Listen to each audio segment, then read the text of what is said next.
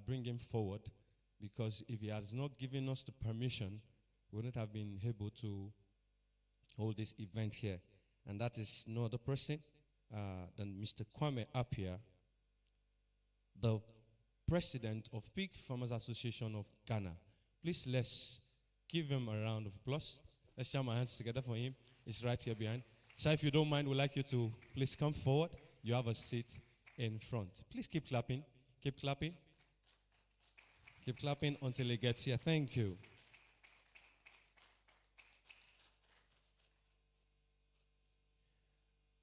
All right, also I'd like to acknowledge the presence of a wonderful person who has graced this occasion also, is the PIC Farm as no other person than Professor Kingsley Adesanywa, all the way from Nigeria. Please, let's jam hands together as he comes forward.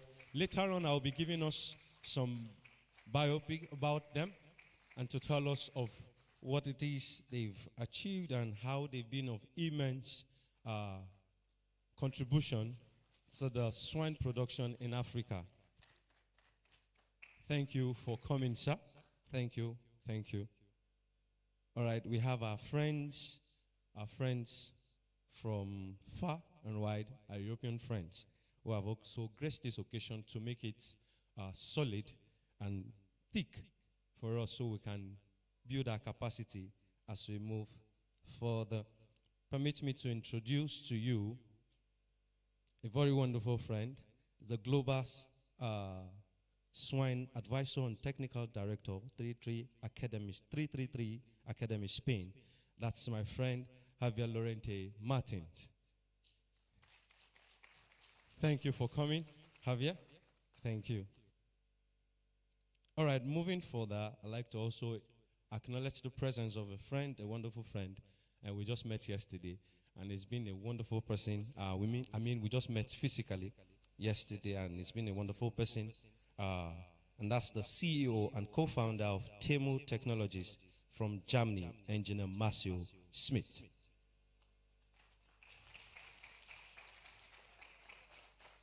Thank you, thank you, thank you.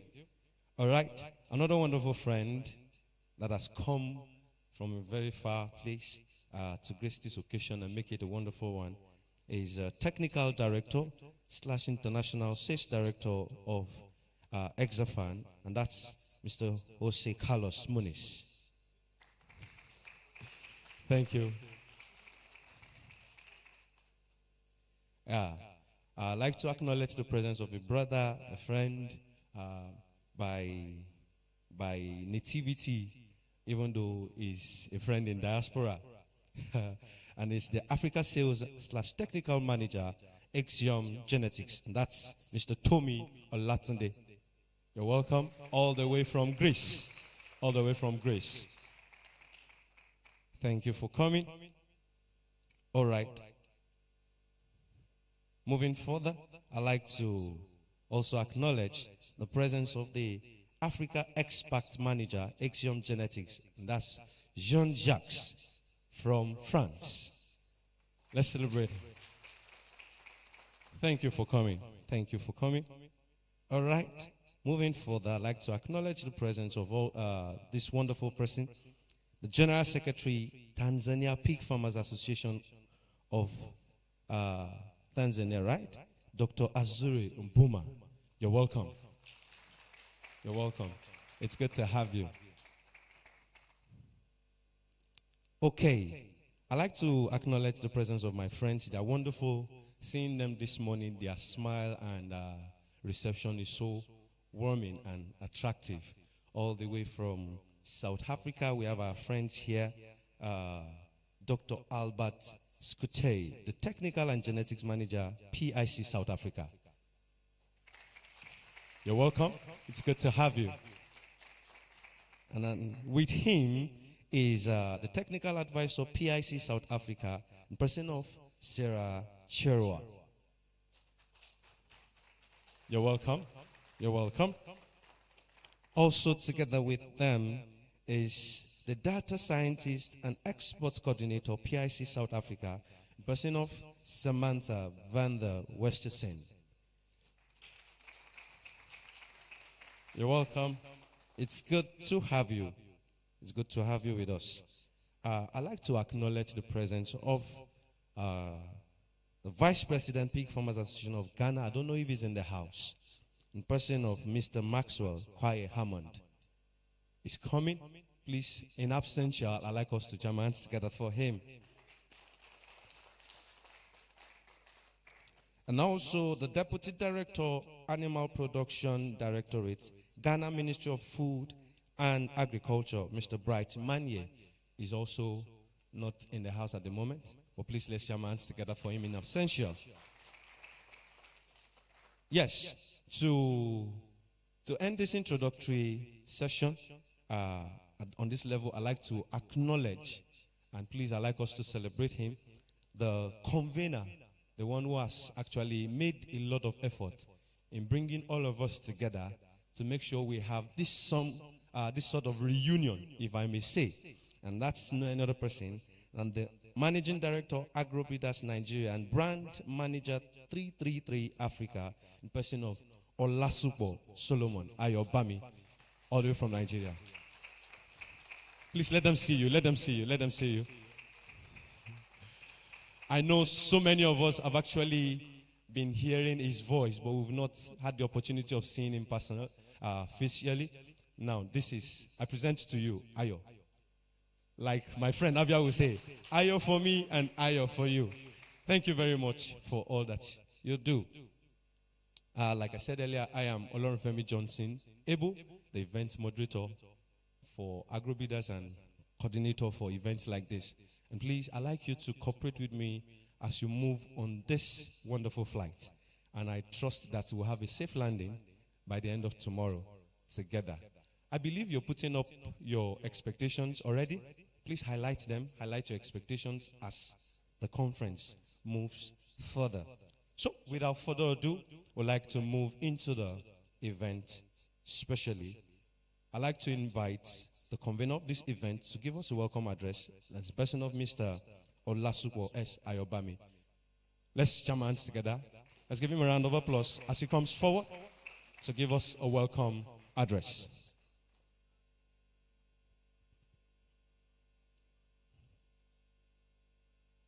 You're welcome.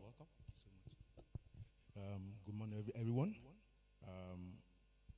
All protocols duly observed. I greet everyone, all the dignitaries here present, all international guests, friends and colleagues in the industry from different places. It's a pleasure to host you at this event, and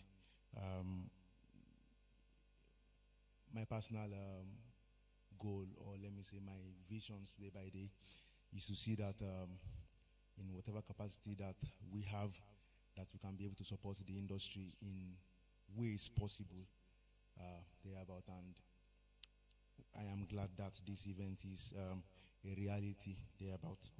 And I want to welcome everybody who have come from different places. The PIC team, thank you so much for choosing to join us. Axom Genetics, Marcio from Germany, Mr. Jose Carlos, thank you so much. Mr. Gula, thank you so much, and everybody. The National President of PIC Farmers Association of Ghana, please let's jam our hands together for Mr. Kwame Dankwa Apia. Thank you so much for hosting us all together. This Congress is not just an Agrobreeders event, even though we are the convener, but it is a collaboration. And one of the things I want us to also learn, even in the course of this event, is for us to see the fact that there is so much that we can achieve if the industry, if associations, national body, regardless of tribe, regardless of gender, regardless of religion, whatever, if we can come together, there is so much that we can do for the industry, and there's potential that the industry in Africa holds so much. And this is a reality because the Ghana Association of Pig Farmers have chosen to collaborate with us. If you want to bring this event to this country and they say no, we cannot come, because we want to come on a legal basis. We can have money, we can rent halls and everything, but then we want to come on a legal basis. So I appreciate them so much for this. And I also want to appreciate our own personal national president of the Pig Farmers Association of Nigeria, the person of Professor Kingsley Oluwatomisin Adesenyiwa, who is here. Please let's jam our hands together once again. Thank you so much for joining the event, and everybody, I cannot really, be able to say so much, but everybody is well appreciated. Thereabouts. The representative of the Tanzania Pig Farmers Association, Dr. Azori Mbuma, thank you so much for honoring this event. And then those who came from Kenya, Liberians, and many that I did not know in this hall, I welcome you to this wonderful event. Now, as I wrap up, I would like to let you know the reason why we decided to open up APICON2024. We saw the first reason, of course, is for the industry to come together, is for the unification, unifying of the industry in Africa. And secondly, which is very, very important, is to be able to mitigate the current challenges that we have. You'll agree with me that on a daily basis, I'm sure that we have experts in this place who communicate with farmers from different places at regular interval. And we see that there's a gap that we need to fill. And for us to do these things, of course, plus the efforts of companies, 333 and so many other companies, it is we know that it is very expedient that once in a while, it might not be all the time, but we have to gather together. These are codes, and this is the reason why we have put it together. Secondly, to be able to mitigate the current challenges facing the Africa's pig industry. And thirdly, as I wrap up, the last reason why I saw the reason for us to open up this event is to be able to bridge the gap between the learned pig farmers and the rural, if I may use that word, unlearned pig farmers. If not for platforms like this, I'm sure that an average pig farmer in maybe in Takoradi might not have an opportunity to really, who did not go to school or something, or even those who went to school didn't have capacity building opportunities, might never have opportunity to be able to understand the systems of management and how the industry, how the value chain works. So this kind of event brings together the learned individuals, at the same time the unlearned individual, so that we can bridge the gap. Because I have seen over time that gaps can be bridged. I mean, that a farmer has a pig farm behind his house does not mean that he cannot do it well. So he's only doing it based on his current level of understanding. And only if he can come in contact with individuals, experts, from different places like this, is a platform for them to, even though they didn't go to school, or let me say they don't have understanding of modern management, they can be able to have that through this kind of platform. So these are the reasons why we opened this Congress, and I wish everyone a wonderful time in this place. Thank you so much, and I wish you a happy and a very, very transformative APICON 2024.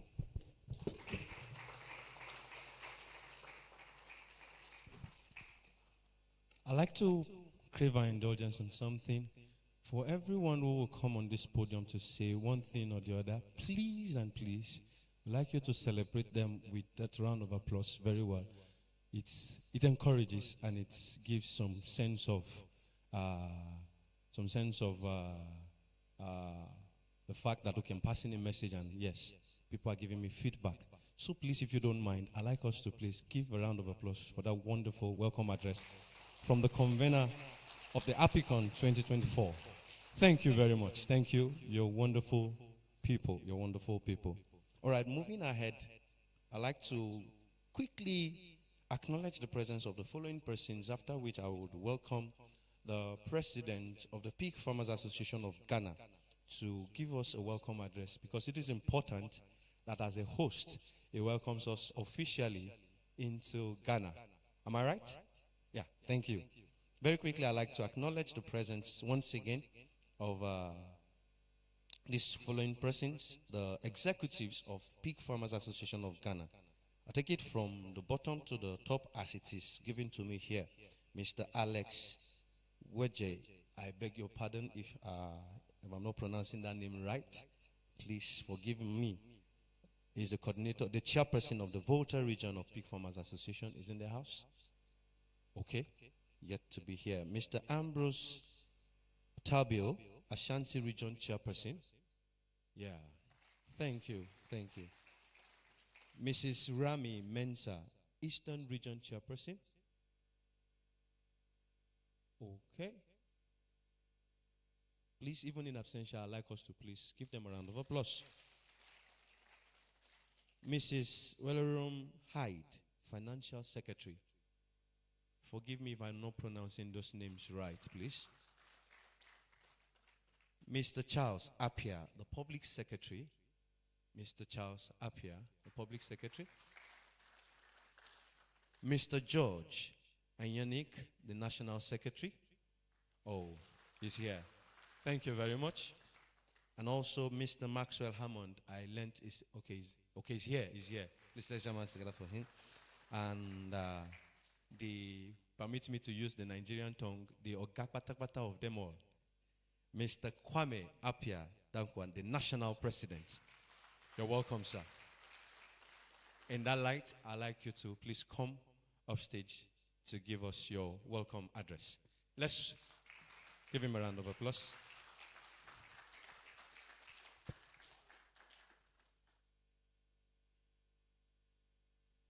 You're welcome. Thank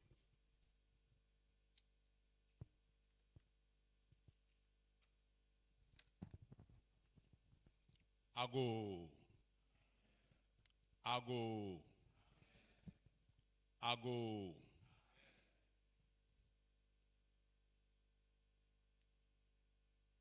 Honorable Minister of Food and Agriculture, distinguished guests, colleagues from Africa and beyond, ladies and gentlemen,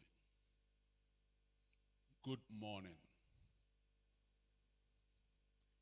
It's an honor to stand before you today at this pivotal moment in our industry's history as we gather under the theme, the evolutionary journey of African pig industry. This Congress offers us an opportunity to reflect on where we are, where we have come from, where we are now, and more importantly, where we are heading as key players in the pig farming industry. As president of the Pig Farmers Association of Ghana, it is my privilege to share with you an overview of the pig value chain in our country, highlighting its significant progress, ongoing challenges, and the immense opportunities ahead. The pig industry in Ghana, much like in many parts of Africa, has seen a considerable growth over the past few decades.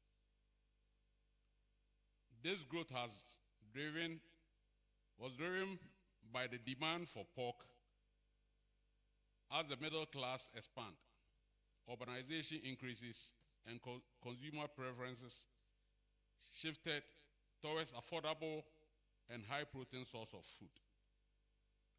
Pig farming is becoming more attractive not only to smallholder farmers, but also to medium and large-scale commercial operators. At the heart of Ghana's pig value chain are thousands of smallholder farmers who are critical to the supply of pigs to the market. These farmers engage in rearing pigs as a source of livelihood, providing jobs in rural communities and contributing to national food security.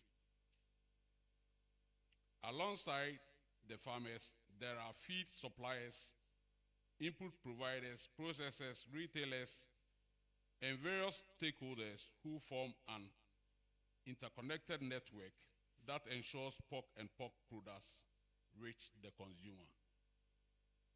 Our industry has also seen innovation with the introduction of modern breeding techniques such as artificial insemination, improvement in animal health, and value addition through processing.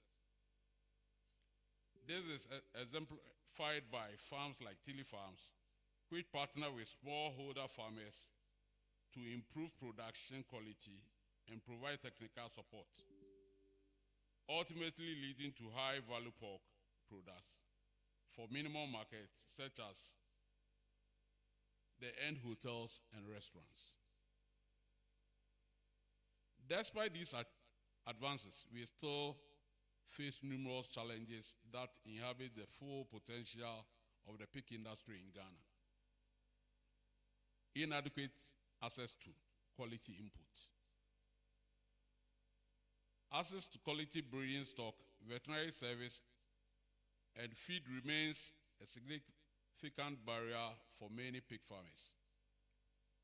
Without the right input, productivity suffers, and farmers are unable to maximize the potential of their livestock. High feed cost. Feed represents the highest operational cost in pig farming, often accounting for over 60% of production expenses. The rising cost of feed, driven by fluctuating prices of maize, soya, and other feed ingredients, is a major threat to profitability of our industry. Lack of organized market and value addition. A fragmented market system means that many pig farmers struggle to get fair price for their pigs. There is also limited value addition at the local level, with much of the processing done informally. This leaves opportunity on the table in terms of creating products like sausages, bacon, and processed meat that can fetch higher market price. The threat of disease, such as African swine fever, has been a long-standing issue for pig farmers. Poor biosecurity measures in some farming communities lead to periodic outbreak, resulting in significant economic losses and a reduction in herd size across the country. Access to finance for smallholder farmers and small to medium enterprises along the value chain remains a challenge. Many farmers find it difficult to obtain credit to expand their operations or to invest in critical infrastructure like housing for pigs, processing facility, and for cold storage. Opportunities for growth and transformation. As we look to the future, I firmly believe that the pig industry in Ghana and Africa in a whole holds tremendous potential for growth and transformation. The opportunities that lie before us is numerous. Technology and innovation. We must leverage modern technology to drive efficiency across the value chain, from digital solution for farm management to advanced breeding technique. Innovation can help us tackle many of the challenges we face today. For example, improving access to artificial insemination centers and enhanced breeding techniques can significantly boost productivity. By investing in processing and value addition, we can create higher value products that meet the growing demand for diversified pork products. There is a growing market for processed pork products like sausage, ham, and bacon, particularly in the urban areas and among the middle and upper class customers. Establishing regional processing centers can help unlock these opportunities. Investment in biosecurity and disease control. Enhancing biosecurity measures at both the farm and national level will protect the industry from devastating diseases like African swine fever. We need to build stronger veterinary networks, improve farmer education, and advocate for better disease surveillance system. The PIC industry offers an avenue for youth employment and entrepreneurship by creating targeted training programs for young people in animal husbandry, farm management, and pork processing. We can empower the next generation of pig farmers to contribute to the future of the industry. As we reflect on the evolution journey of African pig industry, we have made significant strides, but that much remains to be done. Ghana pig value chain has the potential to be a major contributor to food security, rural development, and economic growth.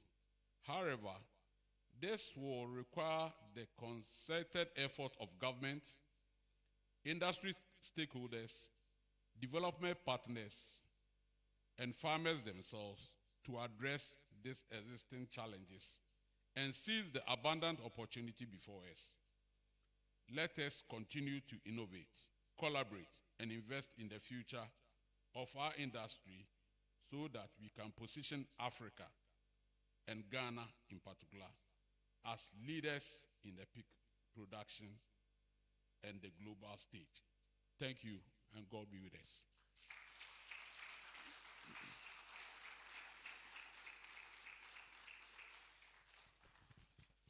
Please keep clapping. Keep clapping. That was a wonderful welcome address. I believe strongly that Dr. Mensah, in his welcoming speech, has been able to highlight challenges and possibly recommendations as far as pig industry is concerned in Africa. So, without further ado, we'd like to move on. And in moving on, I'd like to welcome my friend all the way from Spain, Javier Lorente Martin, to talk to us on current statistics of pig and pork production in the world. Let's give him a round of applause as he comes up.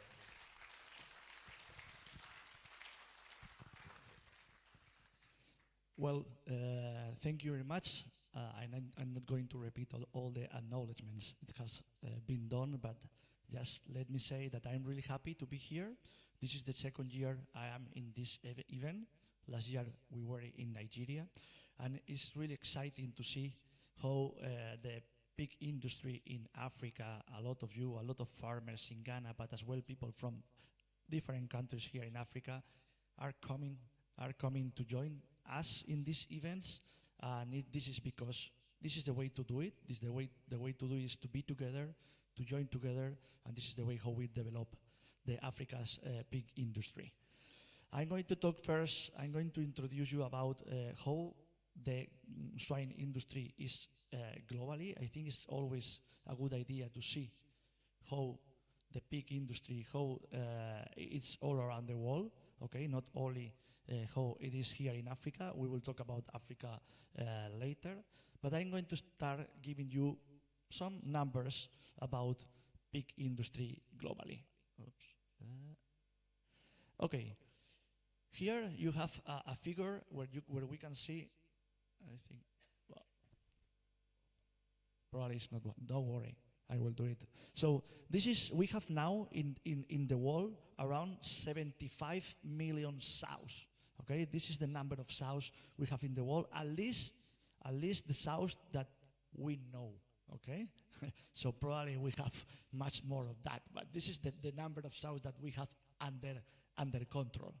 Okay, but if you see of these 75 million sows, okay, 10 of these in 10 countries we have around 92% of these 75 millions. You can see that China, talking about sows inventory, has more than 50% of all the population of sows in the world right now. Then we have the European Union, where Spain is one of the biggest countries, that the biggest producers in the European Union, and then US. And then you have the rest of the countries that are important as well. But you can see where is right now the sows inventory based globally. If we see these countries that are keeping all this big inventory of sows, so you see that in China there is right now around 40 million sows, okay? So it's more than 50%, so it's more around 40 million sows. Then we have the European Union that is around 10 million, it's going down. You can see this is comparing 2024 comparing 2023, so it's really updated in information, okay? US is as well going down with 6 million sows, but is decreasing his inventory of sows. And then we have different countries, okay, that they are growing, mostly in South America, okay, Brazil, Mexico, and a lot of different countries, and as well in Asia, that are really growing in their inventory of sows, actually, okay? And then we have Africa.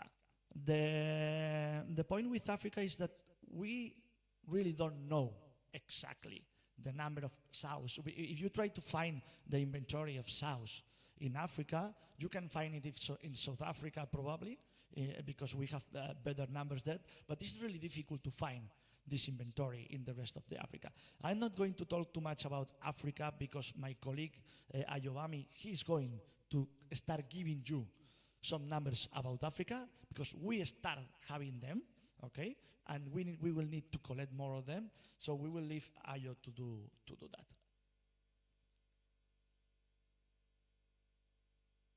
Okay, the next one, I think. Okay, so we start having some data from Africa, and Ayo, we will talk a little bit more about that later.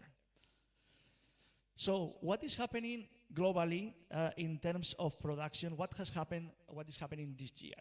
The production, in general terms, it hasn't moved nothing compared with the last year, 2023. Okay, so in production we are stable. We will see later that the projections is to grow, but in general terms, comparing 2024 with 2023 is not going to be changed. The exports in general are growing.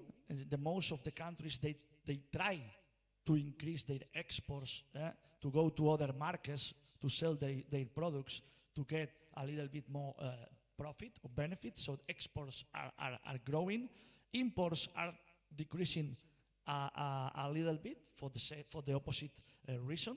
Okay, so more and more the countries, they want to be to have their own production, or their own intake income, and then as well trying to export a little bit.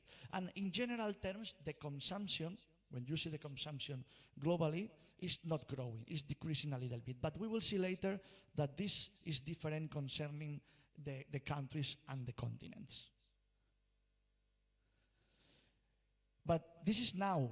If we see a little bit, if we go a little bit 10 years ago, okay, and we see how the production, how the swine production has changed, I have here just the example of Spain, okay. In the last 10 years in Spain, we have grown more than 50% our swine industry, okay. Now we are not growing anymore, or just a little bit, but it's true that the swine industry, it has been growing a lot in the last years, and this is what will happen here in Africa for sure in the following times.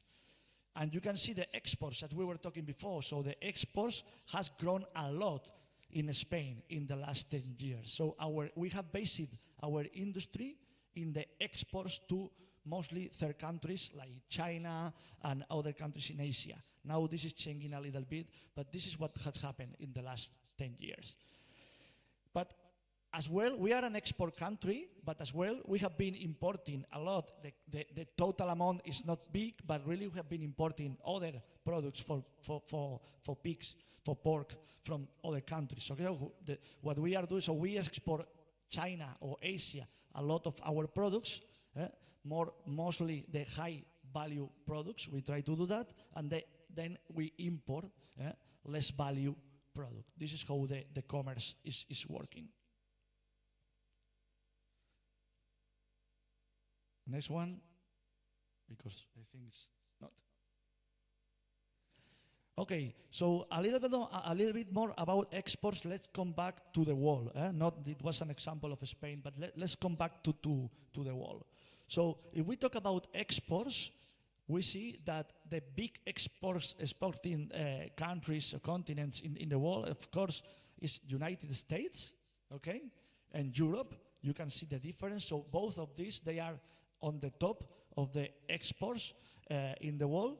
And then we have countries like Brazil, that if we see Brazil is growing a lot, okay, growing a lot in the production and as well in the exports. We will talk a little bit more about that later to understand why. Okay. Then countries like Canada as well is a big exporter because they have a huge production, but Canada is a big country, but compared with others, so they have much more to export than other ones. And then you see, for example, countries like China, that we have seen that is the big producer in the world, but still he's not exporting, or he's exporting just a small amount of what they produce, because they need it, okay, for the country. There are a lot of them. But if we talk about imports, the figure changed completely, okay? So now China is the big import of pork meat around the world, okay? So it's the big producer, the main producer, but as well the main import country, because they need a lot of meat right now. So this is why. And then Asian countries like Japan, they are as well big imports of meat. And Mexico, that is growing in production, but until now, they don't produce, they produce just a few amount of what they use, okay? So they are still importing a lot of pork meat. Okay, if we talk about per capita consumption, okay, in the world, we see that China is the biggest, has the highest consumption per person, okay, of pork meat in the world, with around almost 50 kilos of pork meat per person per year. So it's a lot of pork meat. And then we have Belarus, and then we have all these Asian countries like South Korea, Taiwan, that they are around these 40 kilos of pork meat per year. And as well in the European Union. The European Union, the consumption is going down in general terms. Okay, we are eating less meat, or at least less pork meat every year. We have got tired. I don't know why, because but this is what is happening. But anyway, it's still we are still so eating a lot of pork meat. And then we have Africa. So and when you see the general figure of Africa, because we don't have like a specific data, so in Africa, and the total amount, and this is not pork meat, and this is where we have the opportunity. This is why we are here. The total meat consumption in average in Africa, it's around 18 kilos of meat per person per year. This is total, not pork meat. I'm talking about chicken, I'm talking about pork, I'm talking about beef. So you can see that comparing with the rest of the countries that we have, so we have almost 3 times, or China, for example, his consumption is almost 3 times. Only the pork meat consumption is 3 times all the meat consumption that there is here in Africa. If you go to see the amount of pork, the average of consumption of pork that is in Africa, I have found some small data all around that I don't know if they are really like, just to trust them 100%, but the pork meat consumption, it's around 2 kilos, something like that, per person per year in Africa. So of course it will be different depending of the countries. That's sure. There are a lot of countries in Africa, but we have a big opportunity as big producers, okay, to try to start getting up this number. Okay, it's sure that it's going to happen. So we have a big opportunity comparing with other countries, okay, to start growing in the consumption here in Africa. Okay, we have been talking about numbers, so inventory, consumption, pork production.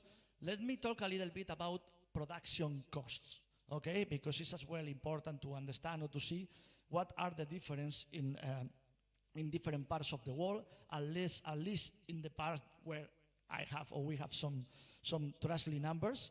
So, and in that way you can see as well, or you can correlate this with some figures that we have seen before.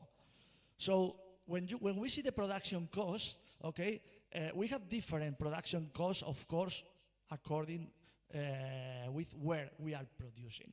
So for example, we have a lot of information here, of course, from Europe, because it's where the industry is providing all these numbers.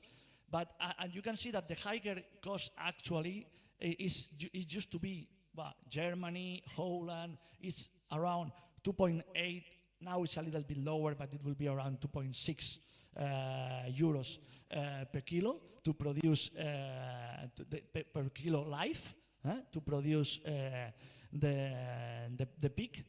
And then we have Spain and Denmark that they are a little bit down because they have in Spain, for example, we have a big number of animals. We have a huge industry, and this led us to be a little bit down on other countries like Germany.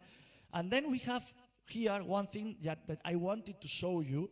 We were talking about Brazil, and I was talking to you that Brazil is growing a lot, okay? And he is trying to export a lot. He's growing in the exports. And one of the reasons is because they are producing much cheaper, okay, than the rest of us.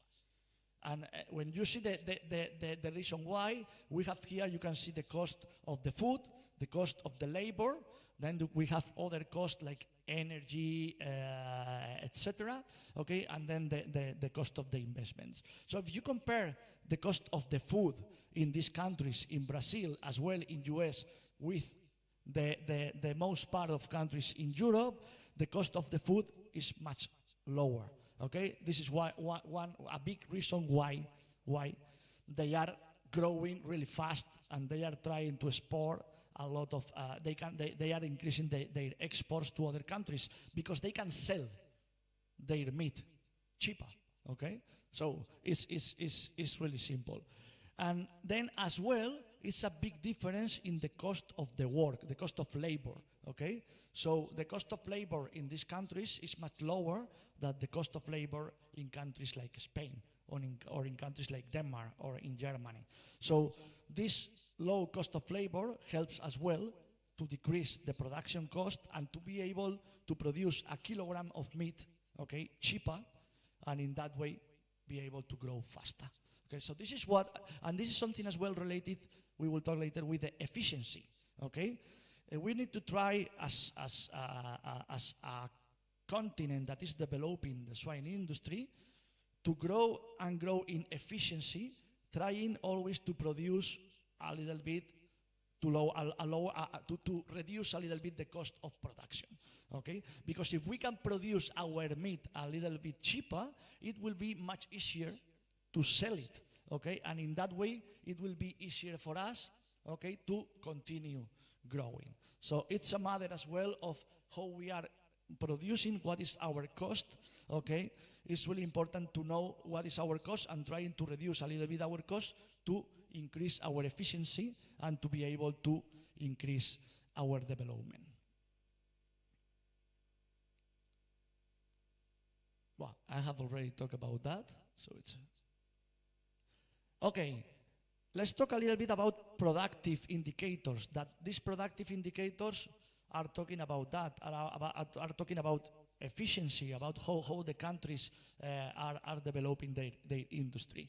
So we have here the female productivity. This is the animals sold every year. Finisher animals are not winner animals. This is we need to understand that. So we see that Denmark is a big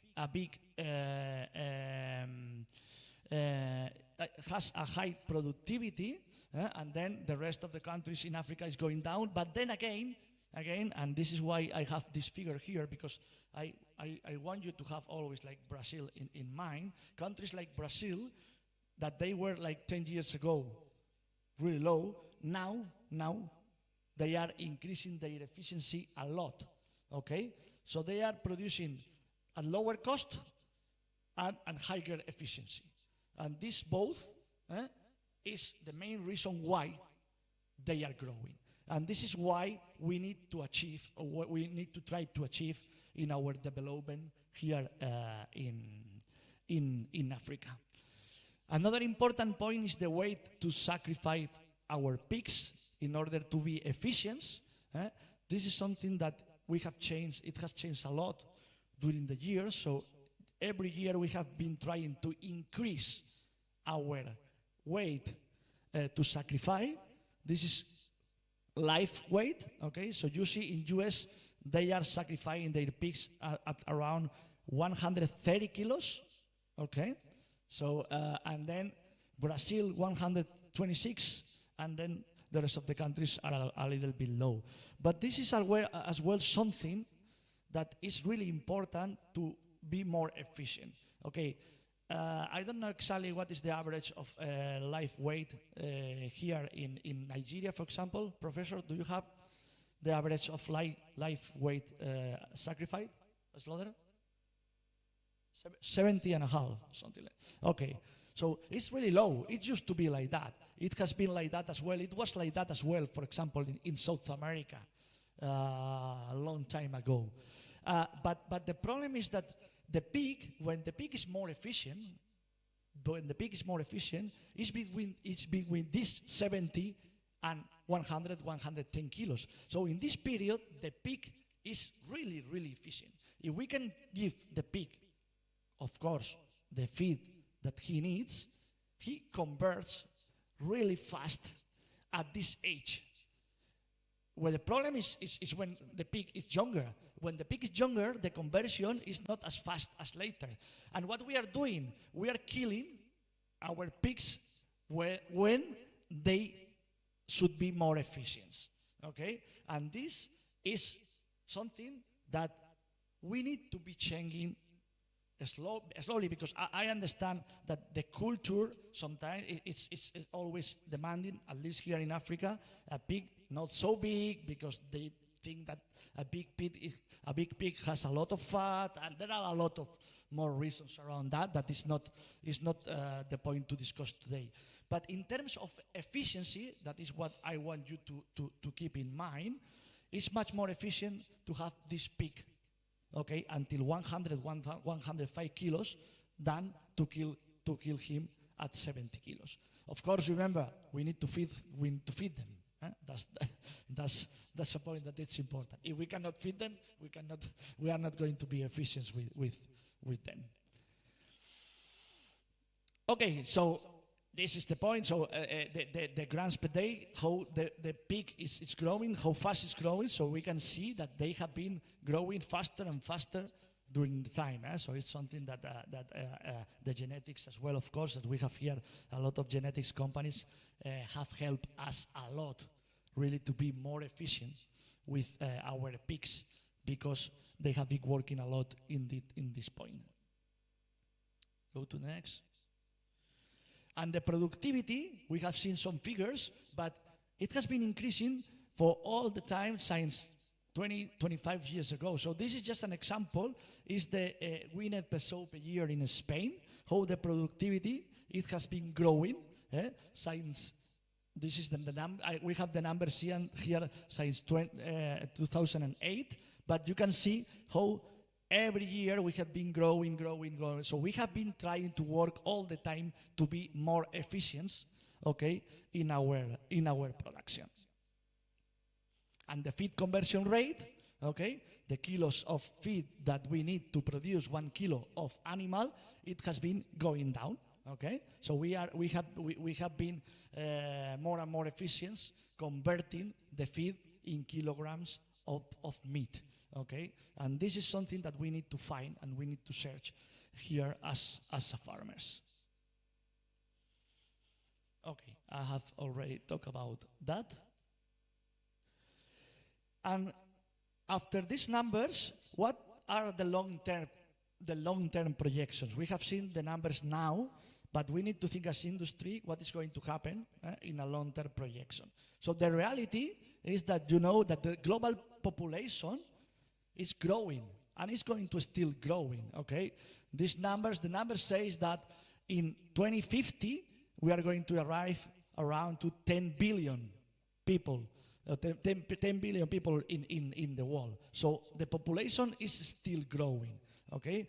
That means that this population is going to be eating meat, okay? So that means that in global terms, we will need to feed more people in the future. And not only the population, as well, the global per capita income, okay, is growing and is going to grow. So every time we are going to be more and more people that we will afford to buy, okay, meat. This is why we, as a farmers, as a producers, are here to start working about how to produce more and more meat for these people that will need that in the future. And where this is going to happen, because I have told you, okay, yeah, the population is growing in global terms, and the incomes are growing in global terms. But where this is going to happen? So the reality is that the meat consumption globally, okay, the calculations, the predictions say that will increase 13%, okay, in 2050, okay, from 45 kilos to 51. But when we see where this is going to happen, it's going to happen here, okay? It's going to happen mostly here in Africa.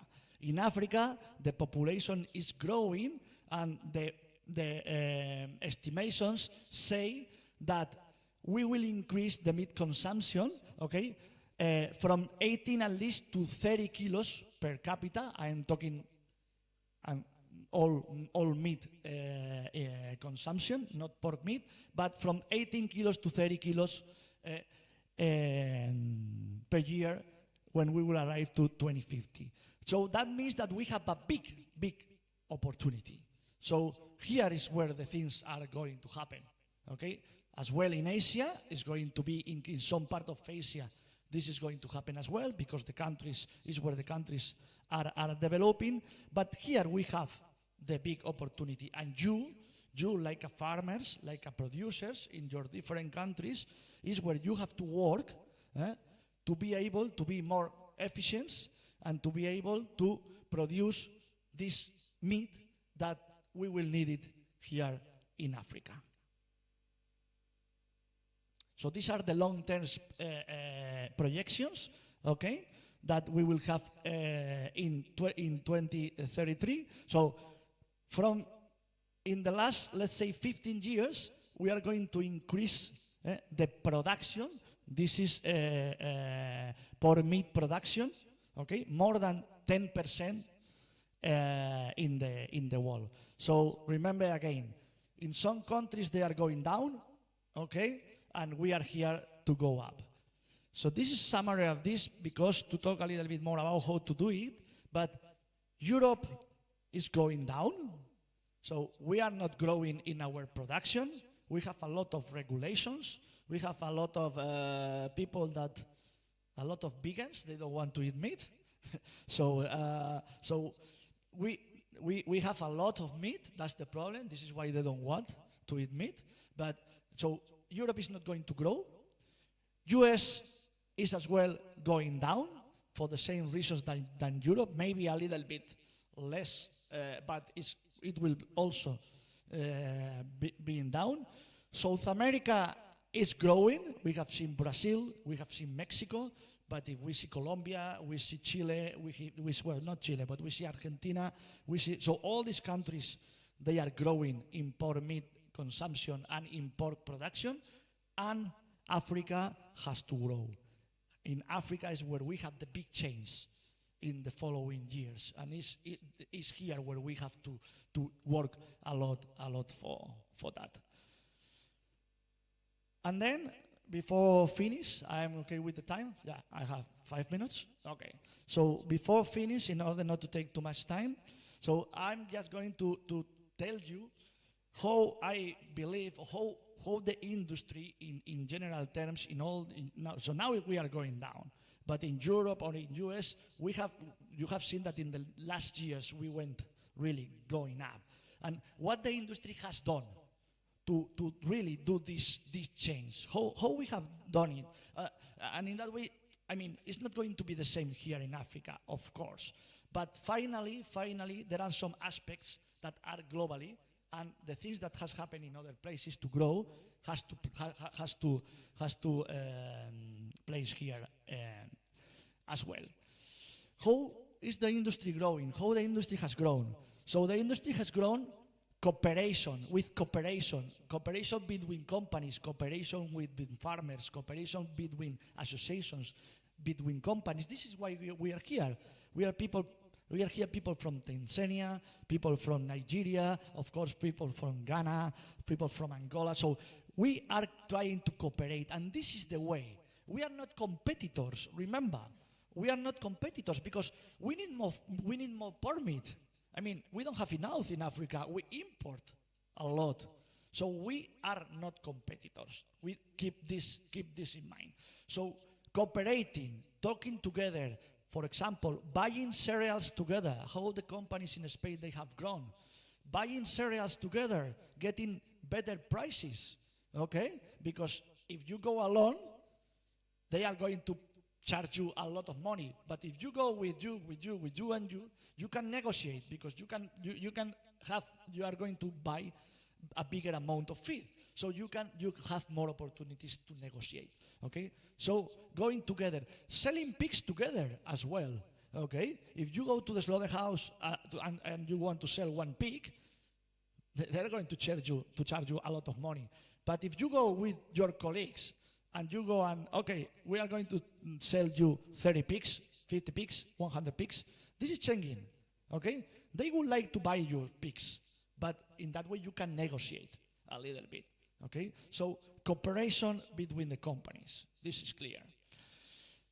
Producing bigger feed mills or bigger feed plants is the same. So buying cereals together, but as well, if we have the opportunity, why not building feed plants together and produce a good feed for our pigs together.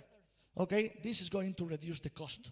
Okay, and in reducing the cost, we are be more efficient. Biggest slaughterhouses as well. Why as a producers, and we have been talking with some of you these days, so why we can stay only in selling pigs, okay? Why not we can be as well, we can have as well our vertical integration, and we can join as well, and maybe produce our own slaughterhouse or whatever, bigger than the ones that we have now, and we can be more efficient in that way. We can have more control. We can control the biosecurity if we don't know what we are doing. If we don't know what we are doing, what the slaughterhouse are doing with the meat that we sell them, we cannot control some aspects. So why not to do that? Vertical integration, as I have told you, so there are a lot of companies globally. This is an example in Spain that they have been able to have everything. Okay, the feed mill, the farms, the slaughter and meat processor, and as well the shops, trying to directly send the meat to the market. Why we cannot sell our own meat as a producers? Okay, this is one way to really get the full profit of the value chain. And then, as associations, be stronger, okay? And as producers, be stronger. For example, what the industry in Spain has done for a long time ago. So the producers, they pay a small amount of money to the associations, okay, to work together, Okay, in that way, the associations, they can work for the farmers, okay? But the money needs to come from somewhere.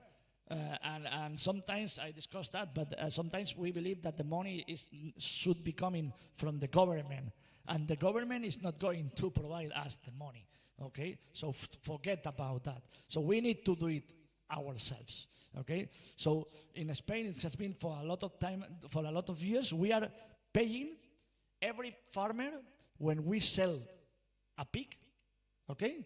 We pay €1 to the association, the national association. And the national association, of course, has to do something with this euro.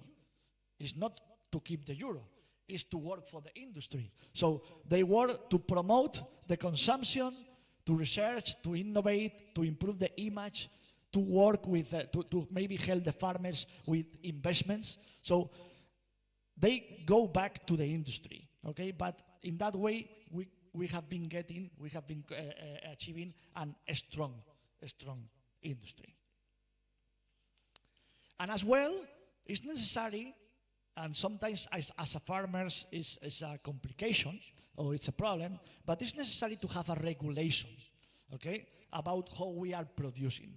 It's necessary to have a regulation about how we have to produce, to follow some rules, because if we don't follow some rules, okay, finally, anyone do whatever they want, okay? And as an industry, we really need to follow some rules. So sometimes the rules are not here just to complicate us, are here, okay, to standardize the system.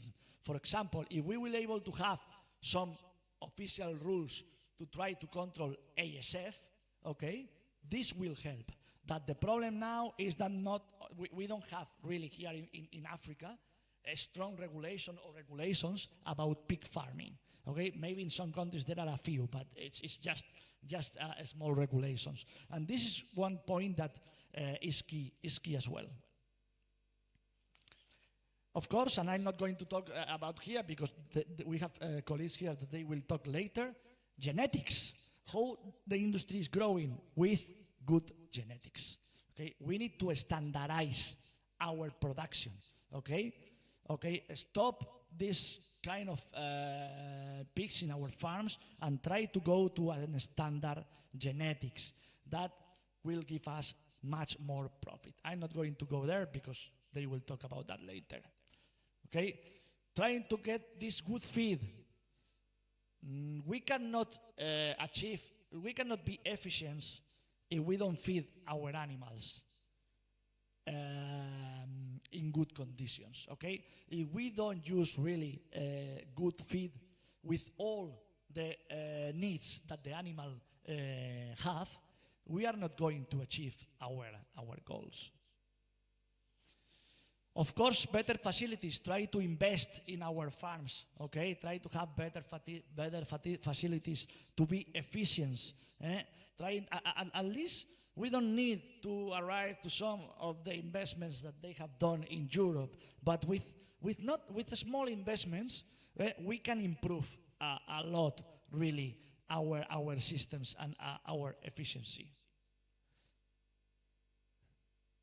Technology, it will come. Maybe they will talk a little bit about that later as well, so I'm not going to go inside, but as well the technology is helping us, the data, the information of the farms is helping us really to improve our efficiency, okay, to know what is happening with our pigs, really how they perform, how they grow. All that is something that maybe now we see that we can think that it's far, but it's something that it will come, and it's necessary to improve the efficiency. And finally, to invest in health, okay, and how the industry has been growing. Trying to invest in health, and investing in health means investing in biosecurity, okay? And you know perfectly that you have a big challenge here with African swine fever, okay? And one of the key points to control that is invest in biosecurity, okay? Invest in how we manage the biosecurity in our farms, how we let the people go inside, okay? Not like the picture on the right that is completely broken, so like the pictures on the left. So we can do our way, but we need to really be sure that some things are not happening. And this now, we are not achieving that here. To go inside the farm, showers, at least changing our clothes. This is something that we don't realize about that, but I'm sure, because it's happening, that a lot of you, or the most of you, you don't change your clothes when you go to the farms, okay? And maybe you have been around, you have been maybe with other producers, and you don't know really what you are entering your farms, okay? So increasing biosecurity, changing your clothes is something that will help to control the health issues in our farm. To have the farms clean, of course, as well will help. And until here, so I finish with this. Charles Darwin says that it's not the strongest of the species that survive, not the most intelligent that survive, is the one that is most adaptable. Okay, so we need to adapt ourselves to our industry, to the change that are coming, and if we adapt to that, we will be successful. And thank you very much.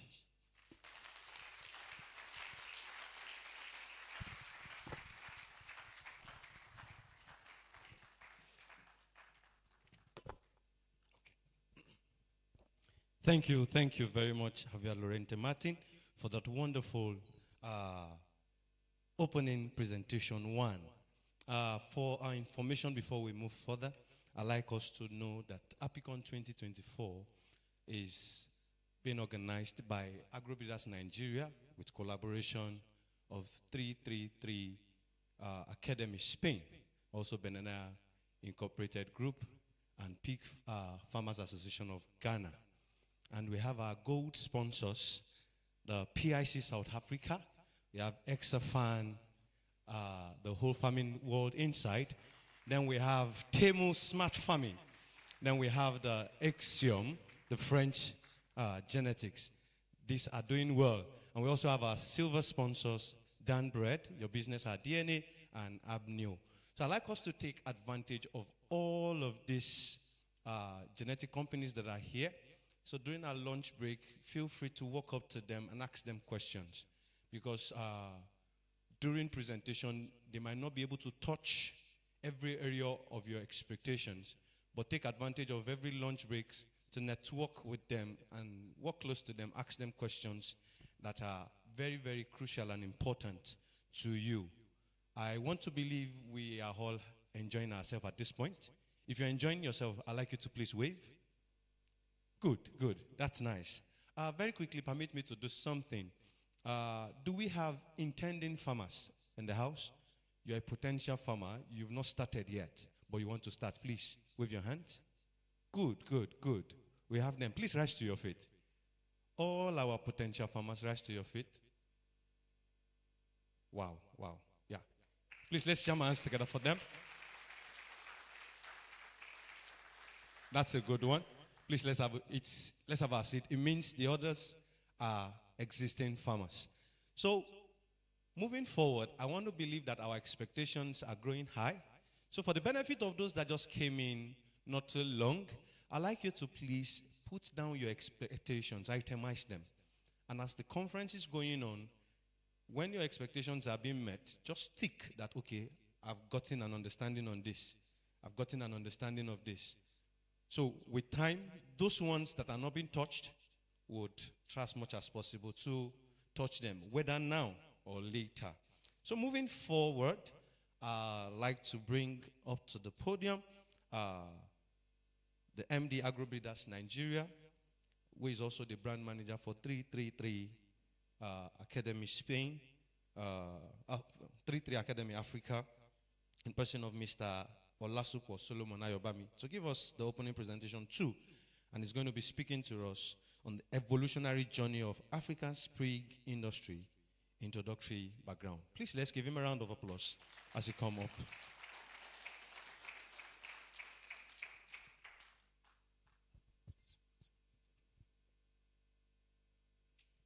Okay, good day, everybody.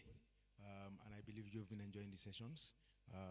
Okay, I'll be very brief with this session so that we still have so much to do today.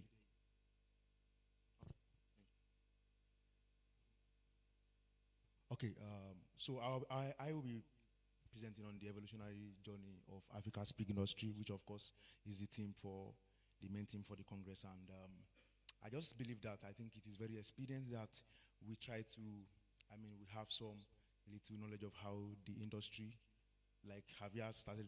I'll just skip all of this. After domestication, pig was believed to have been introduced into Africa through 5 major different historical events. Take note of that, 5 major historical events. Number 1 is, of course, the period of the ancient domestication period.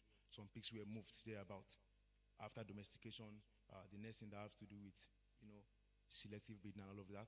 And then all those things contribute to the introduction of pigs into Africa. And then colonial period, that's second event, historical events. The third is transatlantic slave trade that happened in Africa.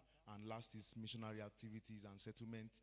And of course, modernization and commercial farming, which is still ongoing. So right now we are in that. We've gone through all of this. Right now we are in, the pointer is not working, sorry, I don't know. Oh, okay. Now we are in modernization and commercial farming. The industry is getting better. We are not where we are supposed to be in Africa, but we are not also where we used to be. You have to understand that. Okay, so just to give you some little, I won't go into this again, sorry. So these introductions happen basically in 3 major categories. These trade networks, that happened about 1100 BCE, primarily along the northern African coast, and then migratory routes and colonial activities, like I have mentioned. There are Phoenicians historically who used to be maritime traders who moved from coast to coast. It's believed that among in their voyages, they always take pigs along with them and transactions. And then coming down to the period of what we know as the ancient Egypt, because of course civilization of the ancient Egypt, that was the first market, the first commercial system that Africa actually have was Egypt. So all of these things were pigs. These are the events that contributed to the introduction of pigs into Africa. But the most important of them all is the colonial period, and this is the most significant introduction of pigs into Africa, and it occurred during the colonial era, particularly during the European exploration and colonization starting from the 15th century. European explorers, traders, and settlers often brought livestock, including pigs, to provide a familiar food source and to sustain themselves during long sea voyages and in new colonies. And this colonization was actually by Europeans. So one way or the other, as a matter of fact, among all these events, this is the one that have the most effect on Africa. Because when they come, when the Portuguese, historically, the Spanish, again, I think some countries beside them, when they come then, they normally love to have some familiar kind of food sources. So on those sea voyages, they come with pigs. And it is believed historically, presumed rather, that some of these pigs, they cross-multiplied and then they adapted with local breeds that were available then, and then they now became the pigs of Africa. So initially they were not pigs of Africa, but it's believed that some of the pigs were not killed and then they became localized in Africa. Of course, the transatlantic slave trade, which was a forceful movement of Africans to Americans. This was also by European traders during these periods. They often bring along, I've mentioned this, slave ships, pigs on slave ships as a source of food for themselves. Now, this one was also important because during the work of Christianity, during the period of missionary activities and settlement, when Christianity was coming into Africa, these Christians, when they come, they normally also, as a form of evangelism, supporting the people, they tend to see how they can contribute to encouraging them to come into agriculture.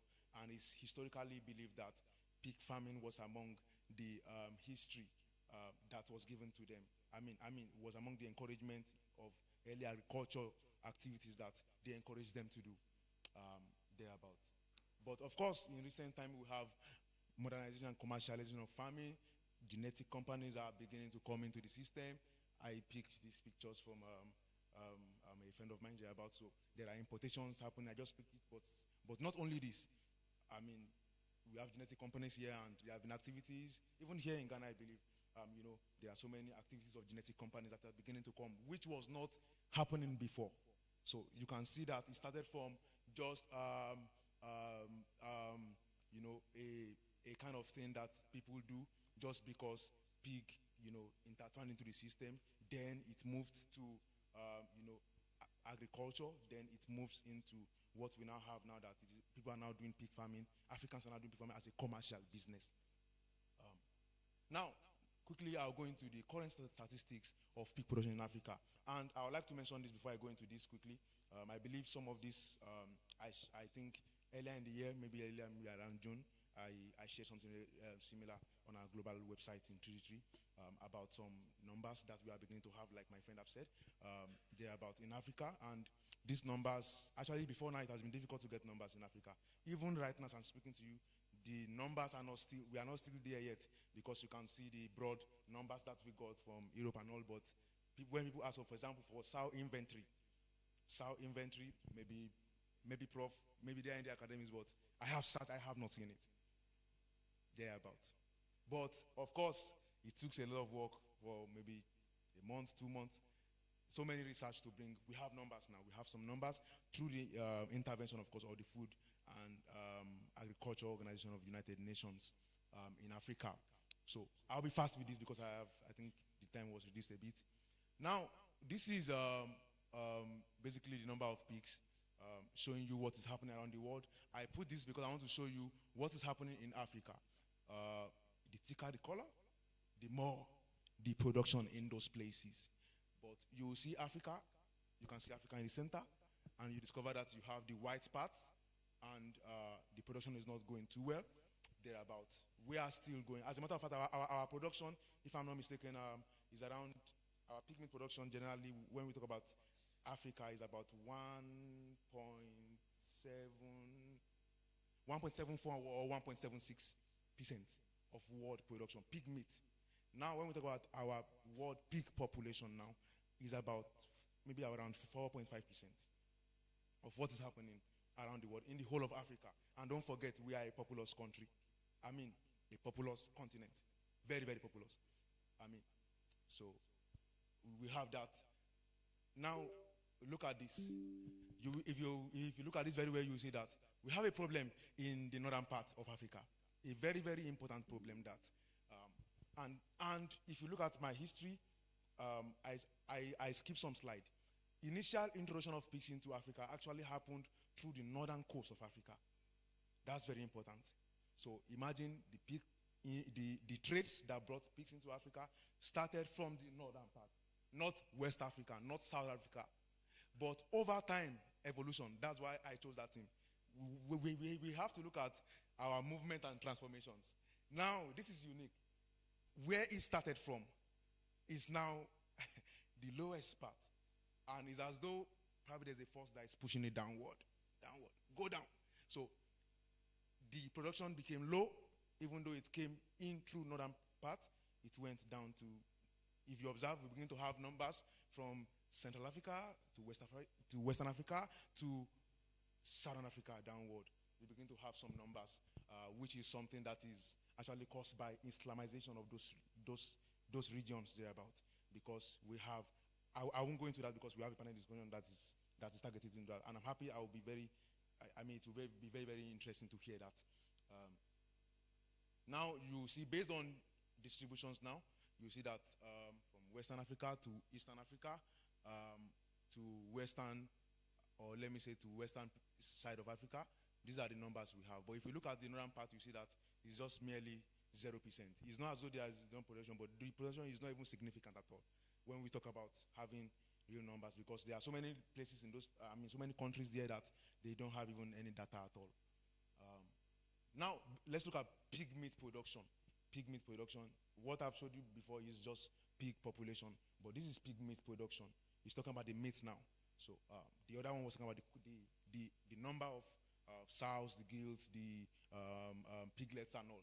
But if you look at this again, you see that we still have the same problem in pig meat, in the pig meat production And this record, of course, all this record is the source is FAO 2023 record.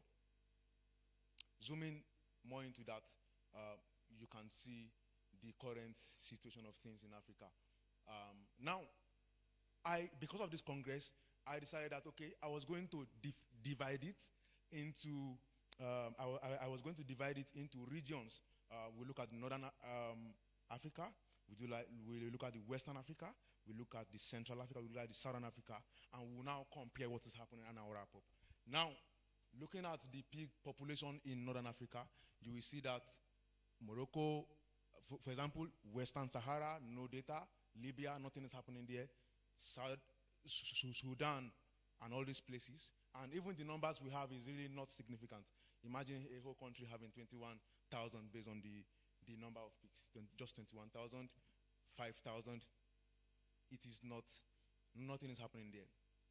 Now, pig meat production in the Northern Africa. You will observe that if you look at this again, we have some regions that there's no data, and then the only ones that are really trying a bit in that region is just between Egypt and Morocco, which is also really not significant. This is in tons actually. So let's look at East Africa. In East Africa, now in all of this, when you see the green part, those are ones that they have productions up to 1 million, thereabout. But if you 1 million to 10 million, but the yellow parts are the countries that are between 100,000 to maybe not up to 1 million, thereabout. And the last one that is showing you like that is like pink color is from 0 to 100,000, and the one that you see with the gray color is areas that we don't have anything. And if you observe that, you see that we only have Uganda and Madagascar. Just Uganda and Madagascar are having, and even Uganda is just having about 2.63 million heads of pigs, and followed by, of course, Kenya. You know, the island of Madagascar is also the second, and we have Kenya and Tanzania in those places. The pig meat in East Africa also, it is only Uganda. In the whole of Eastern Africa, Uganda is in a bit trying, not really as though they have, of course, based on what other regions are doing, they are still trying in their region, based on that region, thereabout. Then we have Kenya and Tanzania and Madagascar as producing between 10,000 to 100,000 tons. Pig population in Southern Africa. Now in Southern Africa, we have South Africa. Please, I want you to know this number. We have South Africa producing 1.32 million heads of pigs based on pig population. Note that. And we have Malawi in that place, and we have Zimbabwe. In the whole of this region, we have Malawi producing, based on the number of pigs. Actually, Malawi is second in the whole of Africa, because it is first is Nigeria. First is Nigeria with about 9.4 thereabout production, then followed by Malawi producing 8.1. You can see that. So Malawi is the one topping based on pig population in that region. And of course, we have South Africa also producing 1 million plus. But other countries, we have Namibia and Zimbabwe struggling to just do minimal productions. Minimal population of pigs, sorry. Now, let's look at the pig meat production in Southern Africa. Look at this. South Africa, 1.32 million. Do you see that? Look at Malawi, 8.07, based on population of pigs. And I like to define that so that you can understand the population of pigs. I'm talking about just like maybe an inventory of maybe the number of pigs. That is piglet plus boas plus the number that we have in that region is this. But when you now come back to a place that have 1.2 million number of pigs, but in terms of meat, which is what we need, is it not? What we really need is the meat. It's not the number. I have a lot of animals, but what we need is the meat. But in the meat now,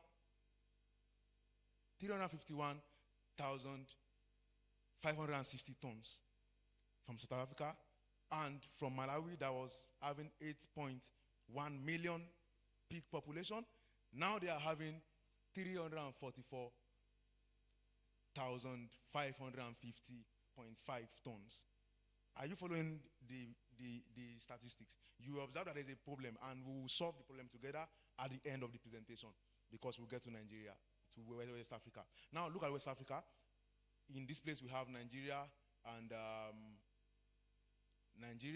Burkina Faso in this place. Nigeria and Burkina Faso in the green level. That means they have up to 1 million plus pigs. And second, Keda are Senegal, Guinea, these regions are all Ghana. Now, Ghana now, I'm not sure this is correct. I think this must be typo. I actually put Ghana there but the number is not actually up to this. No, it's not actually up to this. But that is not where we are going. Look at Nigeria and look at Burkina Faso, and look at the rest of the regions in West Africa based on pig population. You see that Nigeria have really gone beyond other regions in these places.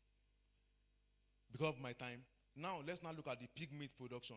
Look at the number in Nigeria, 9.51, but look at the pig meat production is about 363,123.1 tons that they are producing as at based on FAO record of 2023.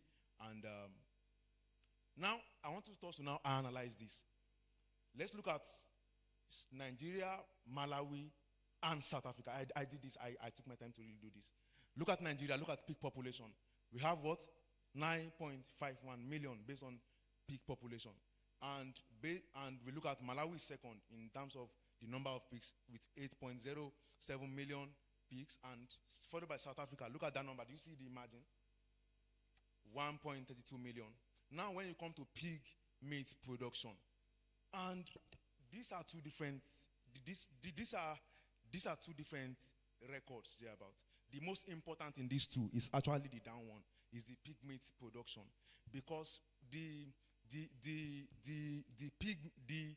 population of pigs is only useful when maybe a government needs, maybe there's a need to do maybe an inventory, or let me say a statistics or a plan for a breeding program for a nation or for a region. You need to know the number of pigs that you have.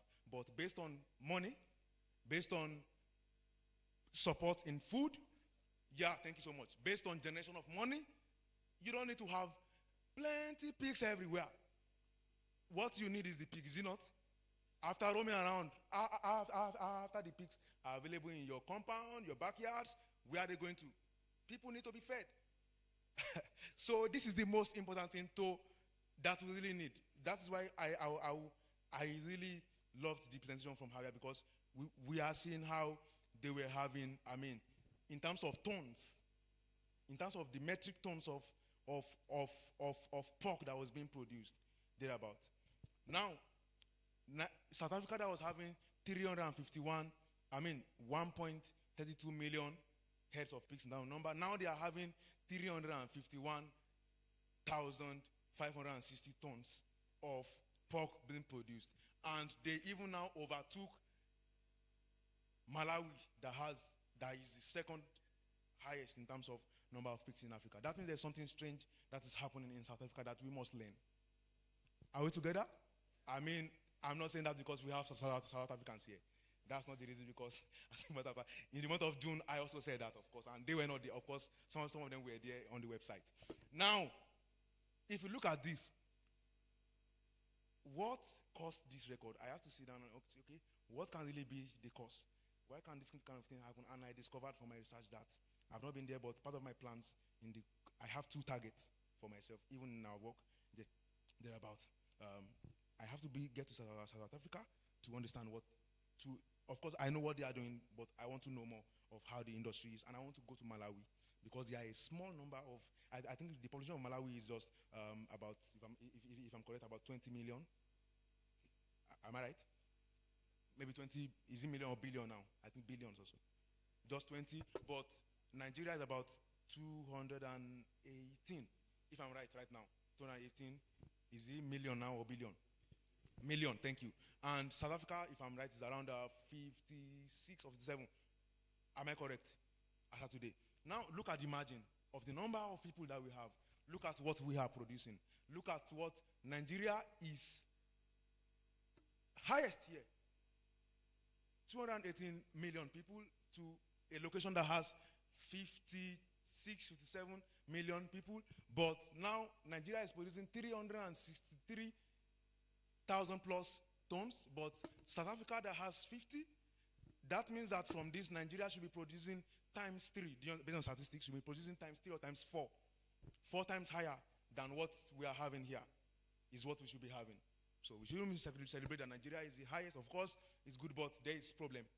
And the problem is that I discovered that, to wrap it up, the system of pig farming is what differentiates it. It's what differentiates these 3 locations. Because I discovered that when we have, in terms of intensive system of pig farming, South Africa is doing better in Africa. That's number 1. And Nigeria, of course, there is intensive system, but it is not in the capacity that it should be working. We work in the farms all the time. We have intensive farms. We're producing a lot of pigs, but we are not producing at the intensive pig farming now in the way we should be producing it. So there is a need for us to transit from, as a matter of fact, right now, if they want to describe the pig production in Africa, even though we have some regions that are producing drowning intensive system, we still describe it as traditional, if I'm not mistaken. Up to now, we still describe the pig farming in Africa as the traditional or scavenging system. Because if you look at the population of pigs that are roaming all around without, the traditional system of pig farming, it is really high thereabout. So we need to change this. We need to begin to have more intensive system. Because under intensive care, the pig it's not really about the number of pigs that you have. It's about the meat that comes from them, is it not? It's about the output. It's about what you get from every input thereabout. So we need to change this narrative. Now, as I wrap up, what are the shortcomings, observed shortcomings from Africa's pig production? And I just decided to put this from my little, researching what is happening. I think this is what we lack. There might be other, of course, we know we have genetic limitations. We have issue of the African swine fever. We have the issue of, technologies. We have so many issues, economic downturn in so many places. All these things are there, I understand. But it is very important that we know that one of the biggest challenges that we have, even from everything that Javier have said, all those slides that he was showing about some systems that we have in Europe and all, the biosecurity systems, the way the industry and the value chain is being organized, you will see that it is very expedient that we have inadequate provision of capacity building opportunities for rural farmers. And I made this. The growth of the swine industry in a particular region is a function of the learning opportunities that is available for the swine producers per time. I take that again. The growth of the swine industry in any region, in Ghana, in the UK, can also be directly proportional to the amount, or let me say the level of capacity building and training opportunities that the people have been exposed to over time.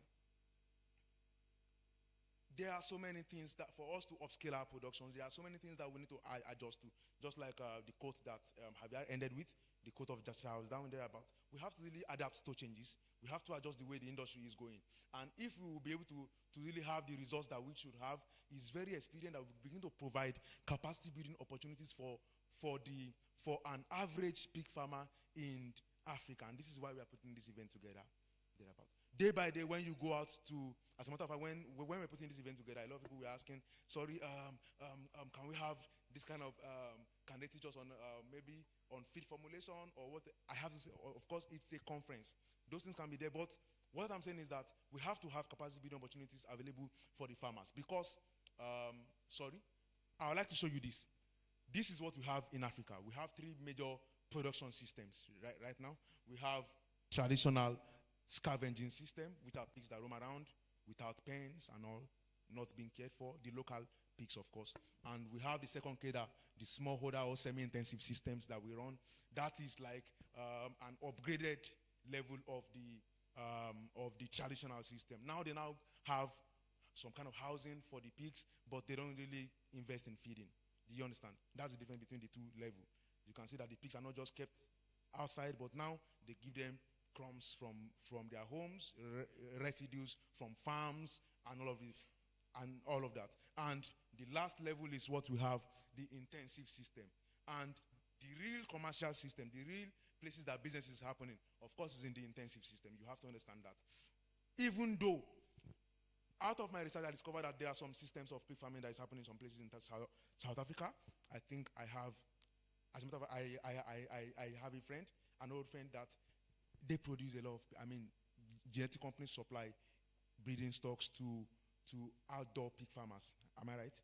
You have these large camps. Pigs are not under confinement fully, but it's not as though they are scavenging because they give them food, although they are grown under natural environment.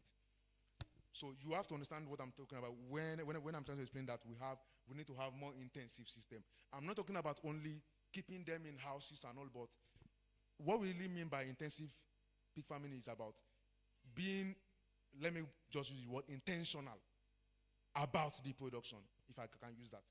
That now, not that I just know this is my pigs. My pig can go out and come back later. Sorry, can you bring it back? Okay, my pig can go out and come back wherever it wants to come back. But now, I am now intentional about feeding the animal, about ensuring that, okay, did I have good genetics? About, okay, what is the welfare of my animal? Okay, about, is the animal okay? But all of these things, what will transition, what will move the industry from where it is to where it's supposed to be, is for us to give ourselves to capacity building. You need to learn. There are so many things to learn. Day by day, even as we do the work, I would like to wrap up with this statement. We might be Africans, but we can be whatever it is we want to be. Let me give you an example. Myself, I think many years ago, I did not even actually had maybe an undergraduate in animal, because sometimes people want to come and, for example, if they see some of our trainings and our materials, when we go to regions, they want to say that, okay, you must be a doctor or a professor somewhere of pigs and all thereabout. But it is not that. We used to have a mentality about how pigs are. But when I expose myself, based on choices, individual choices, self-development, that's why I like using, if you look at Agrobreeders work, we say hashtag capacity building. We build capacity and say, okay, there's a way it can be done. And we began to learn and all to learn how these things can be done. And even over time, when I look at the way we breed sometimes, before, it has changed really. It has changed. And you can change too. You can know how to do it. And we are still learning thereabouts. There are so many things that we are still learning, but there are some things that we now know. There are so many challenges that we went to a farm just in South, just before coming to this place. I was in the South. And they just called because we used to work in the farms to see that, they do it better and all, and give some trainings. And there's a situation that in the farrowing crate sections, some piglets were just dying, about 15 of them, reducing to like 7 within a day or two. And the guys were just confused about what's happening. Then I got there, and the first thing I said, okay, for pigs to die, for a pig to die, then there must have been either two things that happens. Based on what I have learned, is either the animal is having an infection, or the animal is being deprived of something that is essential that the system needs that is not having. And the next thing I said, okay, as I just entered, I saw the breast milk is actually completely dry. And when we check, we discovered that for a number of weeks, they give, of course, inside a farrowing crate, you give most of the time dry feed, not really wet. You give dry feed, but then the nipples were not working again, and for a lot of weeks, and they were not, and it was obvious completely that the sow's teeth is already dried up completely, and they are feeding.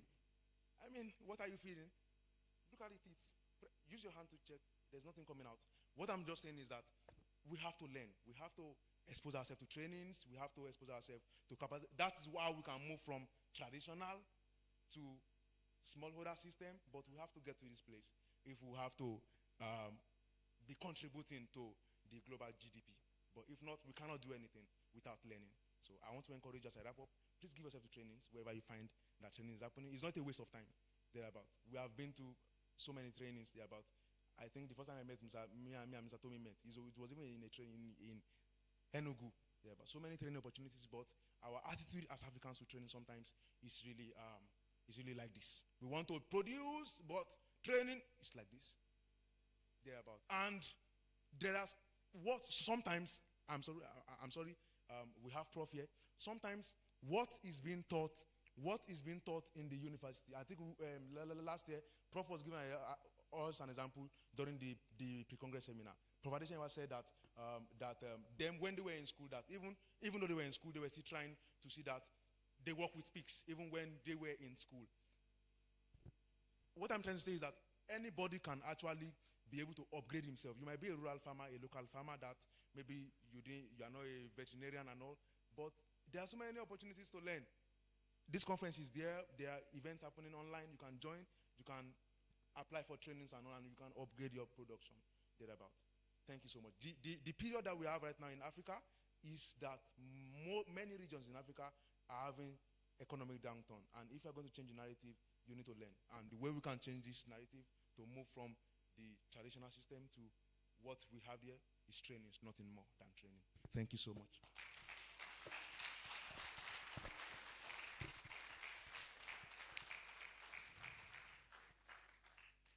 If you've enjoyed that session, I'd like you to please give him a round of applause again.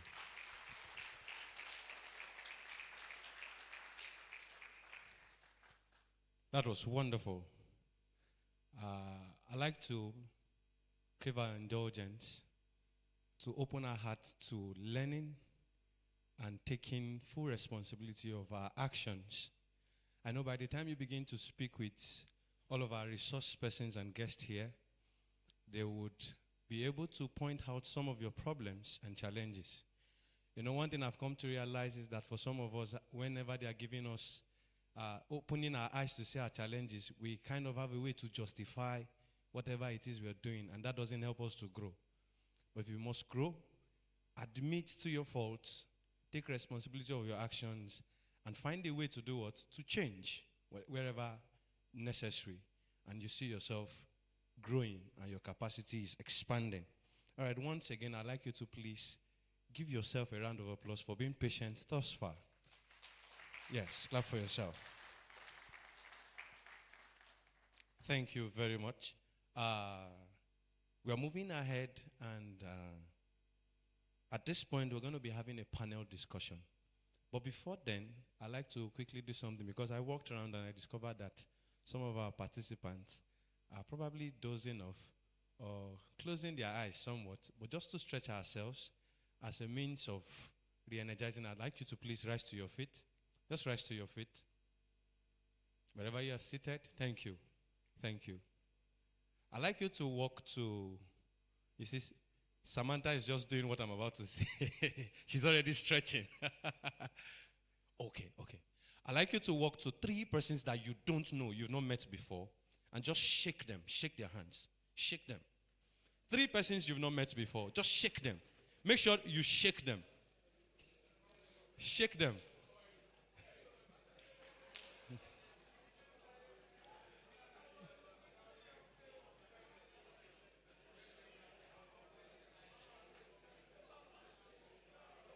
Good. All right, thank you. Let's go back to our seat.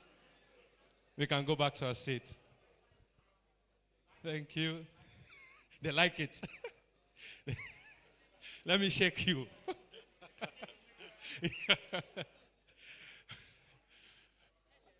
Hi, haven't met you before. All right, we can go back to our seat now. Thank you very much. Yes, please have your seat. Have your seat. Abia doesn't remember his seat. Okay, I think it's good that we quickly acknowledge the presence of everyone, based on the country you've come from, please, do I have anyone from Kenya? Wave your hands wherever you are. Kenya. Oh, please, let's give them a round of applause. All right. Apart from our people from PIC, do we have anyone from South Africa? Okay, no. From Gambia? From Guinea-Bissau? Are people from Asia? Let me generalize it, so I don't have to pick. Oh, thank you. Thank you for coming. Thank you for coming. Okay, let me see if our host country would surprise us. Are people from Ghana here? Hey, that's a wonderful one. Thank you, thank you. You know, you have beat our imaginations. It would have been something else if we call people from Ghana and we just have one person. I know Mr. Kwame is very, very much proud. Please wave your hands again, people from Ghana, so Mr. Kwame can see. Please, Mr. Kwame, look behind you. Can see your people. I know you are proud. Thank you very much. All right, without further ado, I want to believe we're alive and active because this is from Liberia. Liberia, please let's have our hands together for her. If I've not called your country, please wave. If I didn't call your country, wave. If I didn't call your country. From Nigeria. From Nigeria, we are here. Tanzania, yes.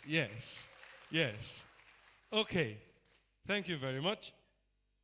This is a very, very important and crucial time, and we have the next 1 hour to run through this panel discussion. You're going to be hearing from different persons. Please, I'd like us to jot down because they'll be giving out important informations as the panel is going on. So, I would like to invite all the panelists up, then after which I will bring up the moderator for the panel discussion, who would be taking over the microphone from me to moderate the panel discussion. So first on my list for the panel discussion is our very amiable professor all the way from Nigeria. He's a registered animal scientist in Nigeria, and he's had a lot of accolades to his name. Professor Kingsley Adeshenyiwa, first panelist. You're welcome, sir. You're welcome. You see, when you see Prof with his long kaftan, we call it kaftan, that tells you how much wealth of knowledge he has inside of him. All right, this second person I'll be inviting as a panelist is as tall as I am.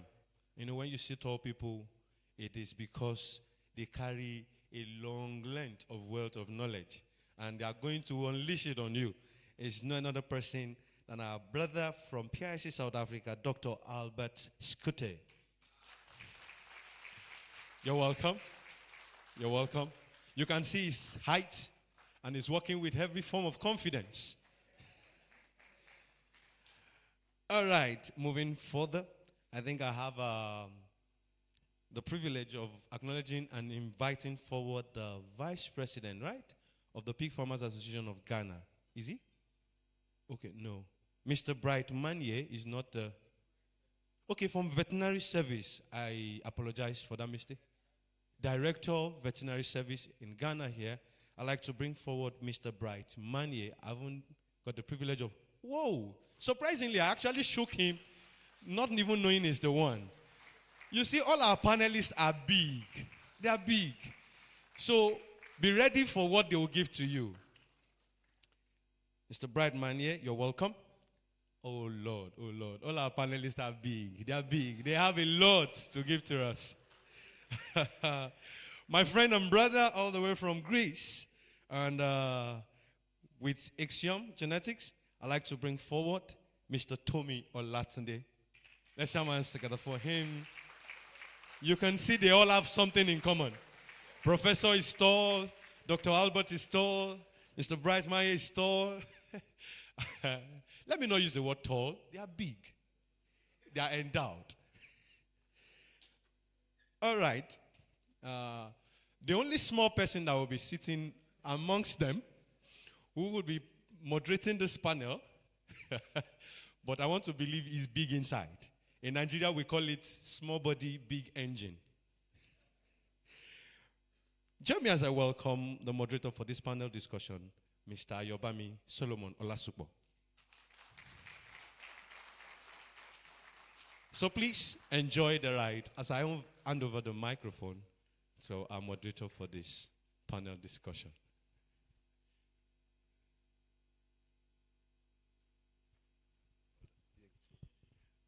Thank you so much, everybody. What will I say? We have big people and they match big people with a small body person, but I will try to manage. Yeah, so a pleasure. I'm really happy that we are having this panel discussion.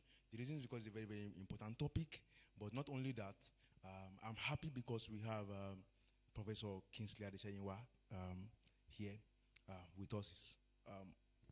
To add to this, of course, Prof is the Vice President of the Nigerian Institute of Animal Science, NIAS, in Nigeria, and at the same time, he's one of the leading professors in the animal science line in the industry in Nigeria, and at the same time, our national president of pig farmers in Nigeria.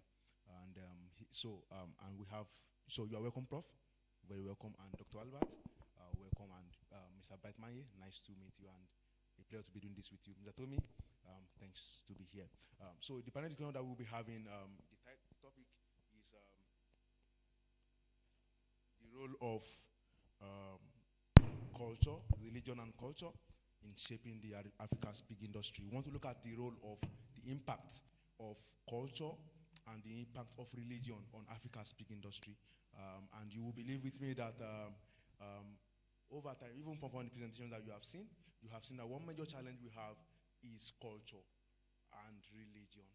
Religion, sometimes when they add the words together, they call it religio-cultural challenges, let me put it that way, because you can see that it has impacted on the production in northern part of Africa, but not even only in northern part of Africa, but wherever you have the Islamic community, and wherever you have some sects, should I call it sect of group of Christianity too, because when I was doing some, I discovered that there was also a dichotomy also, you know, when it comes to the Christian beliefs too. For example, some believes that the pigs are unclean animal, and some believe that, okay, pigs is fine, thereabouts. And of course, we know that the general Muslim community, except for Muslims that are just maybe Muslim by birth, but not practicing Muslims. So they don't eat pork, and this is affecting our productions. And I'm happy that I am not going to be speaking, so each of the panelists will be speaking. And I'm happy that we have Prof. Adesanyinwa here, we have Dr. Albert, who is also, in fact, I have to ask that, please, from South Africa, is Dr. Albert an African or a white?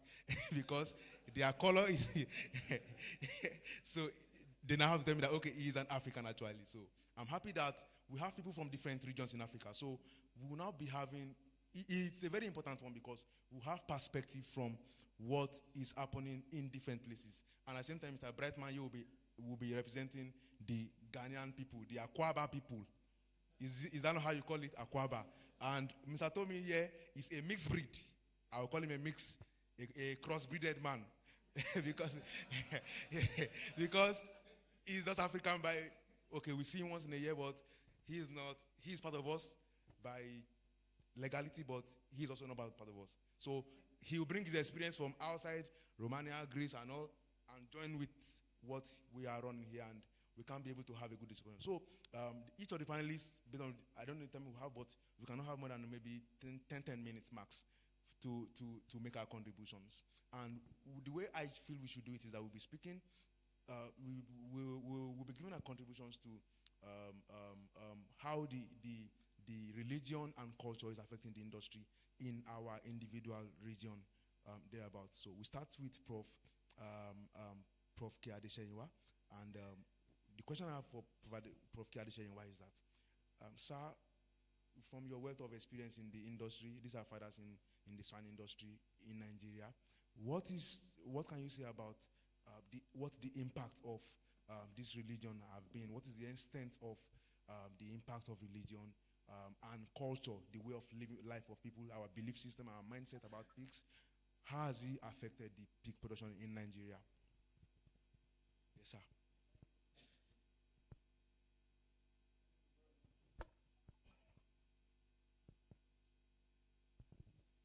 Thank you very much. Is it morning or okay? Good morning, all. It's a great privilege to be back home once again. I'm a Nigerian by birth, but I'm also a Ghanaian. There is no year that I'm not in Ghana. I'm a fellow of the Ghana Society for Animal Production. There's Dr. Ajololo there. We belong to the same body. I'm also a member of the Ghana Animal Science Association. So all about pigs in Ghana, I'm involved. Poultry, I'm also involved. And to a very reasonable extent,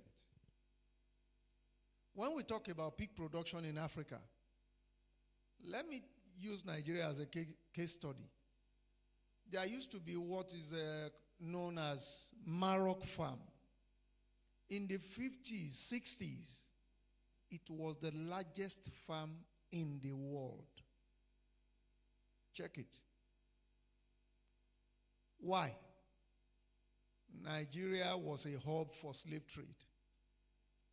Nigeria was a hub for, get the resources, move it out. To where? Europe.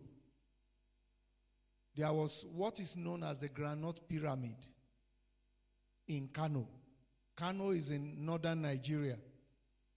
It's a Muslim-dominated region. But yet, as at then, because Granite Pyramid was there and it was moved with train out of Kano to Lagos and then shipped out. There was this granite waste. And this farm was established by the colonial masters to make use of the waste such that it was then fed to pigs. That was what brought about that farm. But as of today, there is no trace of any of such a farm having come into existence in Kano. Why? Religion. Religion attracts to itself a kind of culture. I'm sorry.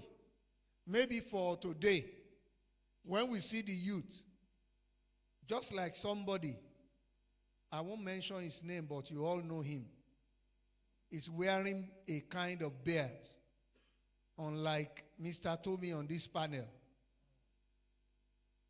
In the then days, when you see people wearing such beard, what do you say of them? You say this man must be a Muslim. Because when you keep the gemo. Now, when you also see the regalia I'm putting on, when you get to Nigeria, when you see what the moderators said was a kaftan, it's like that is a traditional or cultural outfit of the Muslims. Wearing beard belongs to the Muslims. Religion now bringing about a kind of dressing, a kind of look that cascaded to what is now known to, pig is an abomination in Islam. So it is not expected to be reared. But that is not true. We were given data. In northern Nigeria, it's like close to zero production of pigs. Why? Because of Islamic faith. But I tell you today, if you go into the details, but for the Coptic Christians in Egypt, pig production is gradually growing in Egypt. In Morocco, when you look at the figure in Morocco, the figure in Morocco is also gradually increasing now. Why? It's an Islamic country, but there are a few, what do we call visitors in a country? Tourists, as well as, emigrating people that are just, Now, Because they now discovered that these tourists, they take delight in pork and its product. And then they saw that there was a deficit, as indicated in the earlier two presentations. The government decided, added to that of Morocco, was the fact that during the avian influenza that wiped up poultry, the farmers embraced pig production just to produce pigs and do what? And export. Their egg they are producing for the tourists as export. So there are fringes of increases in production in some of these northern parts of Africa. Here in West Africa, where it's not equal. Christian, Muslim, traditional belief, it's just in different shades. We have a problem emanating from both cultural as well as religion. When I mean cultural, because we have traditional believers. For instance, there is a part of Nigeria, a particular town in Nigeria. They sacrifice to a god on a daily basis. And it is believed that the only animal acceptable by that particular god is a pig. And it must be a pure breed. If exotic bread is slaughtered for that deity, it will reject it. How they know? They know. I am not part of them. But there is also some communities that are traditionally into local pig production without the exotic line. But I will say this: religion on one side, cultural belief on the other side. We saw the figure projected for South Africa. We saw that projected for Nigeria. But when we looked at, when it was juxtaposed with pork production, that is pig meat production, why was that of South Africa almost equal to the number in Malawi and to that in Nigeria? It is just because South Africa has developed infrastructure for pig production. And not just developed infrastructure that brought about intensive production, but the farmers have embraced improved breeds of pigs. Am I right, sir? When you are looking at improved breeds of pigs, there is what is known as pig yield, the meat output per animal. So one animal, if you are saying a particular pig of exotic line or its crosses, it will not give you less than, if you have 100 kilogram pig, it will give you not less than 70 kilo pork. But what about the breeds that we rear on this other side? Hardly would we slaughter 100 kilogram pig and we get up to 50 kilo. You can see the differential, 20 kilogram difference on one animal, because they are of no known whether trait or breed. So the practice, which has now become a culture, a tradition, is also influencing separate from religion. So until we embrace the intensive production as well as using exotic breeds, exotic lines, then we are not going to get there. If we are to get there, yes, we might have, like he said, we might have the training of this world. We must be ready to change. 1. 2, we must embrace what? The use of improved breeds. Pigs of known genealogy. That brings Mr. Tommy to the fore here. Before we now come to the practice of how do we now rear this improved breed? Because they have a feeding requirement which must be met, then we will get there. I hope I've made some input. Thank you.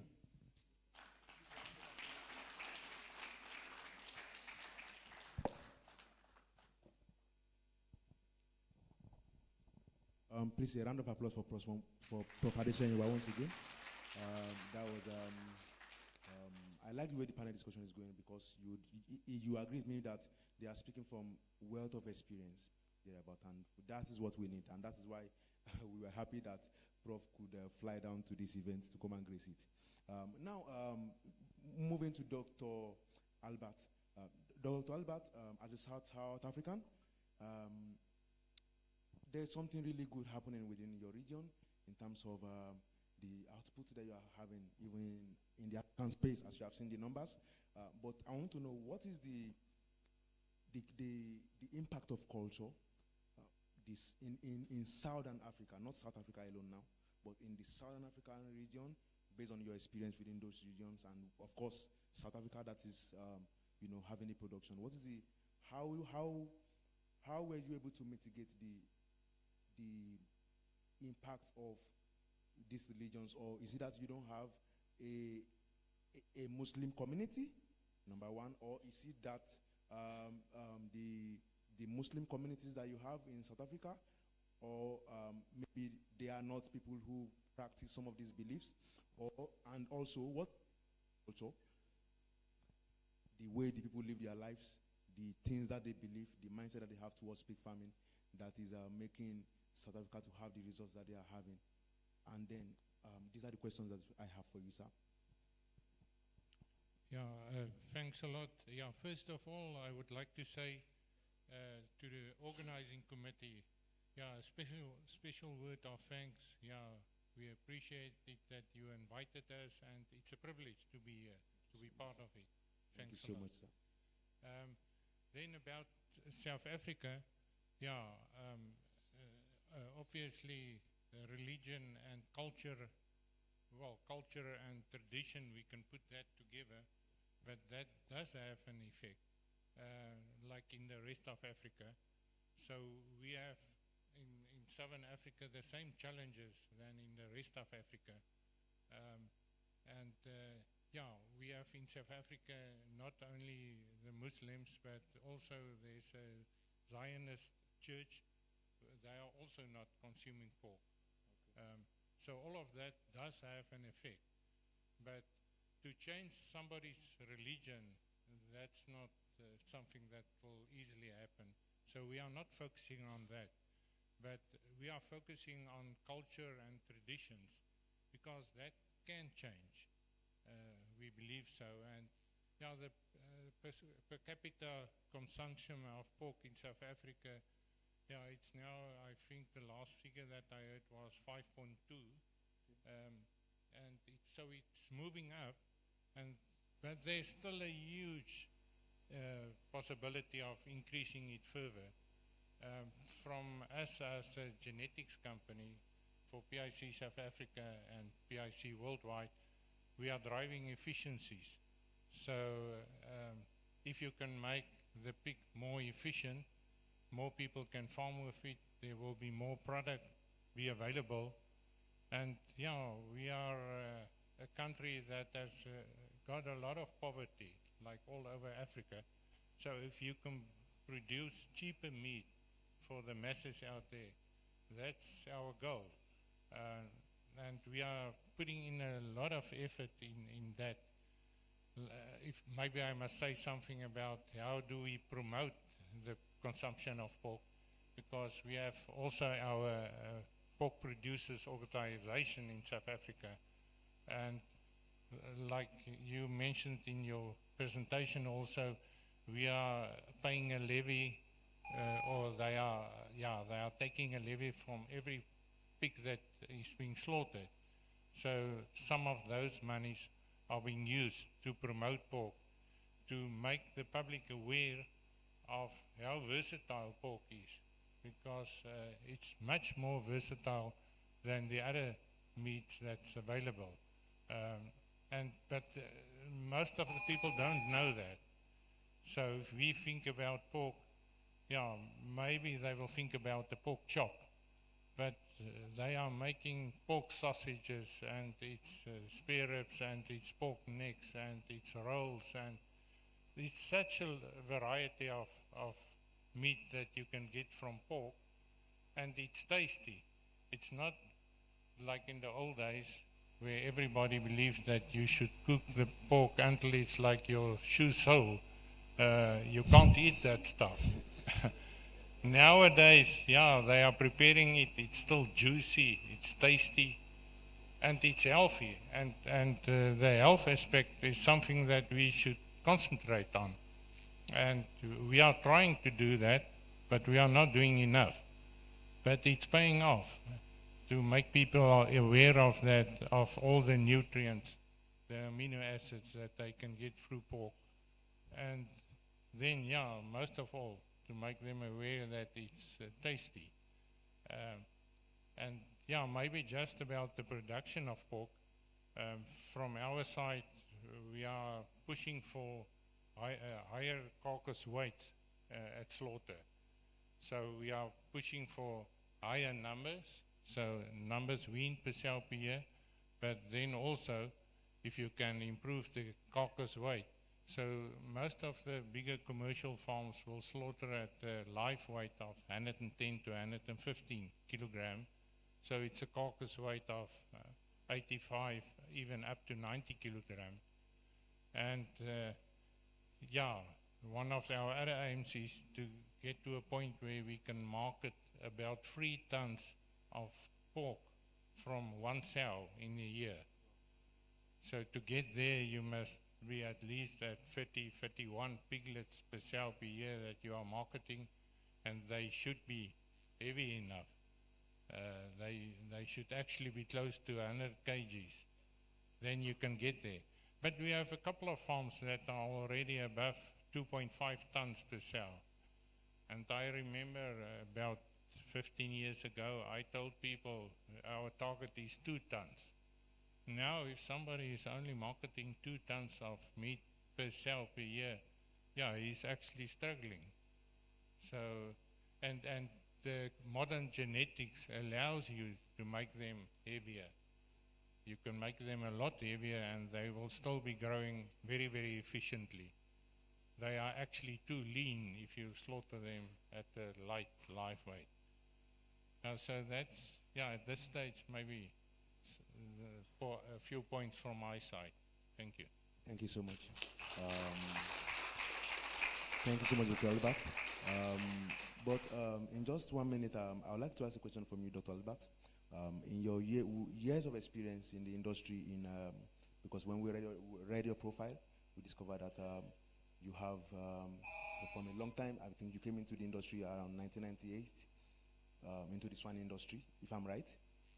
And with your wealth of experience in the industry in South Africa, do you think that South Africa is also facing challenges that has to do with culture and religion? Do you think that it is a major challenge in the South African system in swine production? No, I'm talking about Dr. Albert. Yeah, it's just a question. Do you think that in your years of experience in what is happening in South Africa, do you think that the issue of the impact, culture and religion is affecting negatively the South African pig production?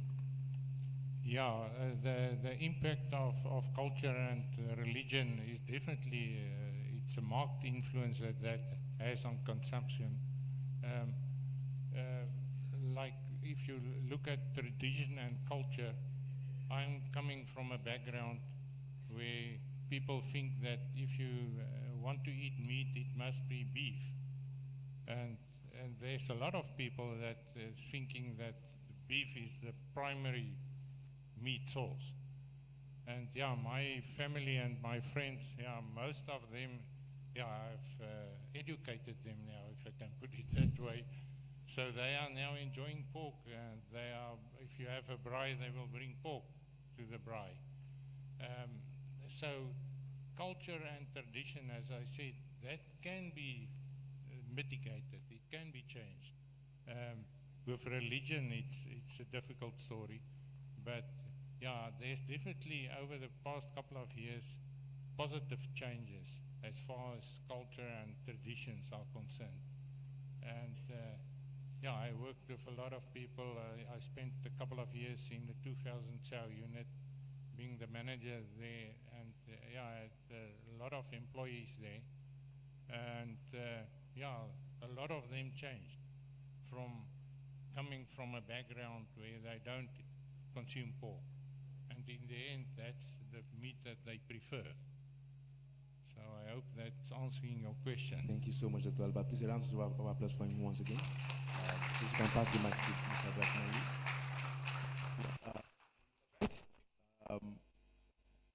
Akwabasa, I believe they say here. And I want to ask you a question. The question I want to ask,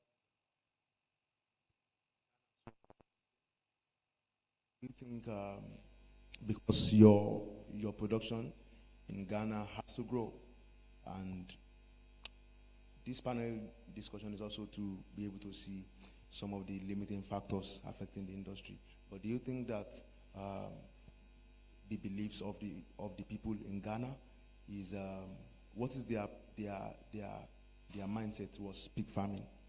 The average Ghanaian, what does he believe that pig farming is? Does he accept pork, or are there challenges that have to do with the way of life of the people here?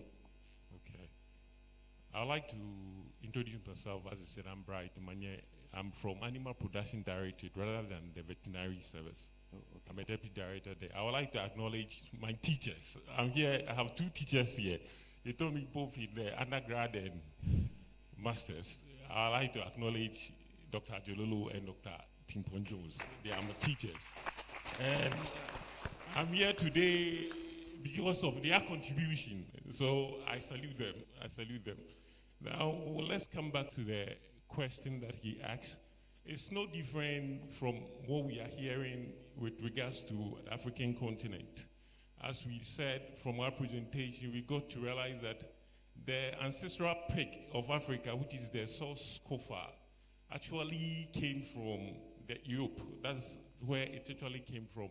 And due to Arab invasion, now when we talk of pig production in Africa as a whole, Northern Africa is minus in the sense that the population in pigs in North Africa is about 1% compared to the East Africa, which has about 38% of the pig population we have in Africa. And the situation is no different when we come to Ghana, in the sense that religion and culture has adverse effect on the productivity of pigs.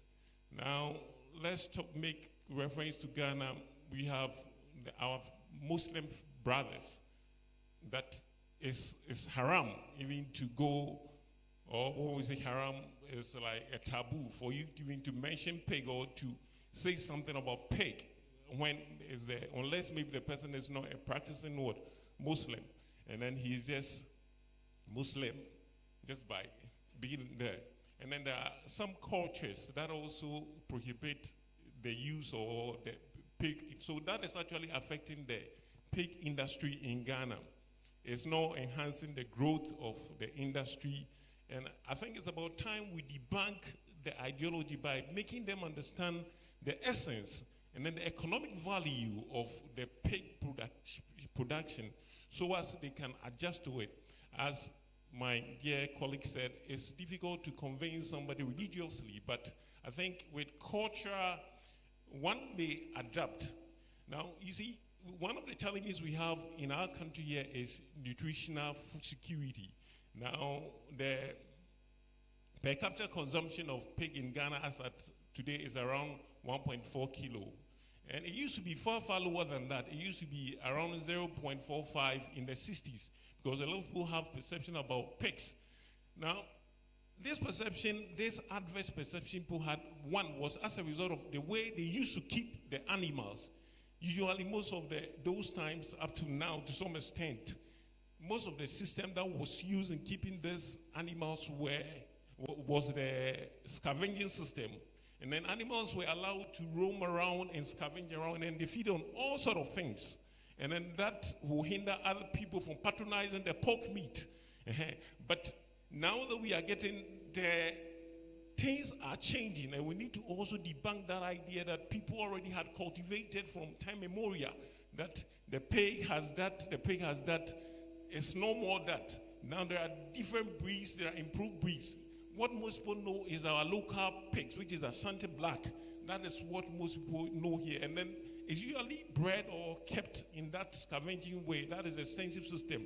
But now we have improved breeds that are kept solely in intensive system, fed, catered for. And looking at how prolific the pig is one of the animals that can change the nutritional security when it comes to malnutrition with regards to what? Protein. Because when we talk of the feed convertibility of pig is very high. Now, how the fecundity of pig is very high. You know, they are among the domestic animals that you can have large number of litter at a time. So all these things will attribute to the positive side of the pig productivity. We must tell people, those that are culturally inclined, that they don't adhere to pig productivity, for them to come into the productivity of pig so as we can help the industry grow in Ghana. Thank you so much, Mr. Bryce Maye. Thank you for sharing that thought. Really, thank you for that. Now, Mr. Tommy, Mrs. Tommy is an heterogeneous African, if I can use that word, because you finished from the Agricultural University of Athens, and you've been outside here for a long time, working in the European system. You know, you've traveled to a lot of places, and this is very important. I'm happy that you are in this panel discussion. So there is a school of thought, let me say there's a mindset, and I also believe in that a little way, that exposure can affect culture and religion. What I mean is that exposure can make a Muslim to begin to eat pork.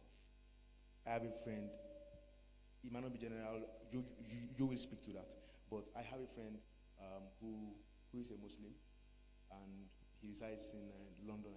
He resides in London. He eats pork, and he's a Muslim. So although I don't know if we have true Muslims and Ghanaian Muslims, but he wears jeans, he's not with the beard, but he's a Muslim. So with your I believe maybe in Europe or you must have experiences with this kind of people that are Muslims, and yet they consume pork. They even farm pork. As a matter of fact, Ogundi, maybe he might be looking at this now. Maybe he might be watching us from, because I think we have a lot of people streaming from different places now. It's possible that he'll be seeing this thereabouts. Ogundibe is a very, very good producer of pig in Nigeria, and he's a Muslim. His name is Aziz. I don't know if you know Ogundibe. Yeah, and Ogundibe consumes, I believe,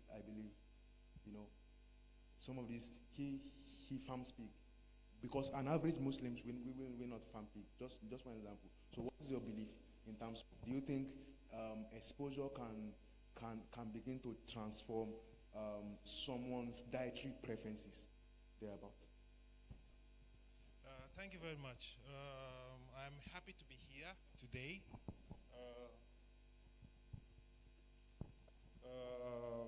As Shuko has said, I might be an heterogeneous Nigerian, but I still feel very happy when I see fellow Africans very, very interested in what we call the pig industry.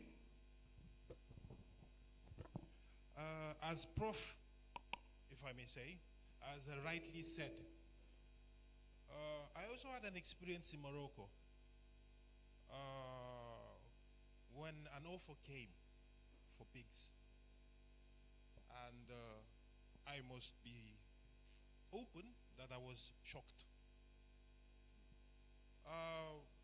Going further down, I was able to confirm what he said, that the tourist industry, which Morocco is doing a lot on.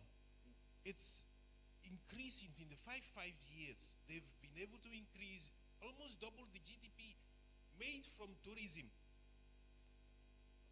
So eventually, economics is changing the order of the day. So basically, Muslim country is opting for pig meat. Why? Because of the visitors. The various nationals that are in that are visiting Morocco. I went further down. I chatted with this man. This guy came from France to farm pigs in Morocco. Yes. When I started coming to Africa, I think in 2020, with the pig industry and my package, I have been able to meet I was able to meet, had the opportunity to meet many people, many perspectives. As the doctor has said earlier on, I came to deduce that religion is a very difficult issue to tackle. However, we have the culture and the taboos. I was in Burundi. I saw people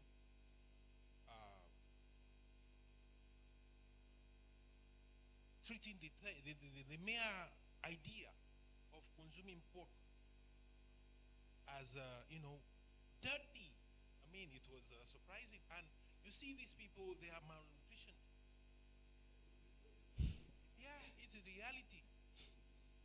It's like, for me, it's like someone dying, and you offer to give him a cup of water, and he's complaining and telling you it's dirty. You know, this is the situation. Fast forward. I have a friend in Romania. He has an 800 sow unit. Wow. He's a Turkish national, a Muslim for that matter, and he's selling pigs. I asked him, hey, he said, don't talk about that. He knew what I wanted to ask him. He said, if my parents knew what I was doing, they would banish me. Oh. Yeah, it's business, huh? He's a millionaire now. So, fast forward. When I come to Africa, our level of, I'm sorry, huh? I have to say it, our level of belief is even stronger than those of the initiators of this belief.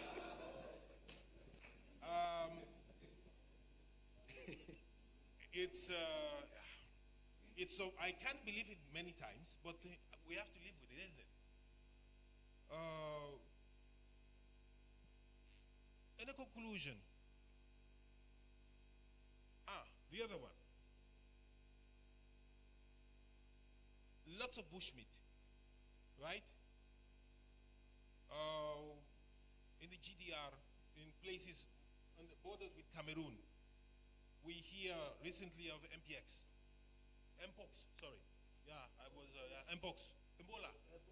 Yeah. So people prefer to eat apes, to eat whatever, and risk the possibility of getting infected with these diseases. Even though the health ministries, WHO, they shout around, they risk these factors and continue to consume these things. Okay, those are the clients. So, in a conclusion, I think we all have to come together. And I must also say that I appreciate, I was in South Africa 2 weeks ago, 3 weeks ago, probably.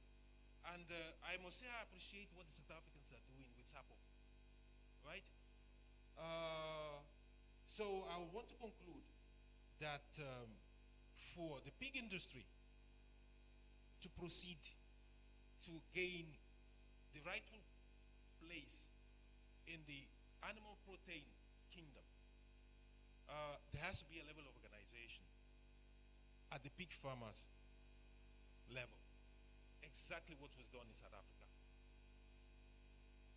Marketing, promotion, and creating awareness to break taboos and break cultural barriers. That's the way forward. I rest my case. I rest my case.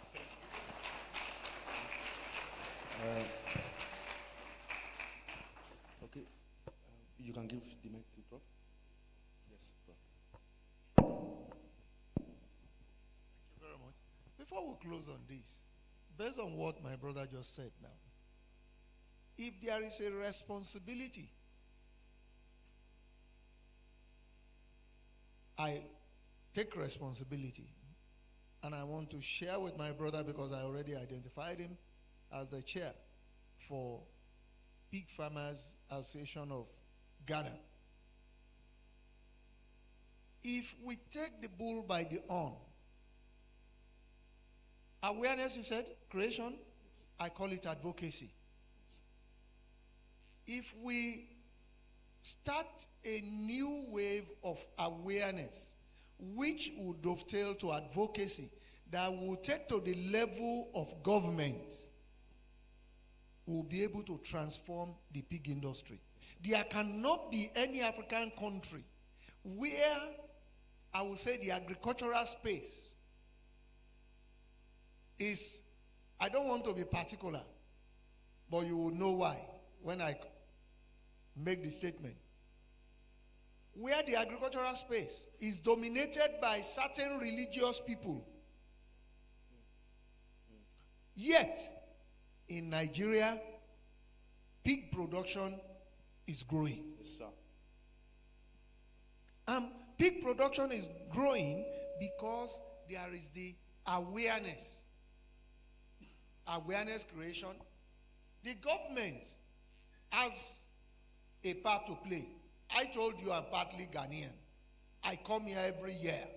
I've had cause to interface. Dr. Ajololo, you can bear me witness. The executive, we interface with the government.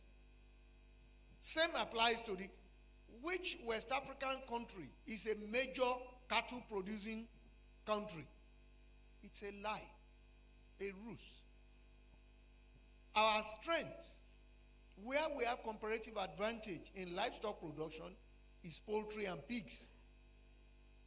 And then if we are talking of ruminants, sheep and goats, not cattle.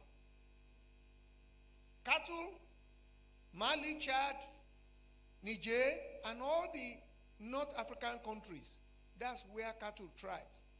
And it is in the process of selling them that they come down south to West Africa. If we now want to grow pig production to get its rightful place, we must change the narrative. For instance, in Ghana, we've had cause to interface with the government. The import license issued to some importers to bring in poultry and pig products. If it's not outrightly, it cannot be outrightly cancelled. But what? Reduce over time. Today, if you go to, is it Makola that is the major market? Or, Yes. You see wing for chicken, you see the thigh, you see different parts. But go around Ghana, all the regions, where are the poultry farms? They are almost closed. Why? The one that is brought from Brazil is cheaper than the one that the man in Ghana will produce. So why will the man produce? Same goes for pigs. Because they are cereal-based, maize, soybean, groundnut cake. Where will you get it? Even when you use agro-industrial byproduct to raise your pigs, as against what is done in South Africa, where it is just, you know what you are feeding and you get the right result. We feed agro-industrial byproducts. We must ensure that our government, we are the ones that are putting people in place in government. Why are we not able to now tell them what we need to be done? or what needed to be done. So for this,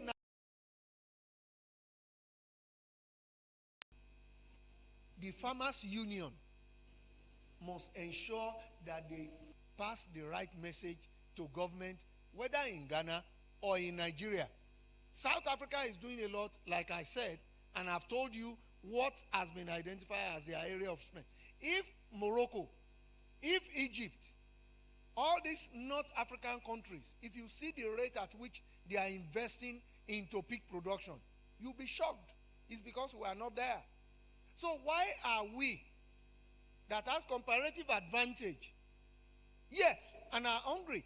We talk about SDG, we talk about poverty elevation, we talk about eradication of food security, poverty eradication. If it is just to address those two, what is the key? Increase pig production and pig of the right breed. And pig of the right breed being fed the right way and embracing good agricultural practices. Thank you so much, sir. A round of applause to all the speakers. Thank you so much, Prof. And we've come to the end of this panel discussion. We would have been able to take questions, but our time is fast spent. I don't think we have a lot to do today. Yeah, but thank you so much, Prof. K. Adenshainwa. Thank you so much, Dr. Albert Skute. Sorry, permit my pronunciation. And thank you, Mr. Bright Maye. Thank you, Mr. Tommy. Thank you so much for sharing. And please, let's jam our hands together for them as they go back to their seat. You can go to your seat. Thank you, thank you, thank you, thank you. I'd like you to please give our moderator a round of applause also for a wonderful moderation.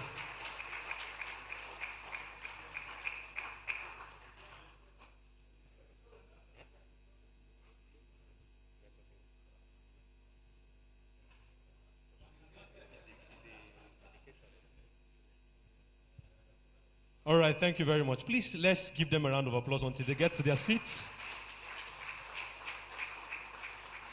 Sir, please, if you don't mind, before you take your seat, sir, I'd like all of you to come. Dr. Albert, please come. Please, take us a snapshot, because all of us are tall.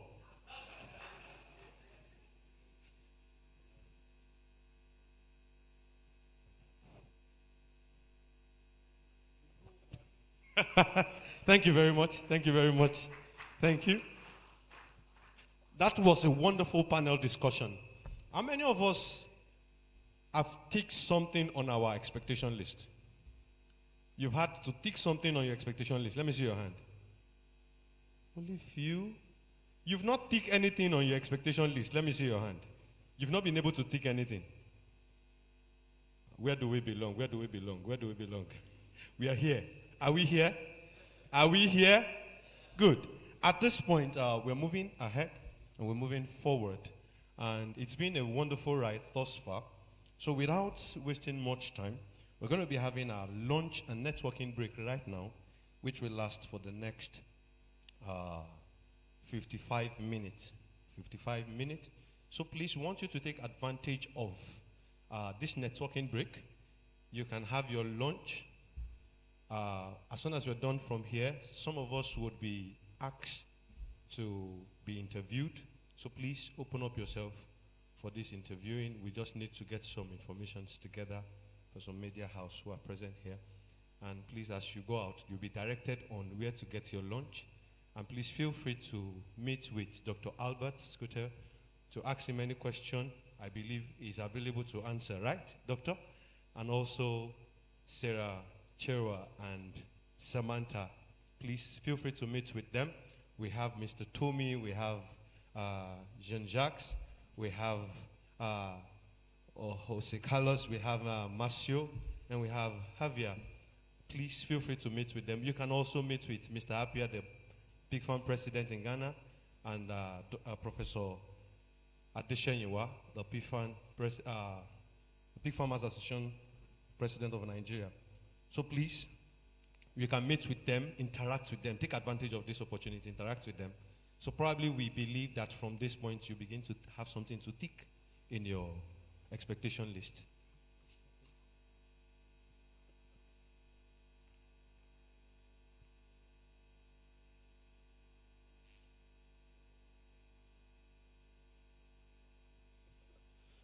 So please, one more thing before we move out for our lunch break and networking section.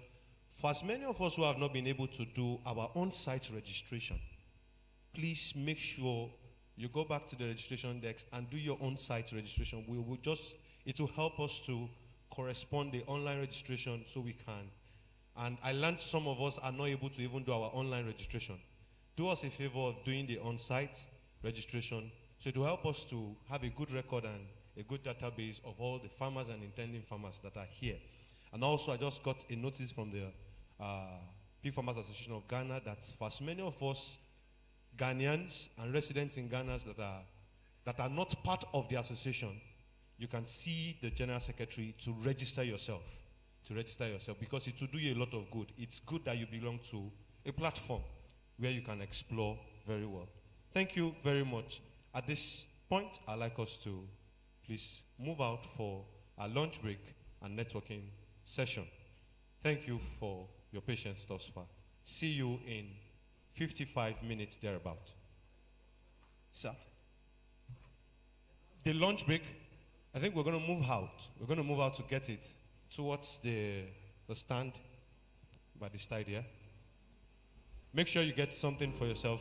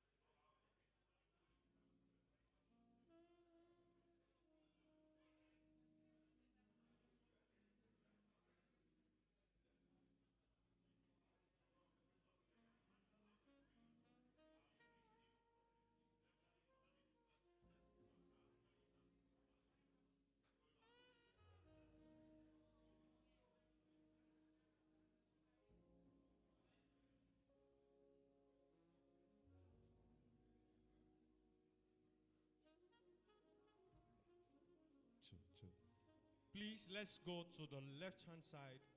My left-hand side of the auditorium outside. The lunch is ready. They are set up right now.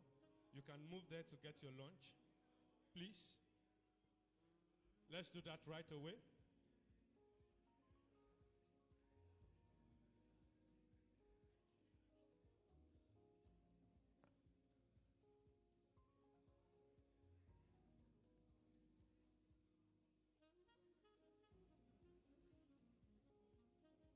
Delegates, please go and get your lunch. Go and get your lunch.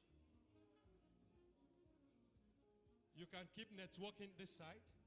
You can keep networking as you get your lunch. Yes, this side.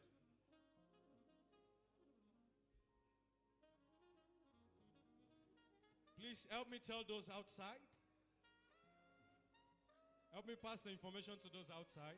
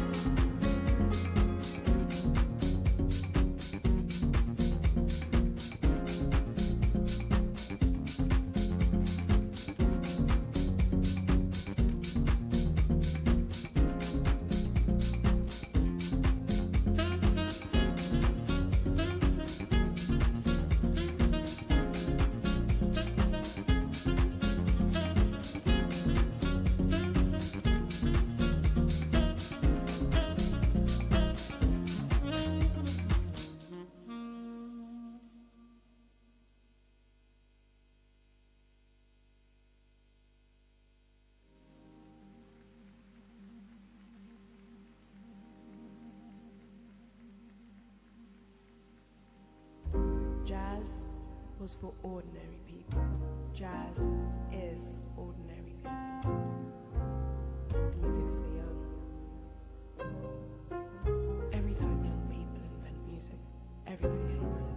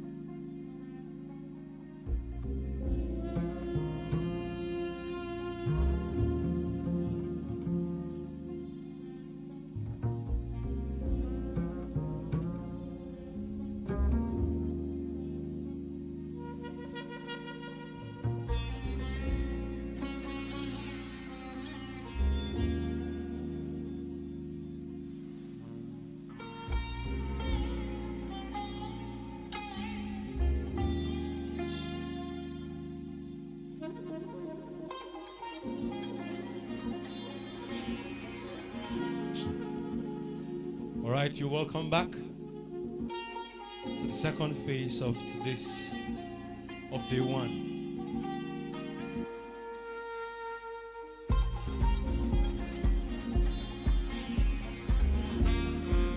I want to believe we had a wonderful meal. If your meal tasted nice, please wave. If your meal was okay, please wave. If your meal was okay, wave. Okay. How many of us tasted the jollof rice? Ghana jollof. I had my South African friends tasted the jollof rice and they loved it. They loved it. How many of us tasted the fried rice? I know you loved it. Probably you were tired of eating jollof, so you had to do fried rice. Prof, which one did you taste? By accident, fried rice. I would have loved that you tasted the jollof rice so you can compare Nigerian jollof or Ghana jollof.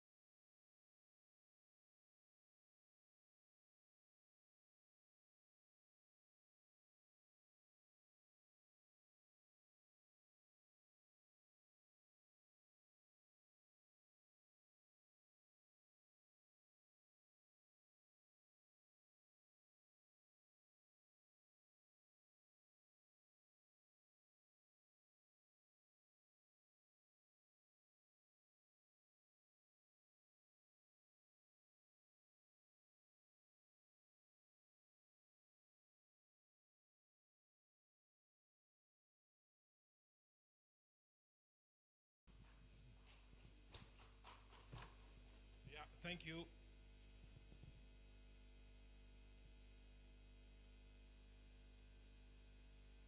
Okay, good.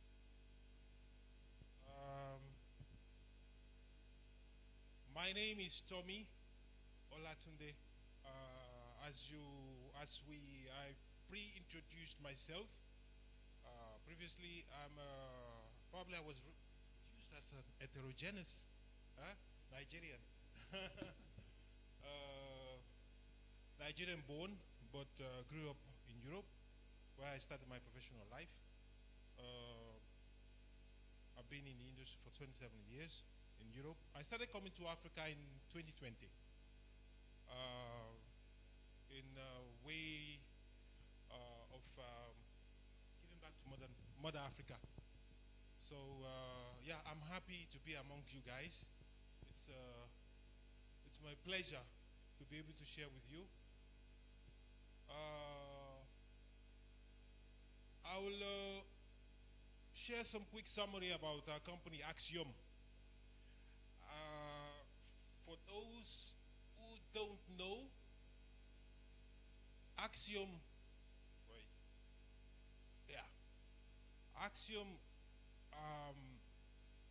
bought over Choice Genetics in December of 2023.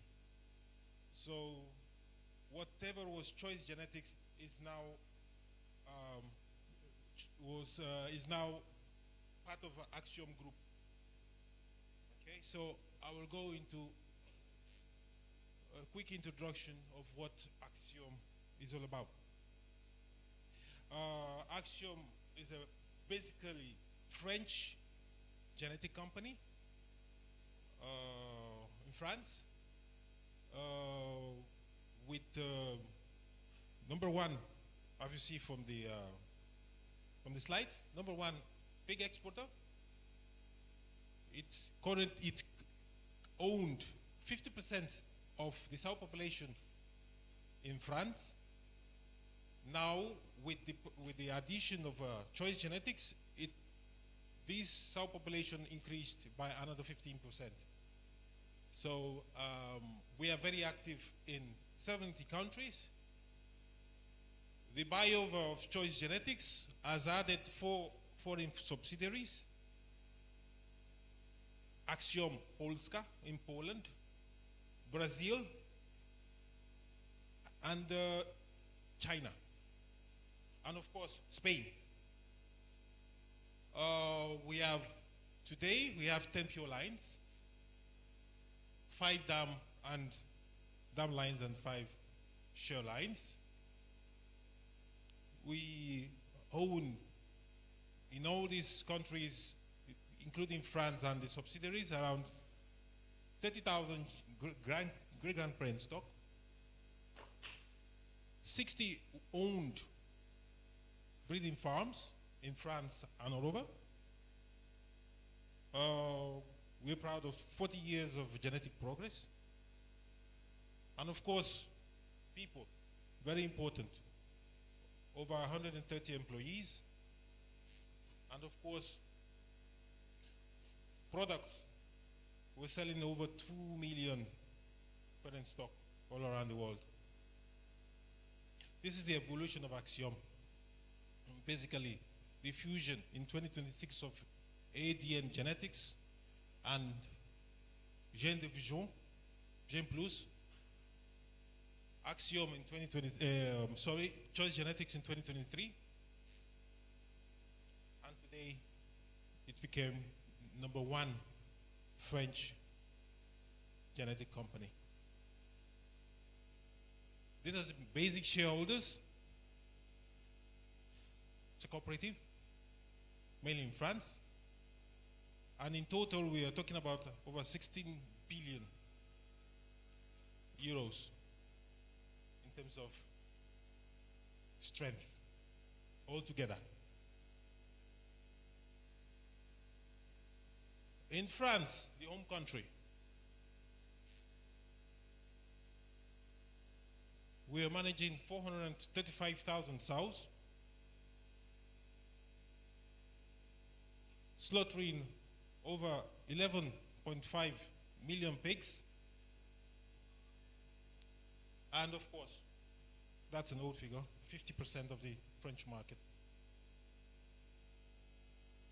These are present all over the world today with the infusion of choice genetics and all the subsidiaries, China, Poland, Spain, and Brazil.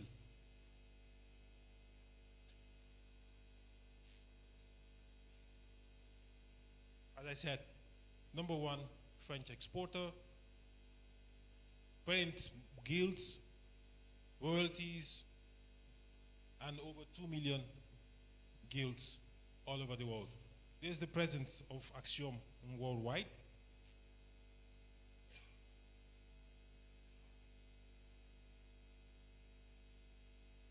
With various representatives and subsidiary companies. This is the main portfolio. We deal with live animals, semen, and of course, technical support for our clients, our friends.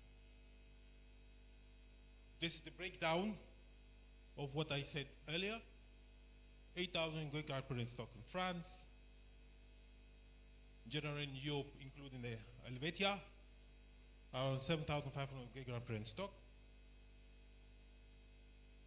Combine Argentina and Brazil together, 1,500 great grandparent stock, and of course in Asia, China and Thailand.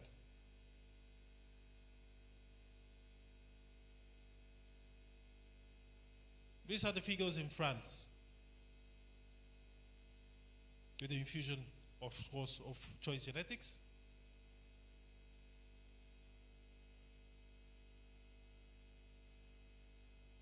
Today, pure line sows, we have more products that are adaptable to many, to various conditions. The AXA, the Landrush, the large white Axom. We have the M3s, which is currently present in Ghana, M6s in Ghana. All these sows produce the Ardenia, the Venus, that is very popular in France, and of course the CG36 that you have in Ghana, very adaptable sow for production of fattened pigs. We also have the boar lines, terminal Shire lines, the combination of these companies. We have a series of Pietrin lines, French Pietrin lines. We have the Tour, a typical hybrid, very robust boar, the Duroc. And we have the choice lines, the P81, the P90, and hybrid boar one was excelling. So we have multiple breeds for various markets. Okay, finished with that part.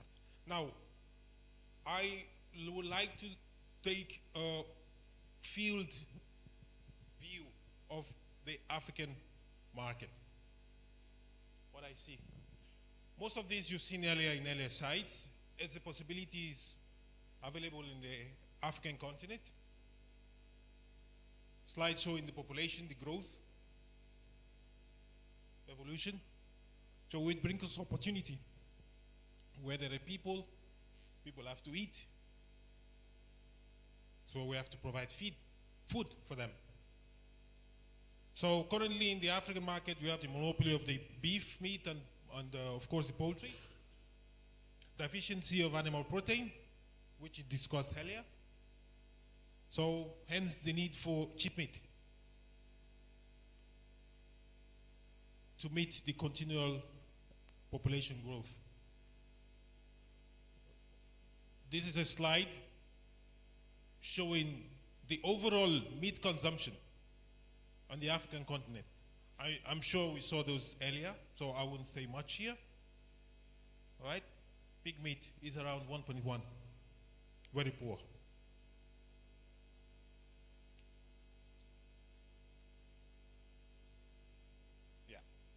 this also buttresses the fact that in sub-Saharan Africa, I think I saw a slide, a relative slide before, it's less than 10 grams, kilo, okay, per capita per day, compared to Latin America, Europe, and North Africa, North America. These are the main producers of meat in Africa. I don't like positionings, but I can tell you that Nigeria and South Africa are the main producers of pork meat, the highest producers. And of course, all the other ones you see further on. Quick production, I think you saw this slide earlier on. Okay, going back to basics, I think before we proceed, we have to define, because we have to go through some definitions. What are gilts? What are sows? Okay, a gilt is an animal that is less than 240 days old, that has not met a male or inseminated. A sow is one that has male at least once, a male or has been inseminated for once. A paternal line boar is one that is used for the production of fattening pigs. A maternal boar is the one, typically genetics has succeeded and arrived at the fact that the landrace and the large white are the main dominators in that part in terms of maternal lines. So it's these two lines that they once used basically to produce the F1 gilt, which later becomes the sow. So later on, the F1 gilt for sow is the result, of course, in the maternal lines. I'm going through this because of various misconceptions in the market. We hear many, many things in the market when you go across Africa. So please note this and don't allow stories to buy you over. And also, this is the production pyramid where the nucleus head, which is a typical landrace and the large white, is crossed together to produce a parent herd, which is the F1 sow. All right? The F1 sow is always crossed with the terminal Shire line. You can see the arrow, it's all down. It goes always down. It doesn't go the opposite way because everything in the slaughter pig area is for the abattoir. Because I hear F3s, F5, F10, you find it everywhere in Africa. Okay? At least now you know that when an F1 sow is crossed with a terminal Shire, the result is a slaughter pig.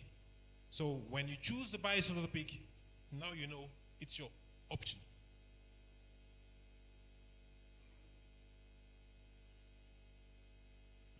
Yeah, this issue, numbers, it has been a very big headache. Since when I've been coming to Africa, it's been very, very difficult to find and gather data. Very, very difficult. All we refer to as FAO, USDA. That's all. And this, if you find out the source of this data, it's usually from government agencies. All right? How many of us are farmers here? How many government agencies has come to your farm to count your animals? So I don't want to discredit anybody, but I just want to show that I question those figures. They're questionable. So these are estimates. these are estimations, and that's why you have. Huh? Yeah. Yeah, guesstimates. Guesstimates, yeah, correct. So, as far as I'm concerned, I believe the Nigerian market is housing, how I call it, around 200,000 farrowing pigs, not sows. There are 200,000 farrowing pigs. Same goes, apart from Angola and Uganda and Malawi, and of course South Africa. Same goes to all the other countries. Farrowing pigs. These are mothers of unknown genetics. They are F3s, F5, whatever you wanted. Okay, but they are counted. They farrow. All right? So this, as far as I'm concerned, is the estimate of the sow population of these countries.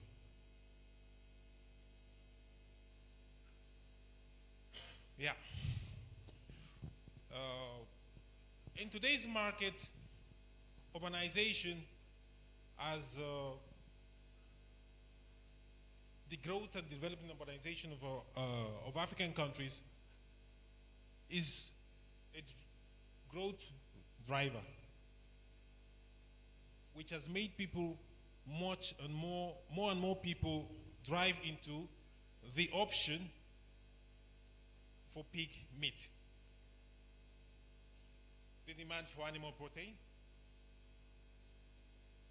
economic growth in some part of Africa has also led to this higher demand.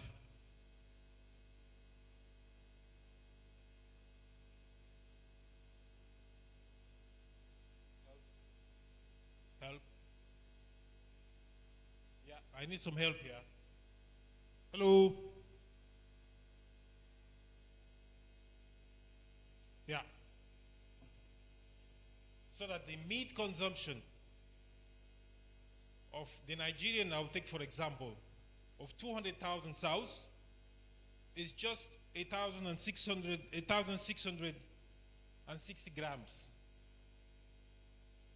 per Nigerian in 2022. Does this follow? No. South Africa, with around 150,000 sows. Yeah. So we still have a big gap to cover. Very, very big gap. Yeah. I compare with markets that are very, very conversant with me. Cyprus and Greece, very small countries. Cyprus is 500,000 people. 700,000 people. And they're doing 32 kilos per capita per year. Greece is doing 27 kilos. They are hot countries, very hot countries. You get temperatures as much as 40 degrees, 43 degrees in summer. So you don't have any excuse.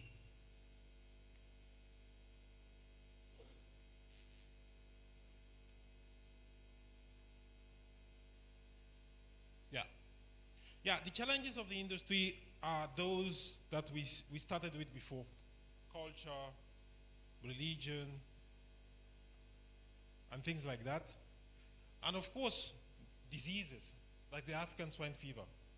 When an African will prefer to go and buy bush meat and expose himself to Ebola because of culture or because of some religious taboo, okay?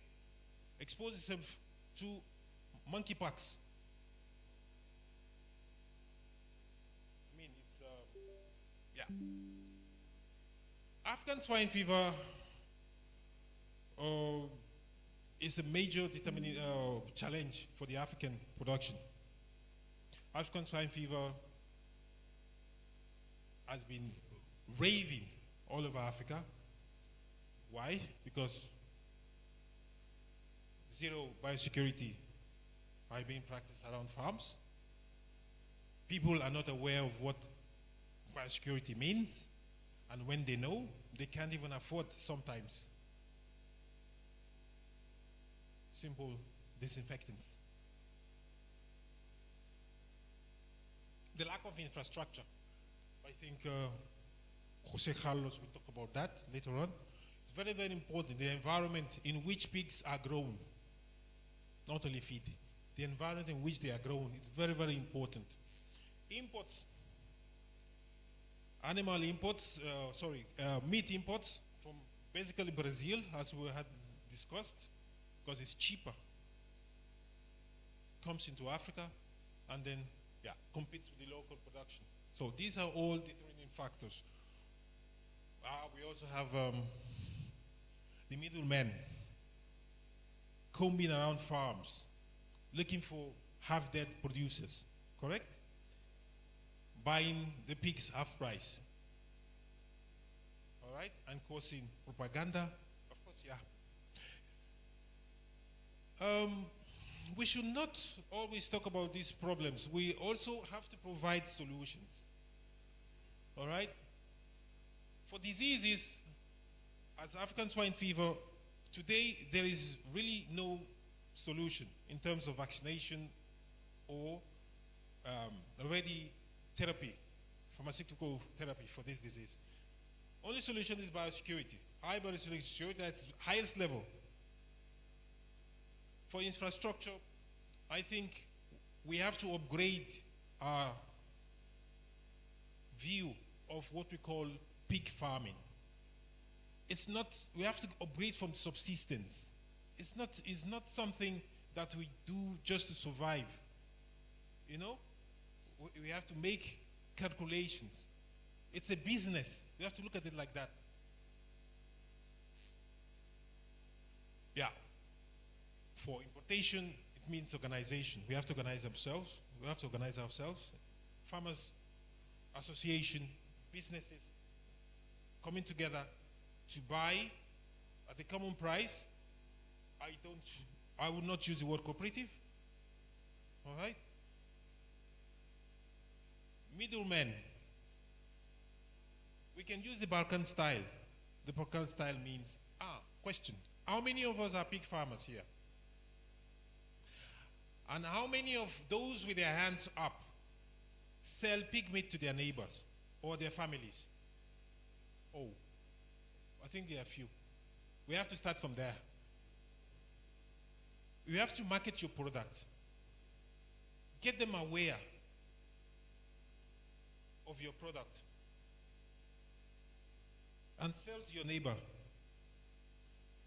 Raw materials is also a challenge being faced by pig farmers, which can be resolved also by organization.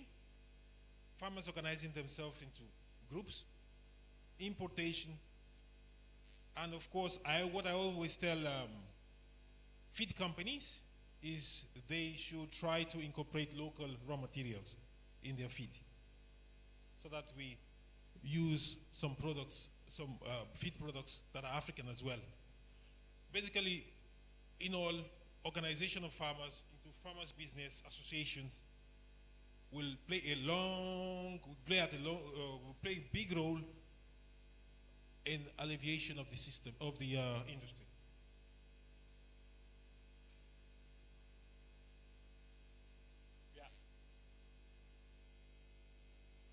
Yeah, the future is very, very bright. There are lots of things to be realized that can be realized by many, many players to improve the consumption of pig meat. We spoke earlier about transformation of taboos to consumers of pig meat. Regional variation, expansion and sales of pigs to other countries, export. Yeah. But then we have to get our local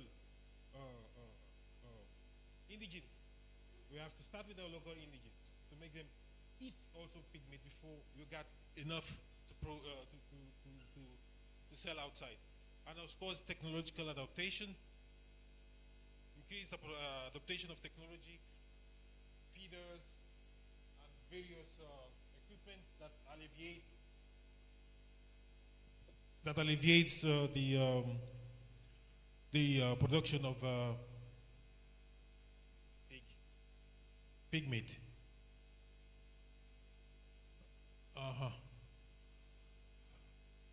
Value addition. Balkanization falls into the next step of balkanization, as I said earlier, is value addition. Pig farmers to start selling their own meat, if possible. That's why I said earlier, you have to start with your neighbor. Start in your area. Sell to them. Private investment and regional trade. These are all opportunities that are available for the elevation of the industry.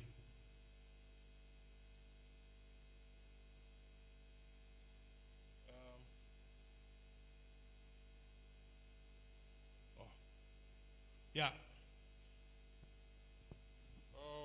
The AHAFTA, this is the African Regional Trade Pact that has been ratified by as many as almost all the countries in Africa except for Republic of Benin.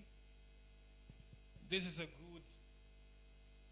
shows the future of where we can, but then we have to all start locally.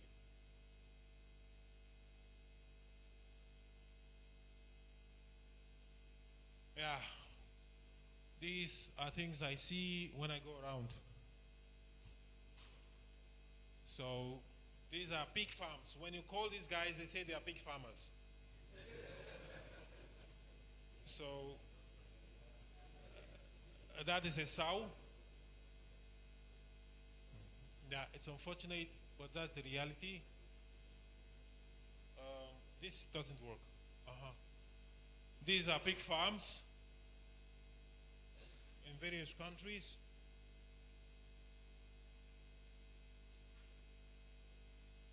Yeah, you see the difference already. The importance of infrastructure. Investing in genetics to have pigs of 18 days old. This is in Ghana.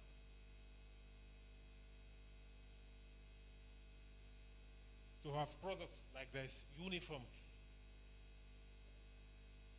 Products like this will attract those who believe in taboos. Not this. This is what you see. This is the reality. As much as I like pigs, I won't eat this. And this is how they are sold. This is how it's supposed to be.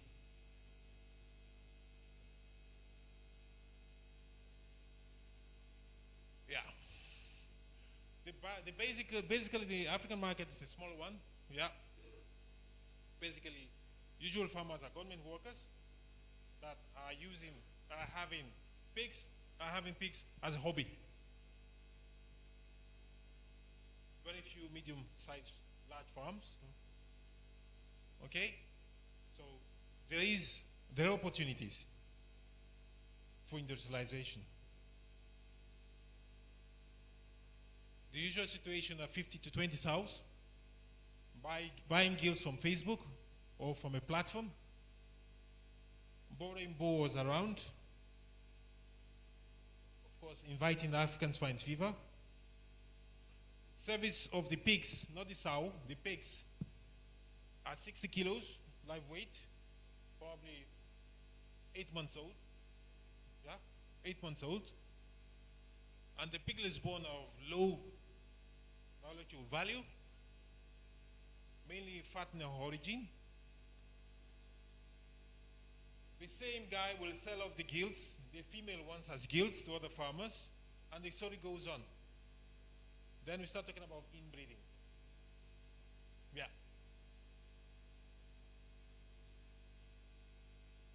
This is how it's supposed to be. Infrastructure, proper infrastructure. This is in Africa.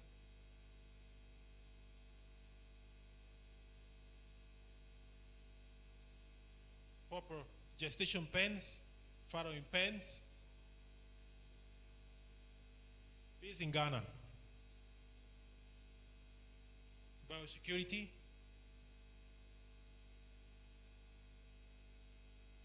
Yeah. I stated earlier that it's very important that we collect data because it's a big, that's where we start from. Data from the farm level that are now transformed to the regional level and transferred to the national level. So we all have a part to play. The impact of a strong, organized pig sector improves swine breeds genetics, boost local livestock farmers, enhance food security, and blah, blah. We all know the story. We all know the drill.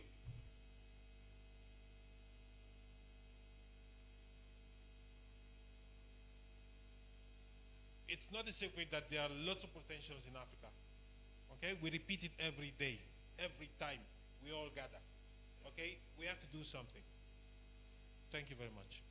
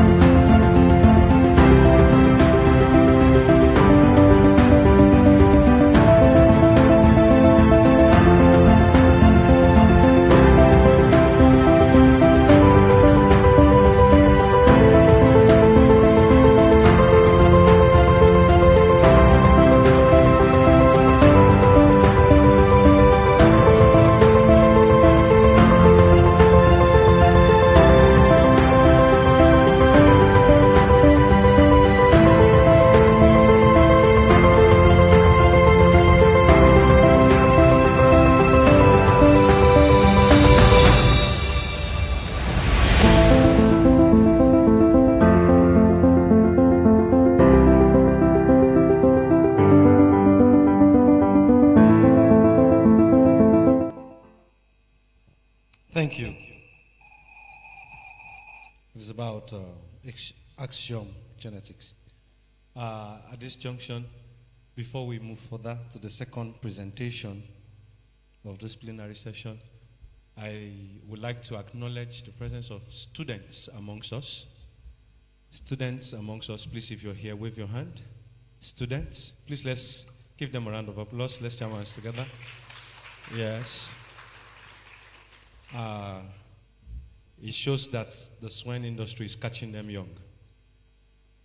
And legacy will be passed to the future, to the ones coming after us.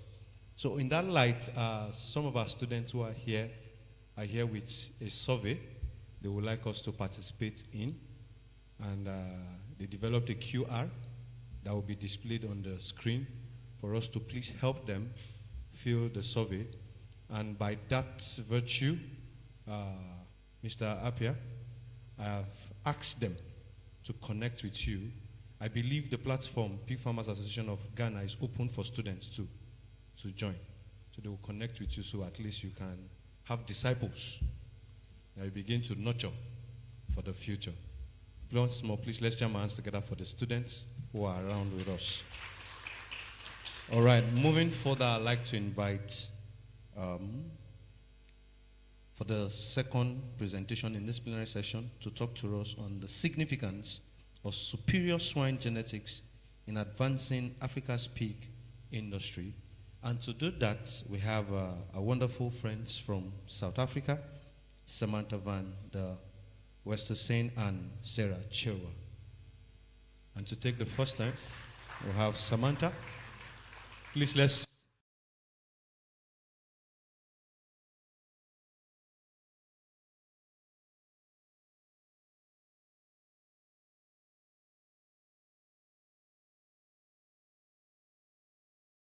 circumstances and focus on profitability will be leading the industry in years. The European pork market is diverse and changes rapidly under influence from consumers, regulators, and traders. These changes create challenges and opportunities for pig producers. Producers who adapt to the circumstances and focus on profitability will be leading the industry in years to come. How does PIC help producers adapt? In 1962, a small group of British pig farmers set out to combine the latest science in pig biology with pork production economics to create the highest quality pig on the market. Since then, PIC has worked with academics and producers in Europe and around the world to pioneer new challenges in pig breeding. By introducing innovative technologies, reinventing supply chains, and reshaping production practices, PIC is now the world's leading pig breeding business, providing superior genetics, a strong and biosecure supply chain, and world-class technical support. PIC's vision is to produce the best product in each market. To allow producers across the globe to meet local market needs and prepare for the future, we have built an extensive portfolio of products for both dam line and sire line. Producers seek to continuously improve performance in their farms. We aim to make it possible. We invest in expanding our elite populations, select for traits that are relevant for both today and tomorrow, and apply the latest technologies to breeding. This has helped us accelerate genetic gain by more than 35% per year over the last decade. The genetic progress we create today helps our customers improve performance on their farms tomorrow. Genetic progress is only valuable to producers if it makes a difference on commercial farms. To achieve that, PIC shares with you its deep expertise across the complete pork value chain, from geneticists, veterinarians, production technicians, nutritionists, to data specialists and meat scientists. We have created the largest and most talented technical team that you can find in the industry. We are very conscious of the role that genetics play in your success. A continuous, healthy and biosecure flow of high elite animals is the foundation for your herd's performance. That's why PIC has built in Europe an extensive supply chain network, strategically located in different isolated locations as part of a global contingency system. To help us deliver these results for customers, our in-house experts work closely with leading academics to further accelerate progress, with producers to benchmark performance and identify opportunities for improvement, with distribution partners that bring unique, in-depth expertise of local markets, and the slaughterhouses and processors who bring the final product to the consumer's table, nutritious, good-tasting, affordable pork. For 60 years, we have invested in choice, genetic gain, supply and services with the goal to help our customers sharpen their competitive edge. Our motto of never stop improving applies to everything we do to make our customers even more successful. Project your business into future years. The role of genetics is key. Prepare for the future now. Choose PIC as your genetic partner.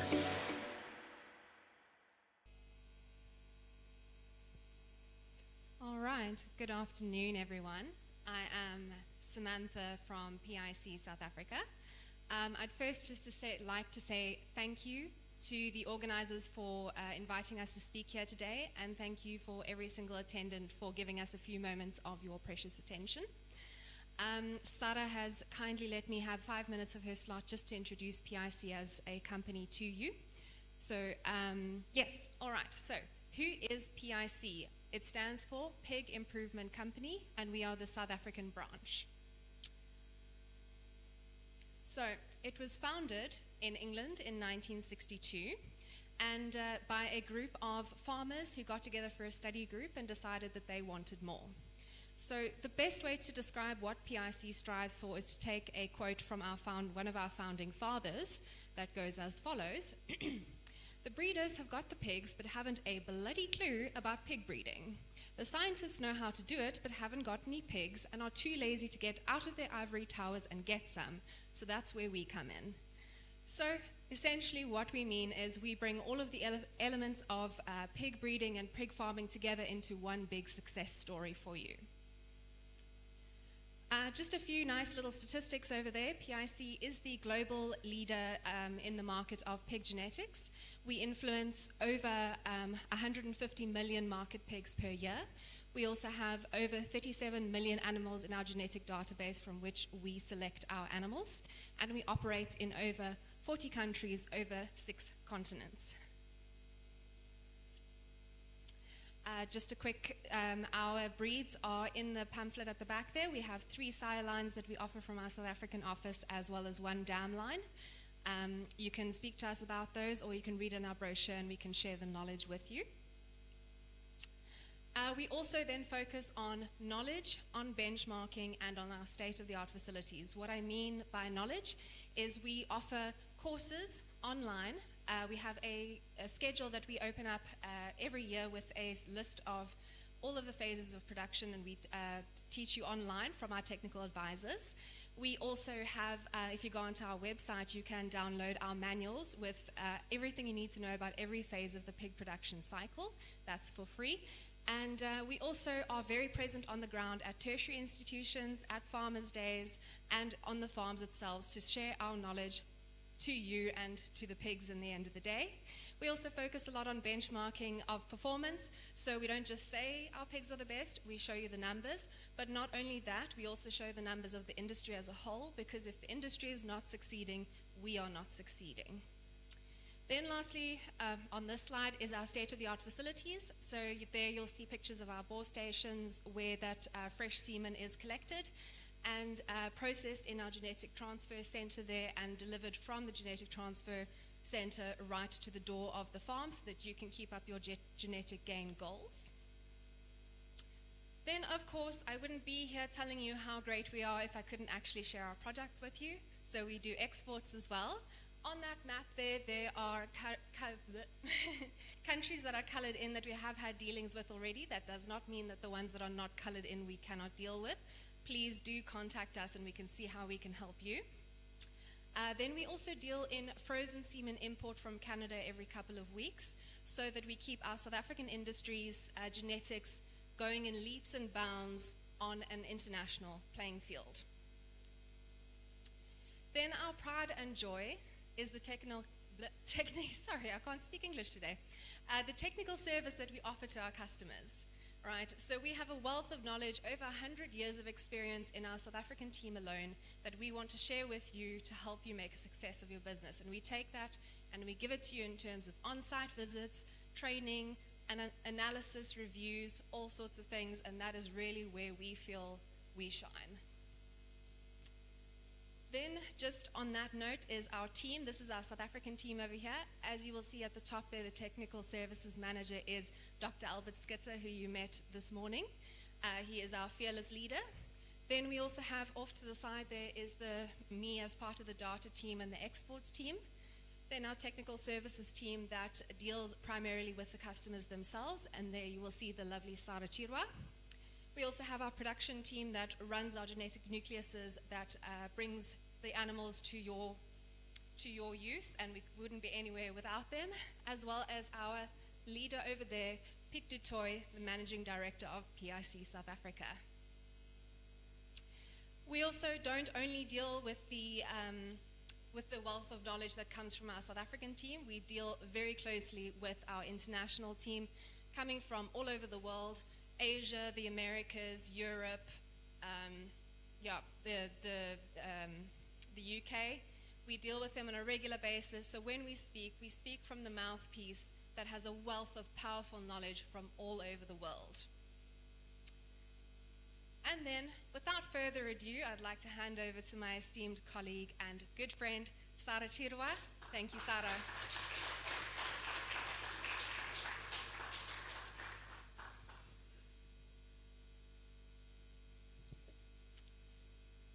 Greetings to everyone. Thank you for having me here. All right, a lot has been said about the data and the differences that we are having from other countries. So, okay, yes. So, for starters, if we were to be told that we've got a car that's got a good ground clearance, it's got all the technologies, it's an SUV, it's got the capacity, and all of that, I believe we will all want to buy that car if we were to be told that it's got good fuel consumption like your Picanto, your smallest car. Everyone would want to have that car. But if you were then have to drive that car for 500 kilometers and you only put 5 liters of fuel in there, you will not get to where you wanna go. So this is what I am going to be talking about. Yes, we've spoken about good genetics, but then how do we unleash the potential out of the pig that the genetic companies have already improved over the years? Okay. Yes, we've already heard about the challenges that Africa is facing. Shortages in feed, your genetic limitations, management issues, diseases, and of course, legislation. And we do need to have solutions. But before we can then address all of this, it starts with the farmer. As a farmer, before you can even want to have pigs, you need to do your market research. You need to know where are you going to be marketing your pigs? What are the requirements of the market that you want to service? And from that, you will be able to understand what type of a pig you want to use, what type of genetics you would like to use, at which capacity you would want to operate. Do you need 10 sows? Do you need 100 sows? Do you need 1,000 sows? It's pointless to can start having pigs and then you grow them, and when you're supposed to be selling them, then you don't know where to take your carcasses to. And then they start eating your profit because they are there and you've got nowhere to take them and they are eating daily. Okay. I don't know, sorry, which way? We already have this data concerning the differences from different countries, especially from Asian and Europe. But from the technical point of view, we are looking at performance variables. We are looking at efficient management, genetic research, nutritionist feed, government support, and obviously diseases control, as we have spoken. And we also, can I have a next slide, please? And comparing South Africa to the rest of African countries, Surely there is a difference because there is improvement there. What is important is how do we do it? How do we get to have it like that versus other African countries? Okay. How can superior pig genetics can transform the industry and mitigate genetic limitations in Africa? How can we do that?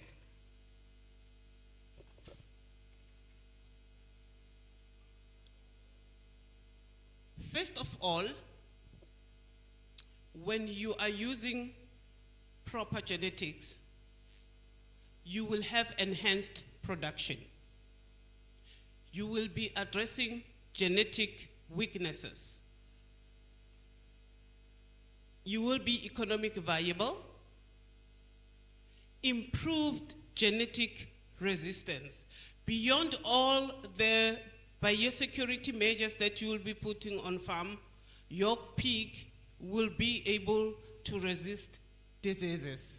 Faster growth rates, better feed conversion, and boosting productivity in general,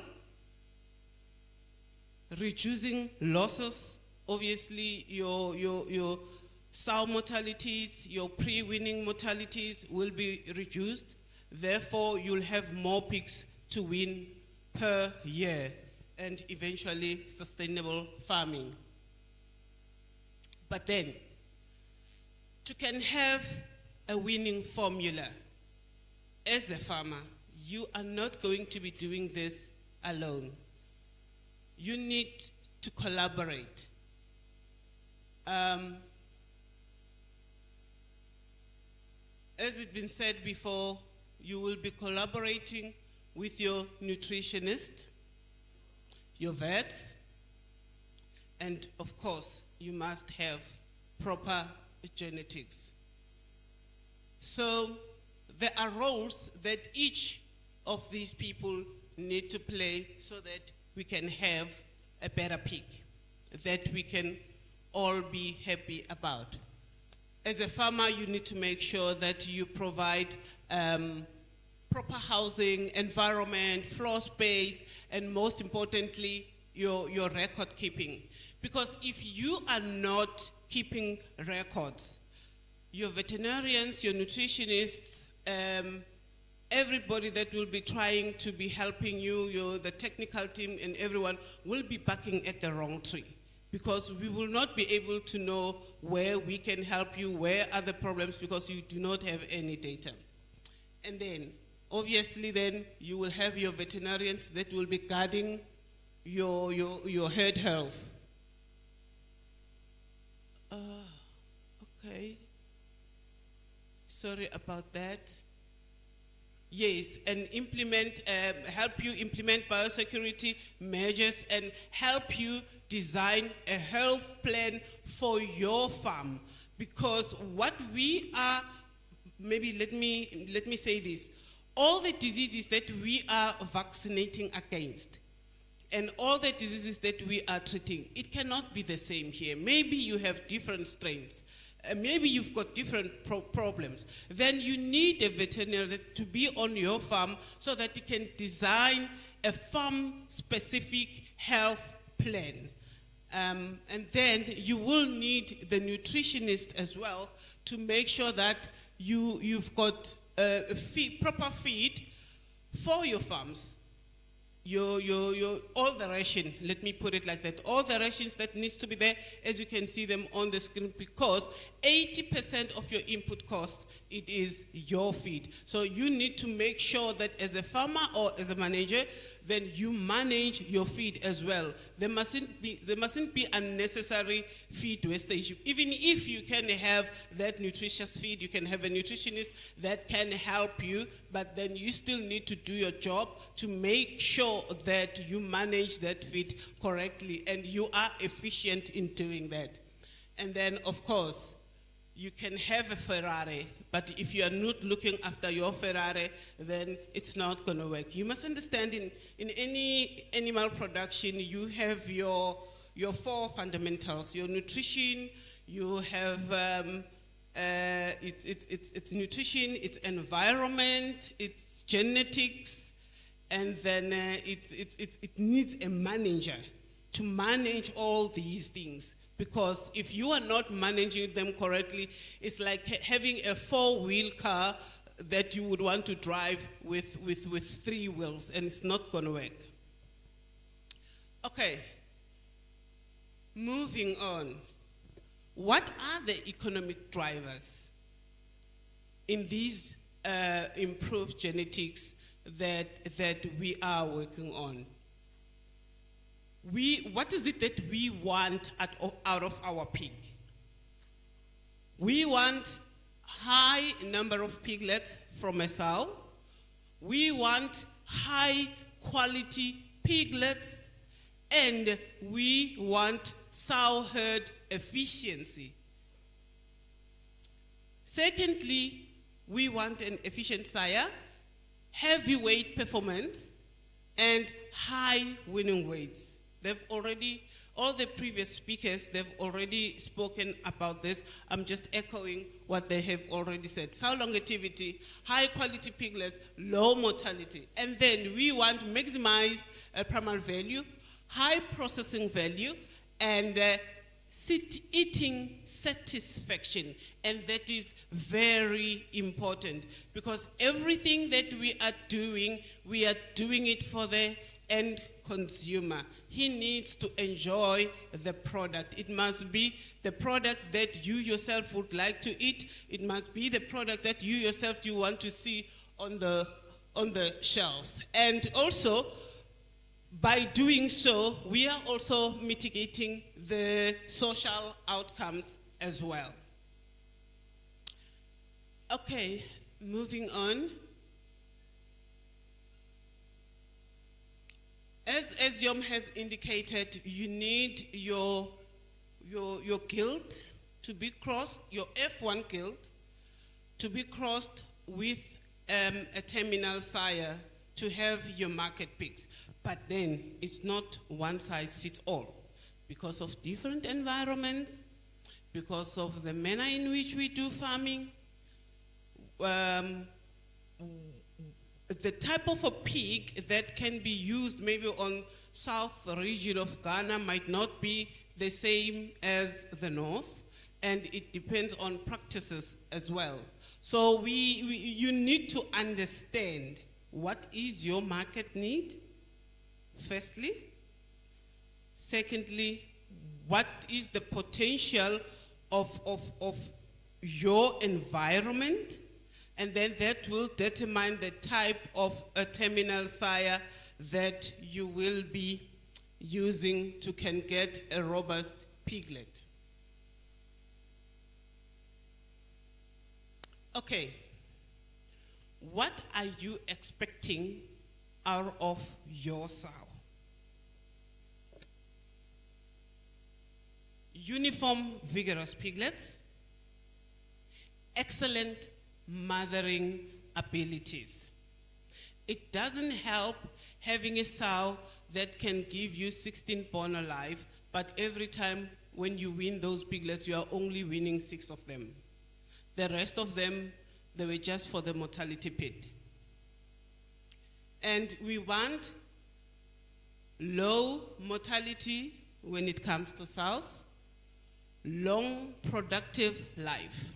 Remember, when you are buying a breeding stock, you want to have returns out of it.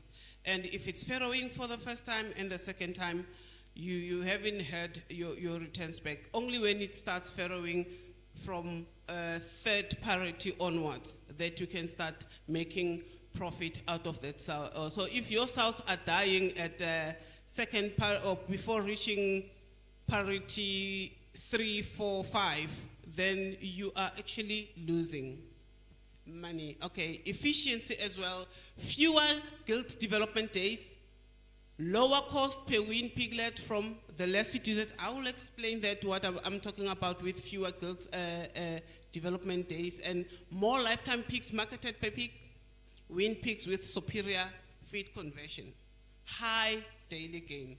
Now, what is important with your gilt is that even if you can have good genetics, but you still need to manage that. You still need to make sure that you develop your gilt properly so that you can enhance longevity of that animal. You cannot make that animal while it's still young. You must have a developmental plan. I'm struggling with this. Come again? I'm pointing this direction. Oh. Okay, yeah, great, thanks. Yes, you need to know which type of genetics you are using. You need to know when are you supposed to be mating that pig, at what age, at what weight, so that you ensure that you maximize production out of that animal. And you need to know when to expose it to a boar and when must you get that pig ready for mating, so that you can, it can acclimatize to the environment that you will be putting that pig in. Let me make an example. If you have a gilt that you are intending to mate, and then it's on heat, and you then move that pig while it's on heat, or on the week when you are supposed to be mating that pig, moving it to a crate or to a mating area because you did not have a proper gilt system, then it will be under stress. And then you're not going to be able to mate that pig at the time because it hasn't acclimatized to the environment. We all know that when you need to mate an animal, it must be relaxed so that it can be able to come on heat, and then you can maximize your production in that manner. Okay. All right. And then not only that we are looking at the female, we are also looking at the terminal sires. What are the traits that we want out of that? We want efficient growth, lean gain efficiency, valuable carcasses. I think you might have seen the carcasses that Axom showed us here. Excellent feed conversion, excellent heavyweight performances. That is from your terminal sire. And then profitability, reduce days to slaughter. That will speak to the feed conversion, of course. And then lower cost, best profit performance in integrated systems. And just to add on the performance of a boar, we've spoken about semen. Let me say the previous speakers have spoken about the usage of artificial insemination. So it is important that we understand the advantages of using semen rather than your natural mating. Even if you will still need a boar when you are doing your matings, but there are advantages in using semen because you get a genetic benefit. It is easy for you to can have semen, superior genetics through semen into your herd than buying in a boar. And genetic companies do improve their genetics regularly, so you will always have an access to new genetics. And then health and disease prevention, in a sense that if you are using a boar, then you might encounter a problem whereby because one of your sows has got a problem, it's got an infection, then the boar will transfer that infection to the rest of your sows. So if you are using artificial insemination, it's one catheter, a sow. If you've got one sow with an infection, then you know that it will just end with that sow. But if you are using a boar, then you will spread the infection through your herd. Semen quality management needs to be taken into consideration. You need to know at what temperature do you need to store your semen, and you need to understand if you can look at the top there, you've got the line of the semen that you are using. You will have your expiry date. You need to know when your semen is expiring so that you make sure that you use your semen when it's still fresh to do so. It overcomes the size difference. in a sense that if you've got a younger bull and a bigger sow, it might be a problem, and vice versa. And then you can also use bulls, you can use semen when you have shortage of bulls, because you can only use your bull to mate 2 sows a week. So if it happens that I've got more than, maybe I've got 1 bull and I've got 5 sows to mate a week, then I can use semen to mate other sows. And then addressing seasonal infertility, and it's just make economic sense to use artificial insemination. Why are we doing this? We are doing this because we want to have the best product in the market. For years, genetic companies have been improving the product to move away from having pork chops that got a lot of fat, but then to have a thinner one and a bigger carcass for the satisfaction of the consumer. Okay, now, having said all of that, what can be the initiatives? Firstly, genetic improvement. Secondly, educate farmers on genetics. Collaborate with international breeding programs for superior genetic materials. And encourage adoption through funding, subsidies, and technical assistance. On this, I will also add legislation whereby we make it easy for our farmers to can have import permits so that they can access this superior genetics that we want to utilize in the market. Okay, that's it from me. Thank you so much.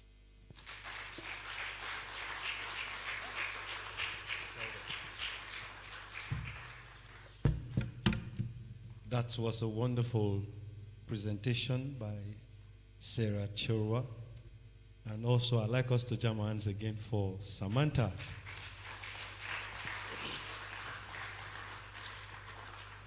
You agree with me that Samantha did a wonderful introduction of Sarah, having finished a presentation on PIC.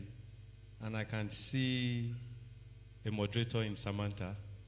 If I am permitted, I will probably ask her to join me to moderate this program tomorrow so we can co-host. Once again, please let's jam our hands together for the PIC people. Thank you for that presentation. So very quickly before we go ahead to have our next presentation, I told us earlier that some of our students who are here would like us to help them fill a survey online. So we'll display the QR code right now. So we can just scan using your phone to fill that survey as the next presentation is going on.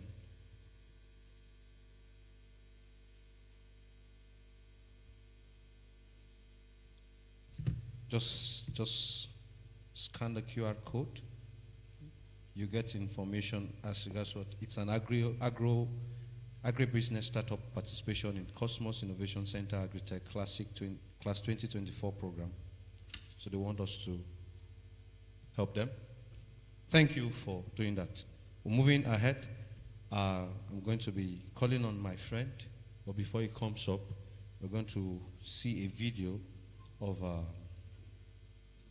what they have to offer in Exafam. And Jose Carlos Muniz will be talking to us on modern climate control systems, ensuring optimal conditions for pig farms in tropical Africa. Let's give him a round of applause as he takes the mic.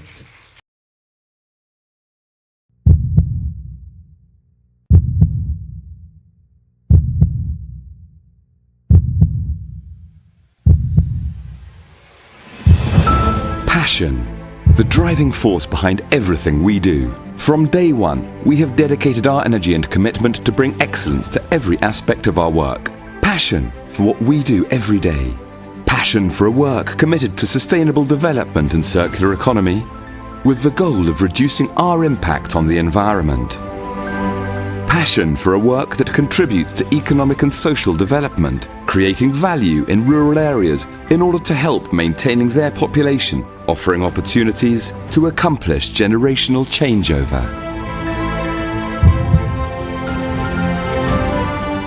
Passion for innovation. At Exafan, we innovate our products by fusing technology and quality together to inspire a future of infinite possibilities. Everything is evolving, and the passing of time has shown us that we have chosen the right path. In an ever-evolving market, the rising demand of quality in projects sets the standard for the companies we collaborate with. Our commitment is clear. Our solutions always adapt to the specific needs of each project. Such commitment would not be possible without the technical and human capacity of the people who make up Exafan. Their experience and knowledge are the foundation of our success, and their commitment to excellence is what drives us to keep evolving. A passion that reflects on the quality of our products. Every detail, from the design to the manufacturing, comes from our iron will to offer the best to our customers.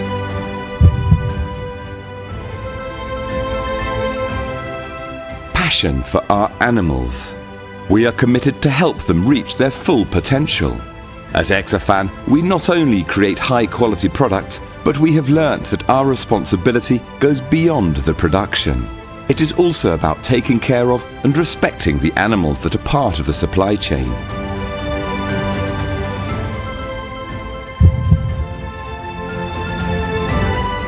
Our evolution towards the livestock breeding has been motivated by our deep comprehension of the importance of animal well-being throughout the food production process.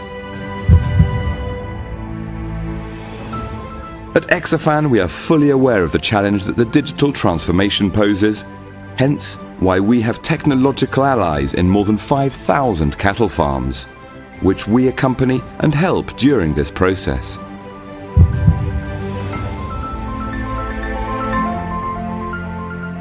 We offer all our knowledge and expertise to digitize your farm in the most convenient and effective way possible.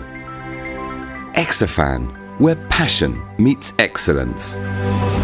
Exafan, a whole farming world inside.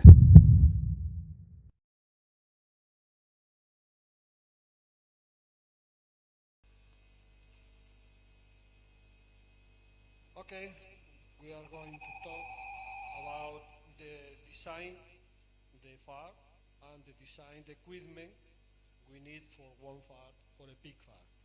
Okay.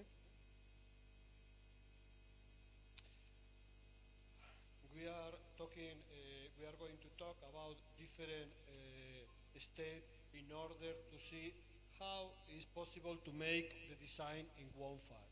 It's important the dimension of the farm. It's not saying to make a farm for 20 sows or make a farm for 5,000 sows. And it's important to make the design from the beginning, but it's possible to make the design for the end, but in different steps. Okay? It's important to know that we are going to make a farm, and later we are going to increase. Okay?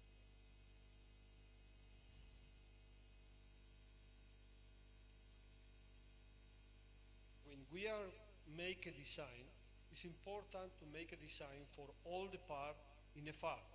It's necessary to make the design for the pipe for the manure, the lagoon for the manure, the slurry pit, the design of all the construction, the design of the inlet, the admission of the air.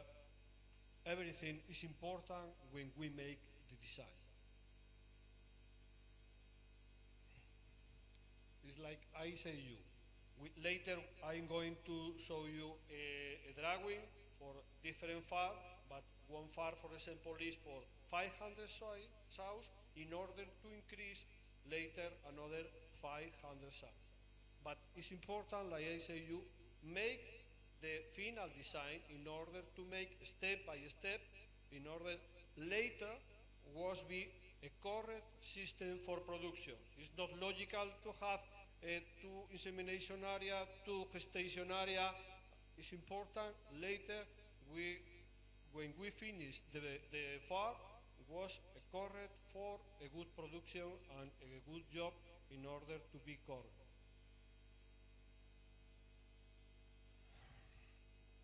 Normally here in Africa the farms are not very big, but when the farms is very big, it's important to decide if we are going to make a complex circle or different state or in 3 different areas. Of course, depends of the area, is the quantity of the sow is possible to put in one place. It's different in every area, depends the shears they are in every area, okay? But in Europe, for example, it's difficult to find a closed farm. Normally is in 2 or 3 steps. In some part, in the first step, we put only the sows, later we put the nursery, and in other place to put the finishings. When the farm is less than 205,000 sows, it's possible to me or to make a camper cycle. But when it's more, normally it's better to make in different area, 3 different areas for the animals. Okay? In order to make a design, it's important to know if we are going to put GDU, or we are going to produce the new gills for us in the farm. And then it's necessary to make different areas for this kind of animals. Okay?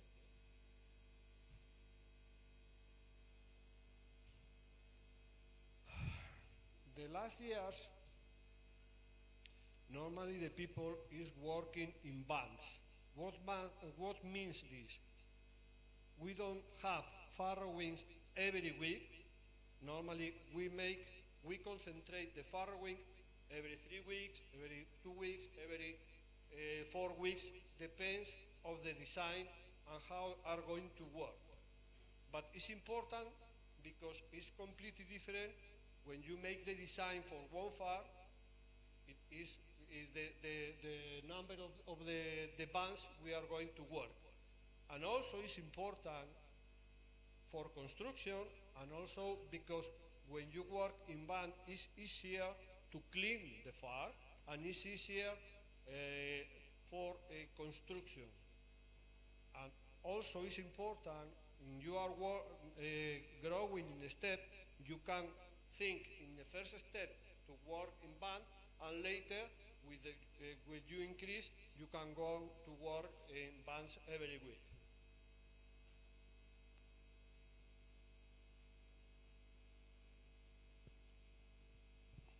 This is the different step in the construction on a farm. Okay, we are going to see a video, and in this video you can see the construction in one farm.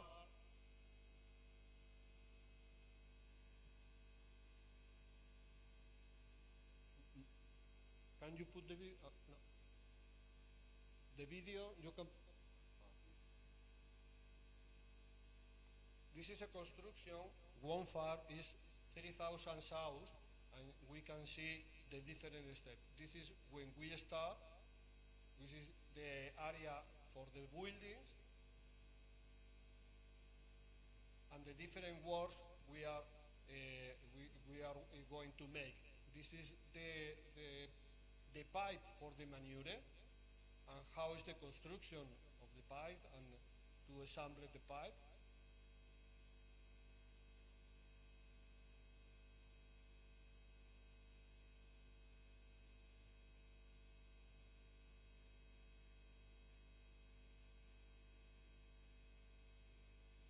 Here start with the foundation for the construction.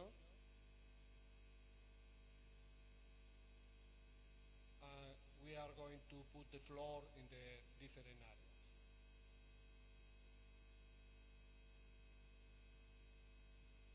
There we can see also the slurry speed, the concrete slab in the gestation and insemination area.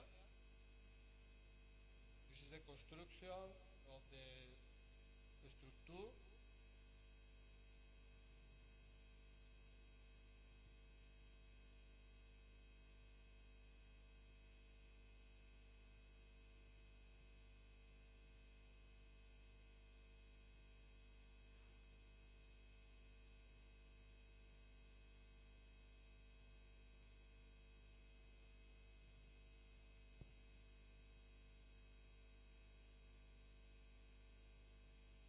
All the structure normally in Europe is in concrete, is not in metal, but it's not easy to find the concrete structure in other parts.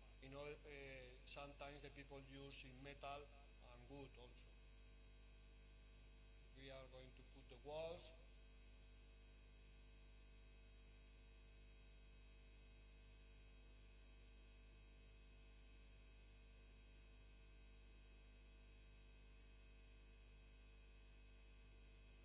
Roof.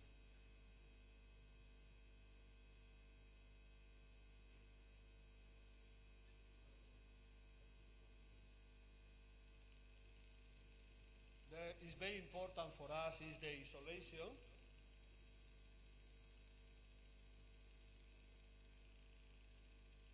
This is the inlets for the ventilation. The gate for farrowing. This is the machine for gestation in group, the slab in the farrowing.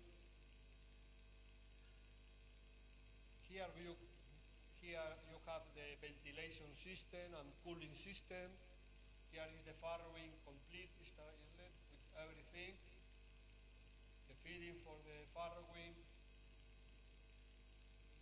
the nest system and the heating system for the piglets, the electrical box, everything. This is the feeding system for insemination and gestation. The gestation gate. This is the nursery area, ventilation system, feeding system.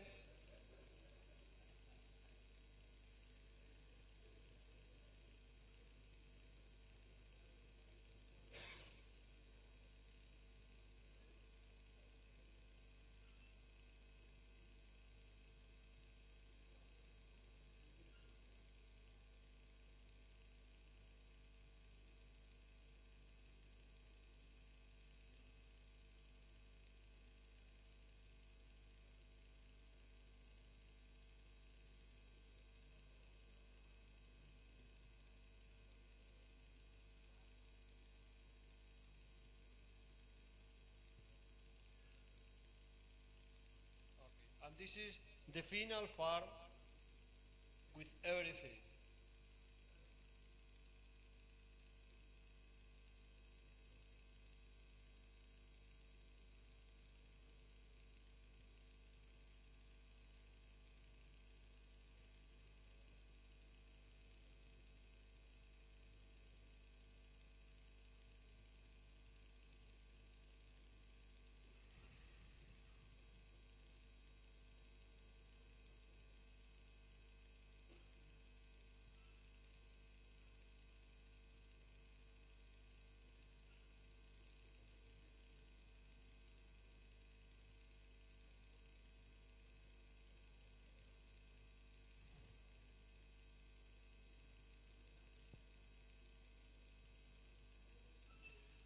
Okay, I know it's completely different the fast we have.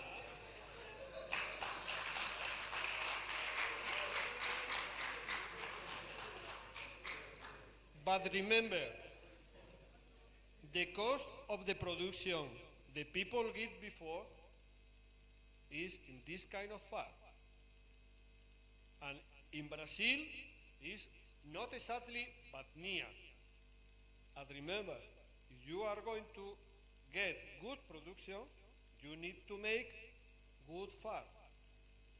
Of course, the first important things in order to know how make to design is the weather in every area. It's not same here the weather or the weather near to the sea or in the middle of the country. It's different in South Africa than here. It's different in Brazil than in Spain, than in Chile, than Romania, and than in Russia. In every one, you need to make something different. In some part, it's more important the isolation, but remember, in all of them, it's important the isolation. In some part, it's more important the heating system, but it's important the cooling system also. Later we are going to talk about the different necessity the different animals need in every area. But it's important to make a good design from the beginning.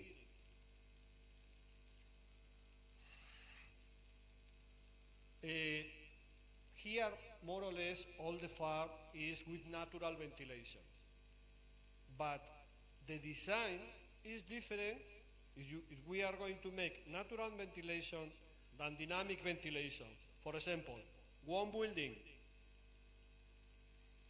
12 meter wide, 10 meter wide, can work with natural ventilation. But if you are going to make 20 meters wide, it's not going to work with natural ventilation.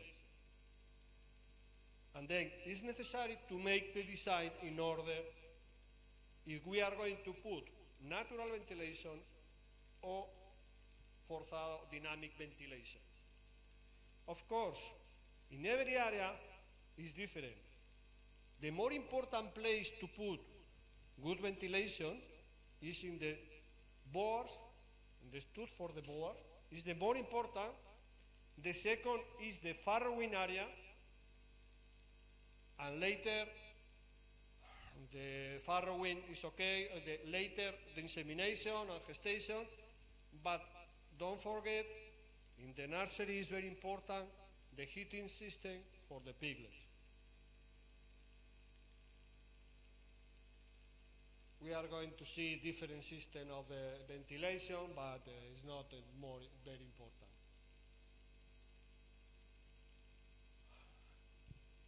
The important also is, depend of the weather, we need to make different systems of ventilation. It's not same the system in Romania than in Russia than in Brazil. Depend of the weather, the system of ventilation is completely different. And also, the quantity of the cubic meter we need for the same animal is completely different. In farrowing, for example, in Europe, the people use 500 cubic meter per hour, but in very hot weather and the weather with humidity, the people is going to work with 3,000 cubic meter per hour, 6 times more. This is, here we see the inlets for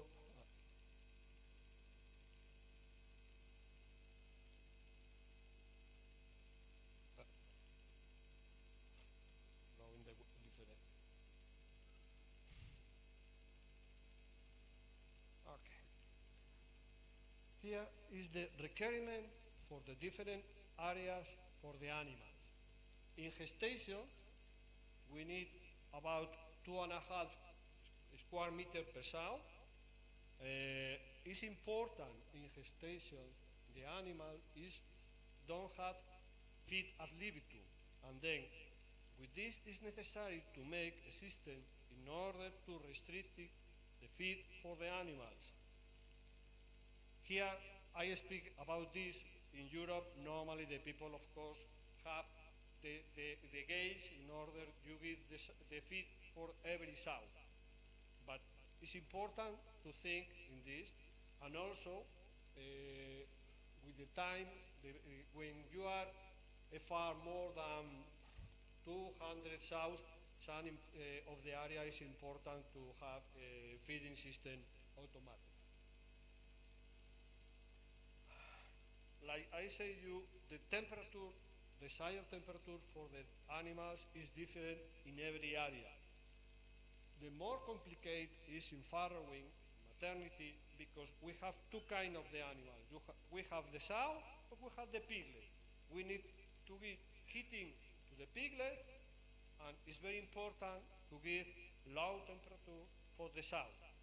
Sometimes it's complicated to give the desire for everyone, but it's very important. It's very important because the sow is going to eat feed. Depends on the temperature inside of the farrowing. If we have 30 degrees, we are not going to get, the sow is going to eat quite a lot. And then the sow don't eat.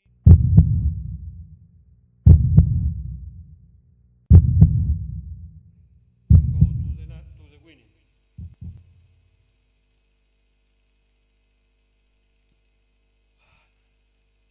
In winning, the people sometimes think here is not necessary heating. No, here is necessary heating. In all the world is necessary heating. In Cuba is necessary heating. In Brazil is necessary heating, because in the night you can have 20 degrees, or here is possible to have 10 degrees. And in the night, the piglets for the first week, they need 28 degrees. And then it's necessary to put heating. Other important things is to have a control. You can put system when you need control. It's not necessary during the day you don't need the heating, but in the night you need the heating. You need to put one system is going to give heating when they need. When they don't need, you don't need, and the animals also don't need. Then it's necessary to have a control for everything.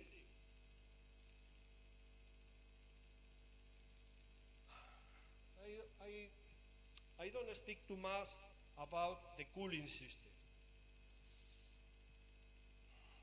The cooling system is very important in order to give less temperature inside. It's like here, we have a conditioner air. Outside we have 30 degrees, and here we are 20. It's possible to make something like this in a farm in order to give the correct temperature for the animal.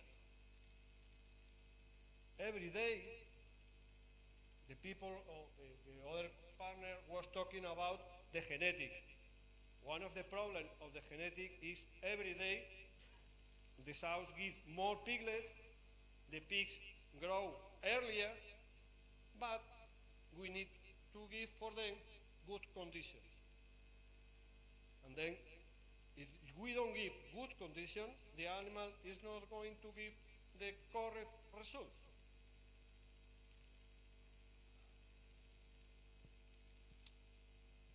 This is a design for one farm in Peru. It's a farm for two-step 500 sows. If we see on the right of the corridor, we have is one complete farm for 500, and later we are going to increase to other 500 sows. And then there is the drawing is for 1,000 sows. We have without finishing. Here we have in the first line we have the GDU for the new gills. The second building we have the insemination and gestation. The third is farrowing, and later is nursery. On the top, on the left, we have a board-start stool, okay? And we are going to make the board-start for the final design, because it's not so big area, and then it's better to make the correct building from the beginning.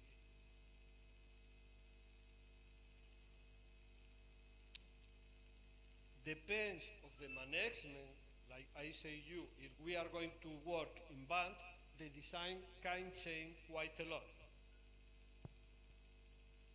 If we make bands every week, normally it's necessary 5 rooms for farrowing, and normally 8, 7 rooms for nursery. Every week we make 1 room. The idea is we put in 1 room of farrowing the sows. We get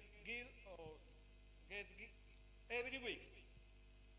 Later we take out the piglets and the sows, clean it, everything, and put against sows. It's very important to cleaning in order to don't get problems with the time. And the management must be like this. When you work in band, it's possible to make only 2 rooms for farrowing and 2 rooms for nursery. And then we make less room, and at the time you have less control, less division, and cheaper building.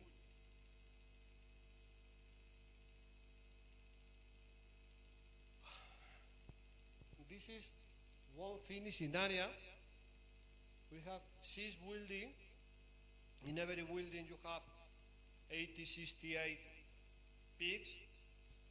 And the idea is we are going to put the pigs here for 1 room of the farrowing. But this is the manage in band. Every 3 weeks we fill 1 of these rooms.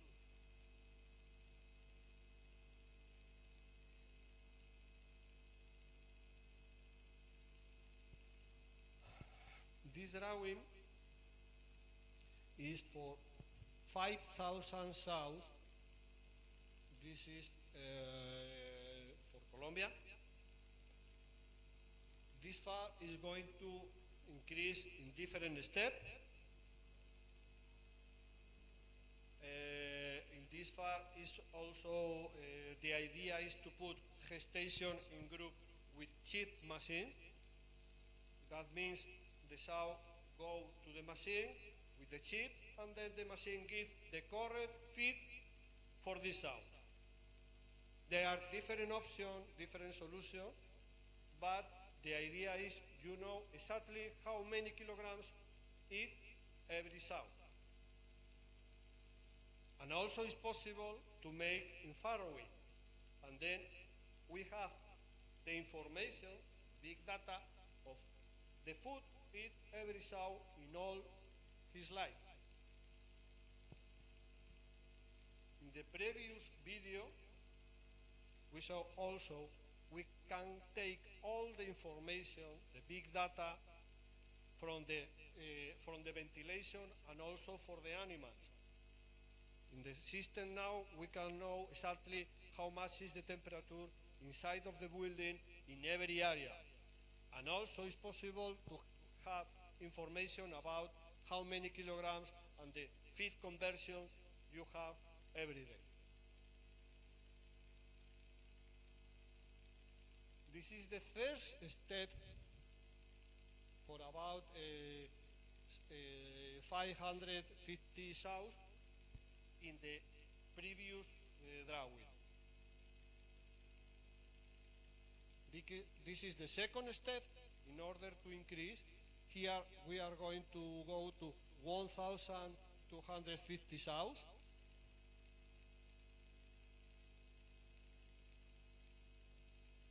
Here is the next step, and we are going to have 2,500 sows.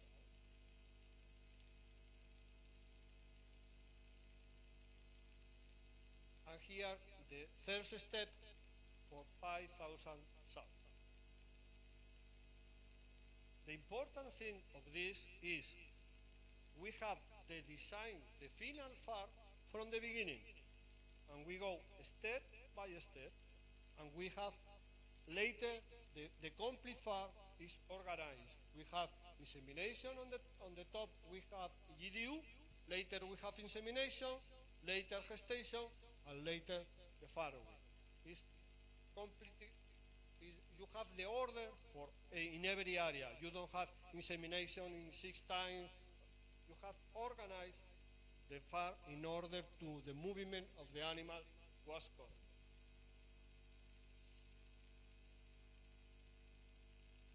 Okay, this is the idea to show you today.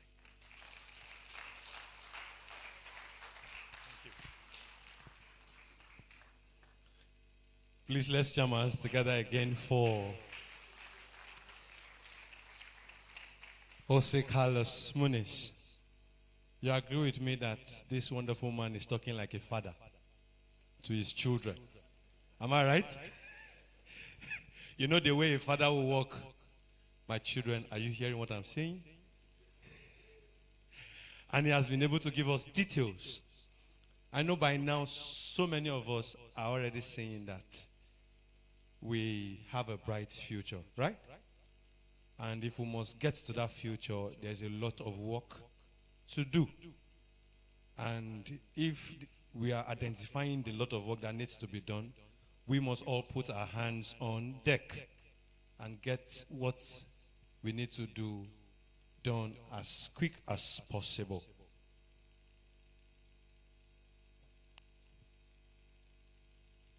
That was a wonderful one. If you agree with me, please let's give him a round of applause again. Yes, moving further. We're going to be taking the last presentation for this plenary session very quickly. And after that, we're going to open the forum for question and answer. And like I said, get your questions together. We will not permit questions giving birth to questions. We're going to take numbers and we're going to follow that numbers as time permits us. So you direct your question to whomever you want the question to be answered. And if by chance your question was asked, please do us a favor by holding back. We don't want you to ask that same question again. So to save time. Okay? I'd like us to invite to take us on this topic, revolutionizing Africa's pig industry through adoption of emerging swine technologies. And this presentation will be taken by our wonderful friend, CEO of Temu Smart Farming, Matthew Schmidt, all the way from Germany.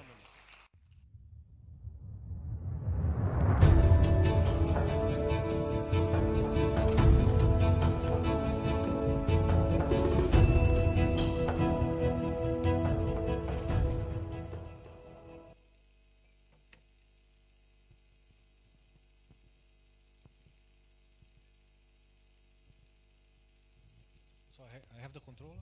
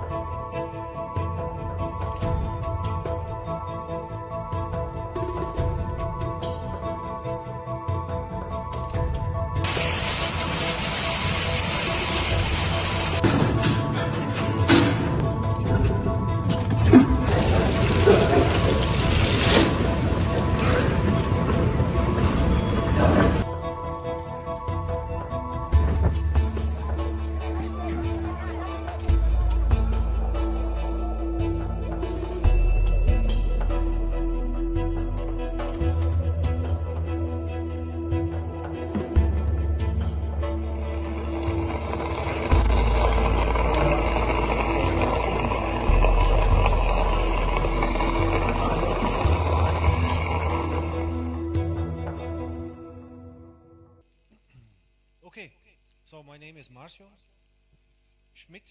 So similar to you, I was born in Brazil. That's why Marcio. I should be a soccer player, but yeah, I was kind of too big. And Schmidt. So I have some German genetics. So it makes me too slow. Also not a good dancer. So with time I moved. Yeah, I couldn't play. I couldn't dance. Soccer was poor. So then I follow my roots, and then I moved to Germany a few years ago. So actually I grew up in a pig farm, but I was kind of I was a rebel. I didn't want to become a pig farmer. Too much work, too complicated, too less money. So no, I was a rebellion. I become an engineer. And when you are an engineer, with time, you get some, with every training. If you know about genetics, if you know about breeding, if you learn engineering, you got some superpowers. And with time, I realized that, okay, that power I can use, bring me back to pig farming. So, and that's why I moved to Germany, to learn more about technology. So, and this makes me, I worked a few years in many companies in Germany, and then I had a second rebellion. So, where I want to do more, I want to advance more, not just the same technology. I think the world needs more technology than Europe was doing. So I had a second rebellion. And then I moved, I quit all my jobs, and I created a new company. So I created a company, Timu Smart Farming, in 2017, and around 2019 I create Oncom, that is a platform for digitalization of livestock production. So, okay. So basically the company was, I had a strategy, how to make European technology affordable. So I need to produce where is the most pigs, thank you very much, where is the most pigs in the world. And Javier show is China. And China is also the factory of the world. So if I want to produce technology for affordable prices, I need to be in China. But I need technology, knowledge. So I create the R&D center in Germany. Combining these two forces, we start to grow very, very fast. We become a startup. So we want to do technology about pig farming around the world.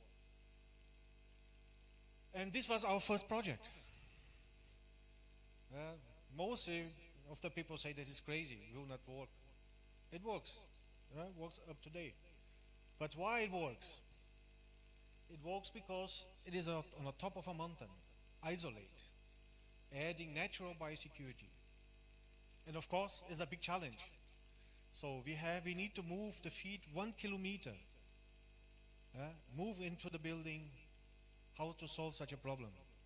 So we must use more strong equipment and use technology. Things that didn't exist 20 years ago. So this was our beginning. Use all the technology we could get. And we keep going, doing different farm designs and making one roof designs and Asia is very dynamic. But it was also, 20 years ago, was many small farms, and still we have many small farms. They're just improving fast. So also doing other livestock. So it's not, we need to also think who is the competitor. The chicken competes with the pig. So we need to be aware of that. The cattle competes. And we discuss also about religion. So also these compete with our PIC. So we need to be aware who is our competitor, which protein is competing. So we need to think about the eggs. We need to think about feed meal, grain. Small farms and big farms, they are actually very similar. The process is the same, just the scale is different. Also, this is testing farm, testing a lot, testing genetics, testing feed. This is also very important for any development. So we have done such challenge. Every time it was a big challenge, we did it. Also, upgrading existing farms to make them digitalize them. That's a great opportunity. I think this was not possible 20 years ago. I just saw today, oh, we can get Starlink here in Ghana. So it's amazing. Everyone can be online. So basically, normally the pig farm, Jose also showed very, very nice how to design a pig farm. My business is how to feed them. So, and because this is always related with a lot of labor. So labor is a cost and is an error. Human error, I think, is the biggest cost. You think the feed is the error, the cost. No, the human error is a cost, because we are not machines, and the pig needs feed every day, not only once a day, 2-3 times a day, maybe 10 times a day. So machine should do machine work. Human should do human work. So management, that is the being here, learning how to manage the farm. So this is the future. So starting with simple equipment. First thing we need a feeder. Next step, we need to fill the feeder. Then we need to bring the feed in the farm. So always think in simple steps. And for every step needs equipment. So, and that equipment, my experience is, we need to design. Maybe the equipment that we have in Europe is not the best suitable for Africa. Maybe we need to rethink that. Use our local talents to rethink. Use the local conditions, the local economy, local possibilities to reduce the cost also. One example that increased a lot is simple feeder. The moment when we go from hand feeding to our automatic feeding, it increased very much the efficiency. The pig can eat every time when they want and suitable to their behavior. They want to eat small portions of fresh feed. They are gourmets. They are very smart. So it's their nature. In their nature, they are always searching for feed.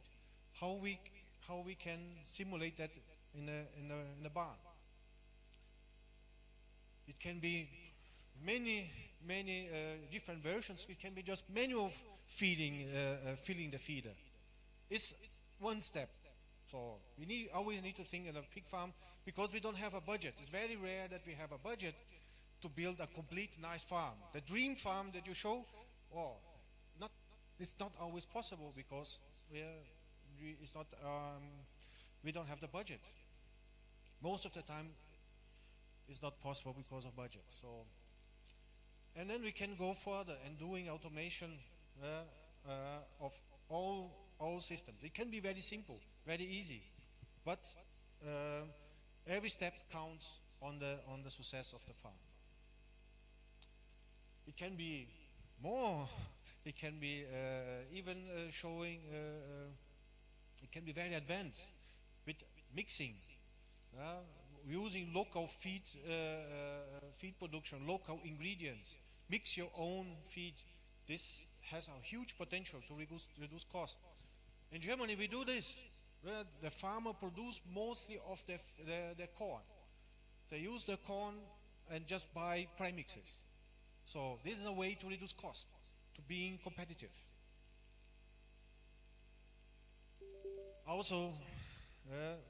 many people say it about biosecurity. Biosecurity is the key.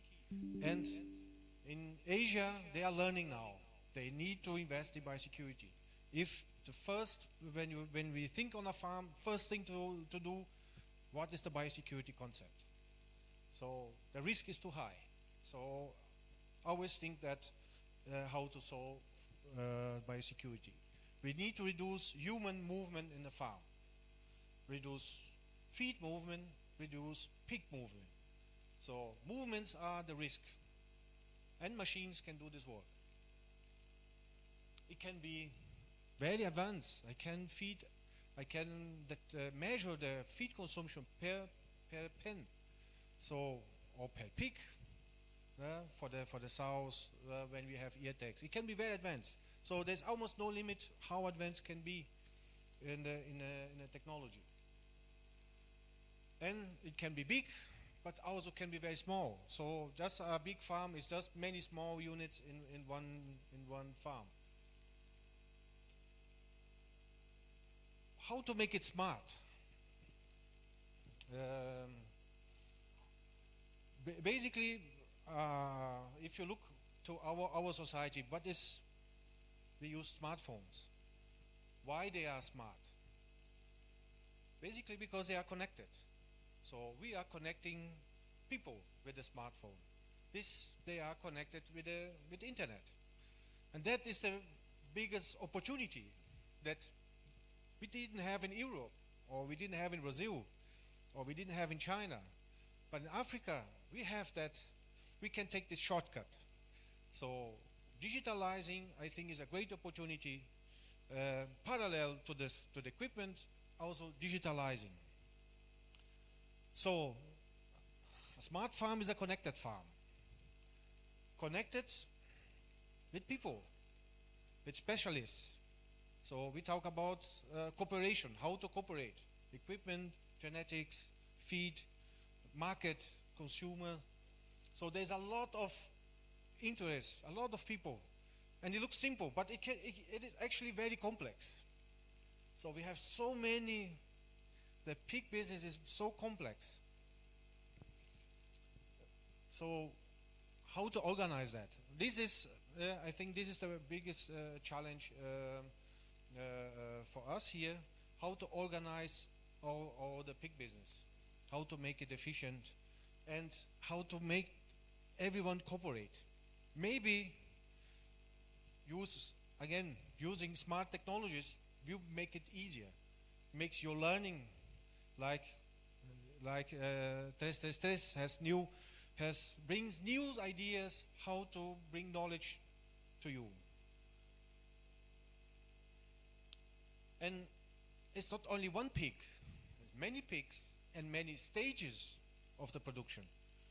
So if we want to be more professional, so we start simple, but we need to connect all these steps in production.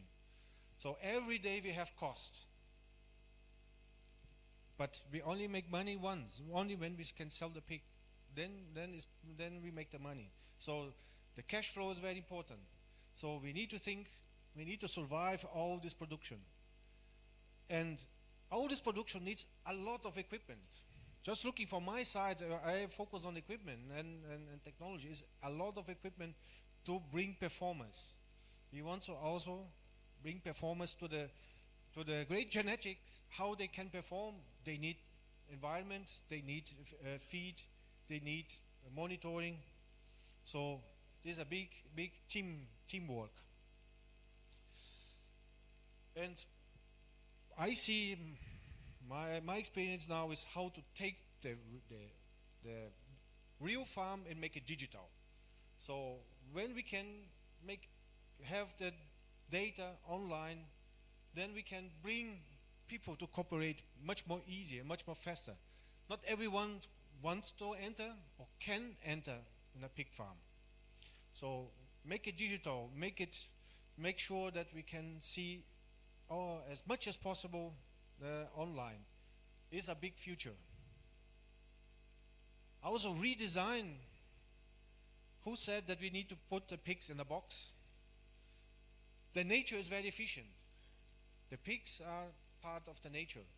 So we use this efficiency to produce food.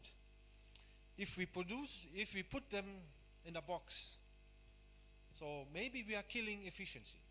So maybe we need to rethink how to do the pig design, pig farm design. How we will put them in the farm. In Europe, they did it. Put them in a box. Now they're just taking them out of the box again. So group housing, free farming, many things that probably people are doing in Africa. So they don't need to do the step that Europe is doing. So when we redesign the pen, we have a great opportunity to collect data. So we can use the natural behavior of the animals to collect data. And this is a way to communicate with the animals. When I see the data, I see how are they performing. If they are underperforming. So we can see this online. This looks like money. So if the pig is not growing and you can see that, so if you see that, then you want to do something, how to solve that. But if you don't see, the only thing we discuss about religion, so most of the pig farmers I know, they just believe it will work. They pray. But the future is data, teamwork. Use the information to not be just believe in that everything will be right. Use the data to make sure you will be profitable. And why is this important? I think Javier also said that population is growing. The population is growing. Africa is actually, I just was Googling, Africa is has a bigger population than Europe. So, bigger opportunities here. Yeah, more people. And the amazing thing that the internet brings, so the knowledge is not limited to the big cities, to the universities. You can access the information from everywhere. Just be connected. So we need to think about that. This is also a big opportunity that we didn't have 20, 30 years ago. So population is growing. And the image of farming. I can say what happens in Europe, what happens in North America, or even in Brazil. They are under pressure because they are producing too much. The environment impact, people worry more and more about the environment impact. So we need to produce more efficiently. So I believe using technology will help us because this is the difference we didn't have before. We need to think a little bit what we are doing. What is our real business at the end? We are producing food, the most valuable thing in this world. If we don't have food, there is no soccer games, no festival, no music. If you are hungry, everything, no society. So food is our main business, and we also need to promote that. So we are pig farmers and we are food producers. That's the most important thing in a society. So the food has a value, and we need to think that doesn't matter what technology we use, probably the consumer will not pay more. Again, we need to be efficient because the consumer, the market is not paying for that. That's our challenge. How to handle this? And I would say we need to understand a little bit more about the food production. So I just sharing my thinkings with this a few years with my company, trying to find our mission, why we do this. So we have the food here, but where it comes. And I see this beautiful sun here. I see everything comes from the sun. So, or mostly of the energy to produce food It's there, it's outside. They just need to capture that, put in the crop, have the pigs to transform that in something precious and produce food. So next time we will look to our meat, to our eggs, we will think, I see the sun. We are eating a piece of the sun.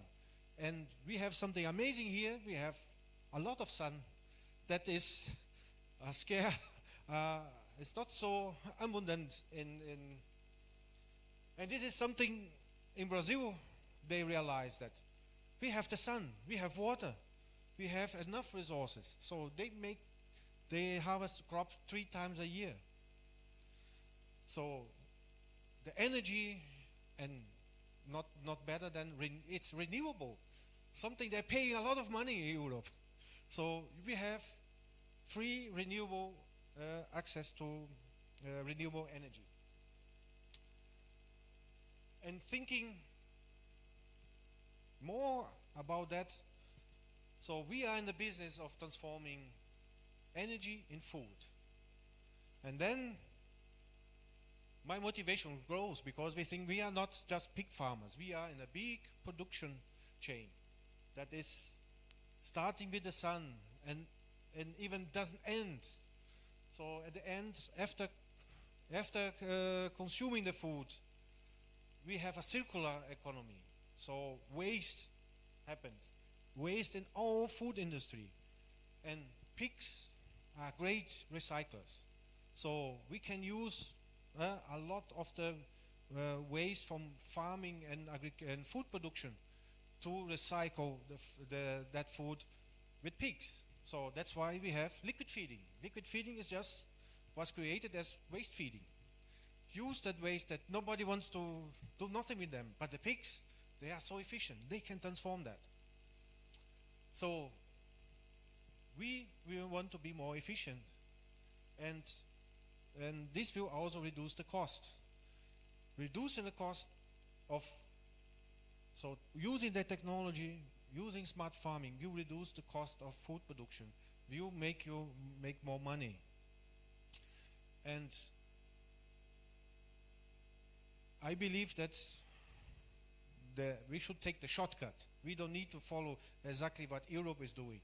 Now we have opportunity to relearn. So many smart people here, so we can find our own way to do it. This is my advice for you.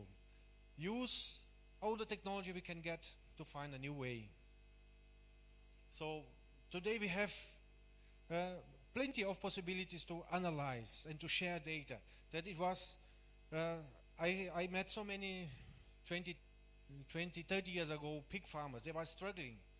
Now, if they are struggling, you share the data. You get, there are so many platforms that you can help you to perform. So there is no excuse for knowledge. Knowledge is almost there, easy to access, almost for free.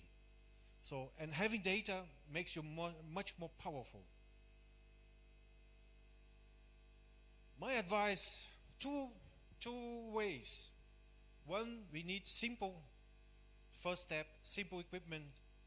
And another way, take the shortcut. Go for digital and combine this. And be efficient. Being efficient, we can say that I believe that in the future, the smart farming, use all the technology and food production, we can be so efficient that we can feed 2 planets, easy. Thank you very much.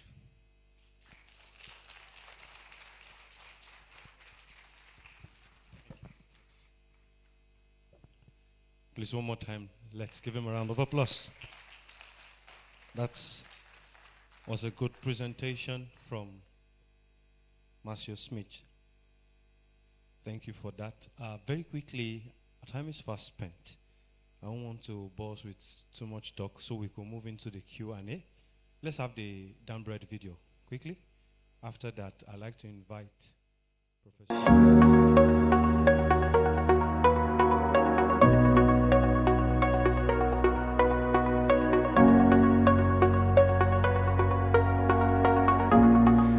Our industry is currently going through a very bad time. As producers, we cannot always control our input cost.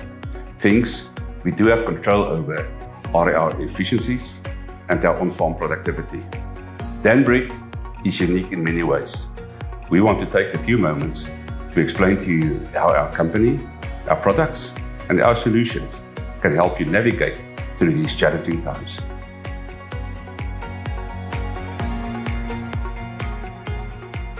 Our more than 120 years of targeted, focused work, selecting and breeding the right pigs, has given Danbred a great advantage over our competitors. Only breeding goals that increase your financial performance is included in our breeding program. We focus our research and development budget on just 3 purebred lines, with a limited number of uniquely chosen breeding goals per line. This results in better measurements, increased predictability, more accurate breeding, and ultimately faster genetic progress for you, the farmer. It is all about the numbers, and our numbers talk.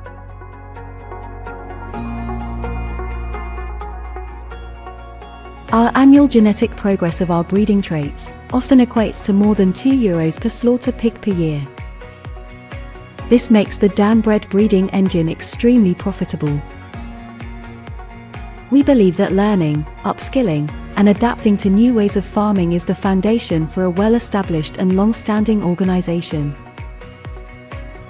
Our rich history in pig production has equipped us with an abundance of knowledge and experience, which we eagerly share with our customers through our online knowledge universe by means of our mobile app, newsletters, brochures, and other channels. Danbred finisher traits have advanced significantly over recent years, allowing you to save money on feed costs. The Danbred Duroc is robust, fast-growing, with very low feed conversion. Our Duroc is also respected worldwide for its great meat quality and superior carcasses. It is a well-known fact that our F1 hybrid sow is world-leading in terms of prolificacy and productivity. We were the first genetics company to produce females that could win more than 40 pigs per sow per year. Our unique LP5 trait, live pigs at day 5, in our breeding goals, has increased piglet survival from birth to slaughter, which resulted in more meat produced per sow per year. At Danbred, our future is all about sustainability and innovation. We were the first breeding company in the world to use genomic selection in our breeding program. Our next breakthrough technology is metabolomics, through which we will enhance the breeding and selection for meat quality. To make sure our future is sustainable, we have recently built a state-of-the-art AI station near Pretoria. From here, semen from top quality, high index, high health boars will be supplied to producers all over the continent. To meet the growing demand for our genetics, we plan to add 2 newly built multiplier farms to our supply platform over the next 2 years. Through the good times and the bad times, modern genetics stays fundamental. The future is already here. Choose Danbred to produce more from less.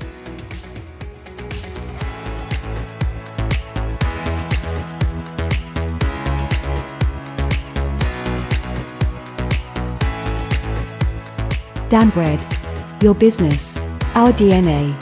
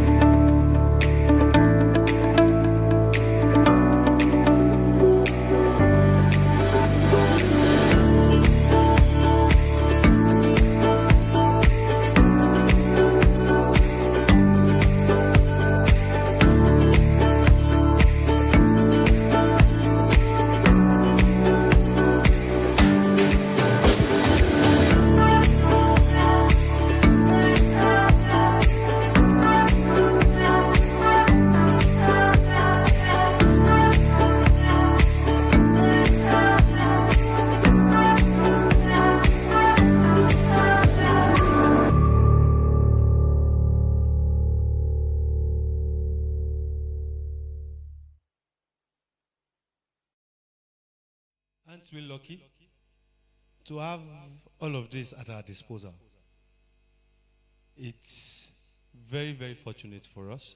So please, let's take advantage of all of these channels of resources to build our capacity and grow. So very quickly, I'd like to invite Prof. Adesanywa in 5 minutes to give us a rundown of some facts that we need to know as regards to this presentation very quickly in 5 minutes time.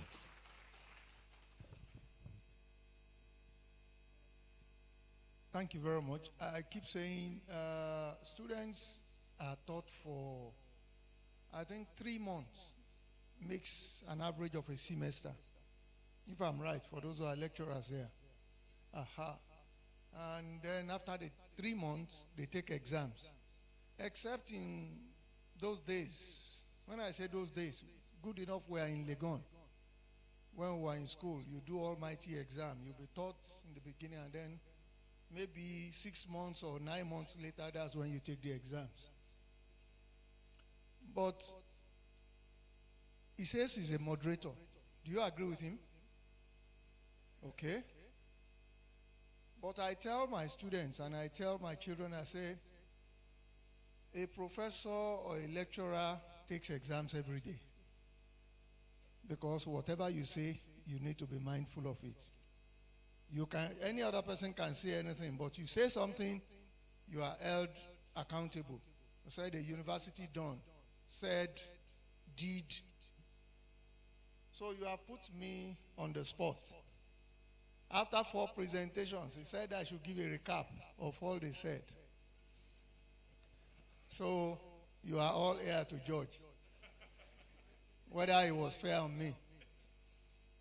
Having said that, I want to start by saying this. The first presentation in the series of 4 was given by a foreigner. You get it? Heterogeneous Nigerian. The second presentation was given by the duo. Is South Africa part of Africa? Okay. Now, with that joke, you already know where I'm going. Because the technological advancement is over there, even in terms of pork, the value of pork that is derivable from the population of pigs that is reared in South Africa compared to the rest of Africa. Number 3, that presentation was given by somebody I wouldn't know the country is from. Is my friend. In fact, we really spent time together. I saw that we smiled, we laughed, and it was like what he was telling us was so impossible. Especially when he wanted to make, he was about making an engineer of all of us. Building design and architect. Number 4. The man that just rounded up. He tried to bring the 3 together. Where I'm going is this. Even though he's also not from Africa. Where I'm going is this. The moderator came in by saying we have resources available to us. Truly, resources have been made available to us even here and now. They've been opened the vista to the future. From what was presented, when I said Africa, South Africa is not part of Africa, I believe you understand. You understood what I was saying. The level of pig production in South Africa is different from all other parts of Africa. That is the majority of what they do. Now, here we are in West Africa. When you look at our production, the major producer in West Africa is Nigeria. And in West Africa, Burkina Faso. When you look at our production pattern, we are not there. We have seen improved housing, starting from improved breed, as spoken to by Mr. Tomi Olatunde. I said earlier in the morning when we were having the panel discussion, whether we like it or not, we must get the right breed of animals to rear. One thing that we practice in poultry that we don't practice in pig production, each of the improved breed of chicken, they come with the feed requirements, and we stick to it. Any deviation, you don't get the desired result. But we want to get pigs from PIC, from Axom, from Danbred, and then we just want to give cassava peel mixed with palm kernel cake, mixed without salt, without any, and then we want to get the results that they are getting in South Africa. We can never get there. Even when we are in the tropical environment, we were taken to the heavens that we have never been by, what's the yeah. He gave designs, and I was very happy. Thank you. Where is Ayobami again? For the design of this presentation in the order it was presented. Some of us saw a video that was circulating about China when you saw lifts taking pigs up to a particular floor, winners, and then when they are bringing them down, multi-story building. I think it's in a particular area of China. Now, what you saw that was vague, as if it was not achievable, my German brother and friend here made us see it. We had seen the video before this program. Is that not it? That it was done in China. See the man brought here and life before us that was involved in the design of that building to raise pigs. So if we are not yet there, we should aim to get there. But if we are aiming to get there, we can't get there by doing what we are doing now. We must actually not only look into the future as they are making us look into the future, but we must embrace it and bring it to practice. If all the presentations that is now made available to us, that it is possible elsewhere. I know I was joking with the chairman, PIFAG, and what did he say? The land that is expected to be made available to design the kind of structure, where will you get it in Ghana or in Nigeria or Togo or Liberia? The moment they award it to you, it is just to collect money from you. The next minute, the government is bringing about a legislation to take over that land and put an estate there. So, sir, one thing that I will say, a takeaway that will form part of the communique from this Congress, is that the presentations, these 4 presentations, whether we like it or not, there must be a way of distilling it and it getting to our policymakers. That if we are to address SDG for food security and all other ones related to it, that we must, pig production goes beyond what we bring about religio-cultural biases against. That the government must be ready to invest in it, support the farmers to do the right thing so that food production can be at the topmost ebb of whatever government in whichever country. Because if that is not done, we are looking as if it's unattainable. They gave us a record. China is almost the largest producer in the world. Am I right? Huh? Which country is the largest importer? So why? They are consuming all that they are producing. At the same time, they are still importing more. I think we should take a lesson there. Are we producing enough? Are we exporting? We are not anywhere.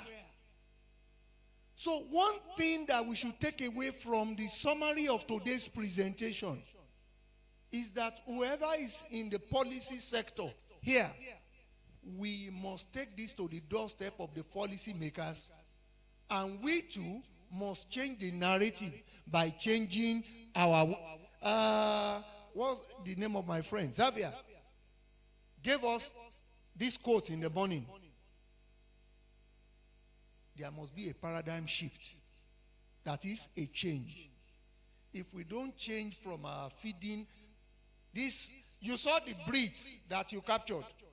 This cross of local, as if they are in the ancient days presented by Ayobami, like warthog.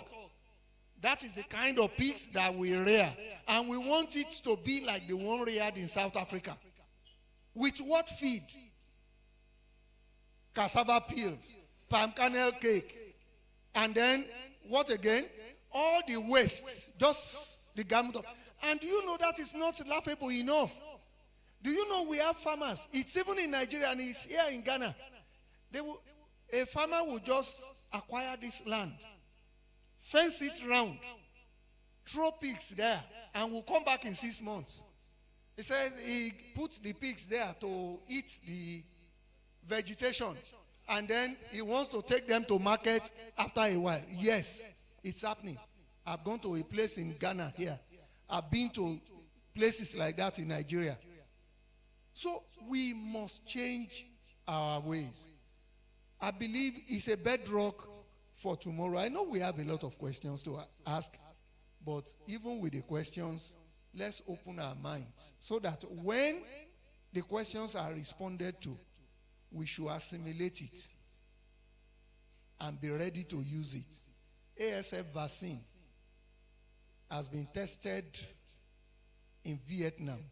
It's being used there, is in the Philippines. I think there are 2 variants. But what we are not sure of is that the variant that was used in producing that vaccine, whether it's the same strain that is here. Currently, the vaccine has been shipped into Nigeria. It's still undergoing test. We are not yet through with the results. But I must tell you, they said it should be vaccinated for anything 4 weeks plus. And the coverage period is for 6 months. That means it can only be used for fatteners, but not for breeders. Are we there yet?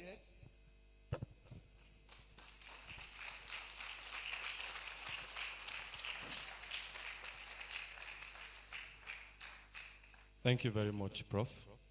A popular Nigerian adage says that children can, an elder cannot be in the market and the head of a child will shift. That is why we have the likes of Professor in the house. And please, one more time, let's give him a round of applause for that recap. So very quickly, we have just few minutes to go, just few minutes. So thank you for your patience thus far. We would like to take only 4 questions for today. 4 questions. So the first 4 to raise their hands. I have 1, 2, 3. Oh, just 3. Good. 4. That's all. Just 4 questions. I'd like you to come close, please. Come close. I like all our resource persons, if possible. Okay, they are seated in front, so we can give them the mic.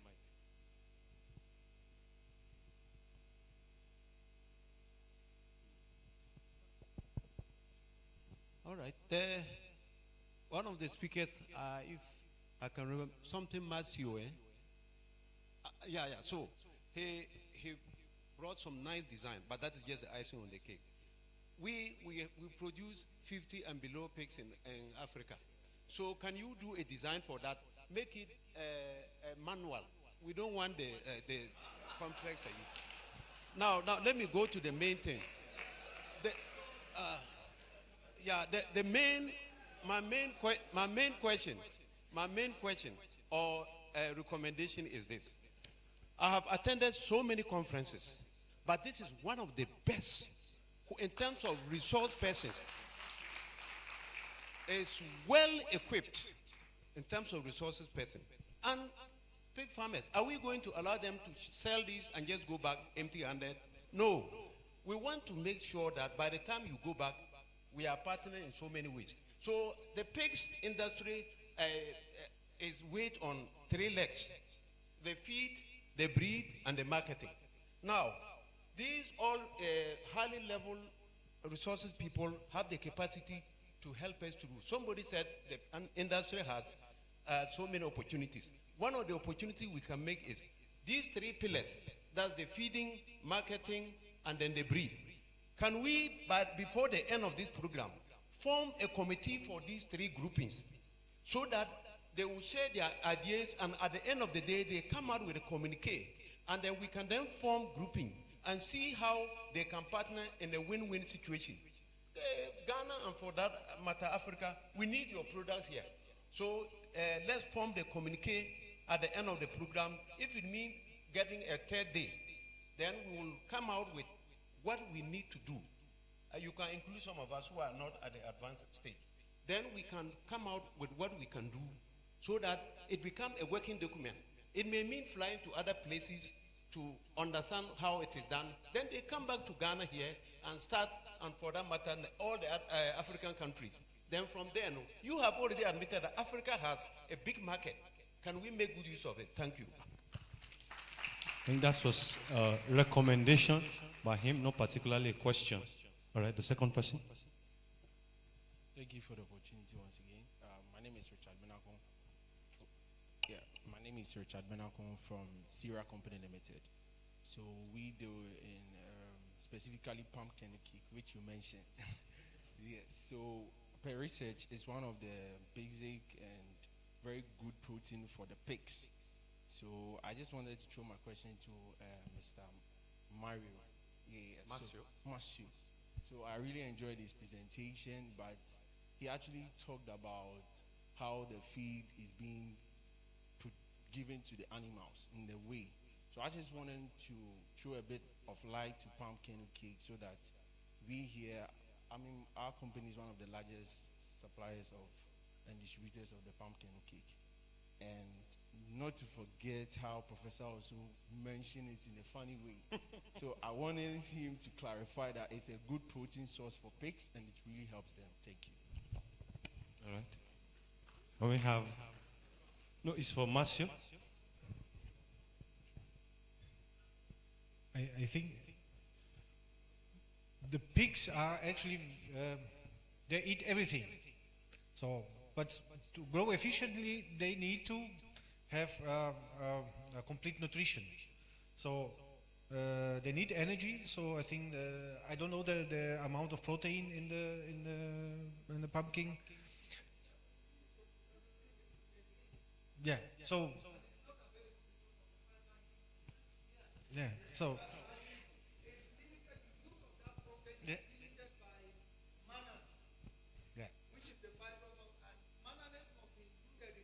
Yeah. And if manganese is to be included, that is adding another cost for enzyme too. And there is a level of tolerance, whether at the winner phase or the grower phase or the finisher phase. Yeah. There is a level of inclusion. How- There is biochem here. Yeah. Even they produce a particular enzyme, I mean, maybe cocktail of enzyme that could be incorporated into the diet that contains palm kernel cake. Palm kernel cake is a filler. It's not a feed. Yeah. It's Yeah, an exactly. ingredient that must be used in a limited because it has the kernel and it's highly fibrous. It cannot be digested. Even this 18% is encased with the fiber. Unless that fiber is broken, the protein is useless. So, and we farmers, but I don't do that. Farmers now will go to the extent of throwing PKC and say they have fed their pigs. So it's not.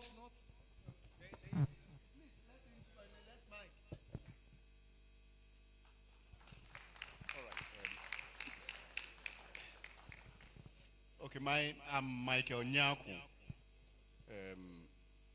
Thankfully, I've been a nutritionist in the industry for this while. I was a nutritionist and for Agricare, the production manager for GAFA until I left to Nigeria. I became the nutritionist for one of the largest feed mills in Nigeria, Hybrid Feeds, until I joined Biochem of Germany. You see, he's my lecturer,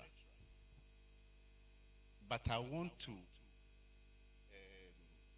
have a different opinion to what he said. He's my lecturer. I know he will punish me, but I'll do this.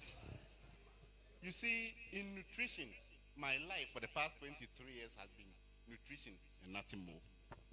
In nutrition, we don't really have a bad product. We have different levels of quality.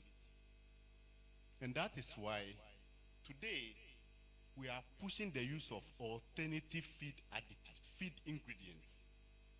Look, maize is available. Can you even buy it today? Soya is available. Can you even buy it today? That is if it is even available.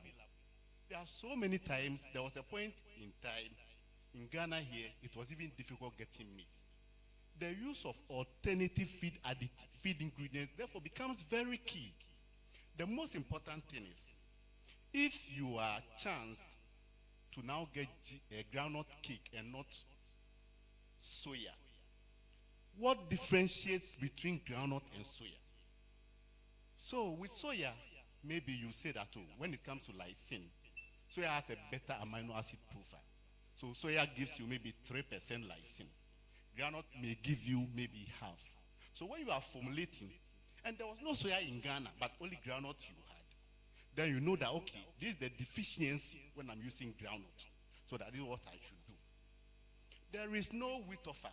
So you are fortunate to have rice offer, because today rice mills are coming up.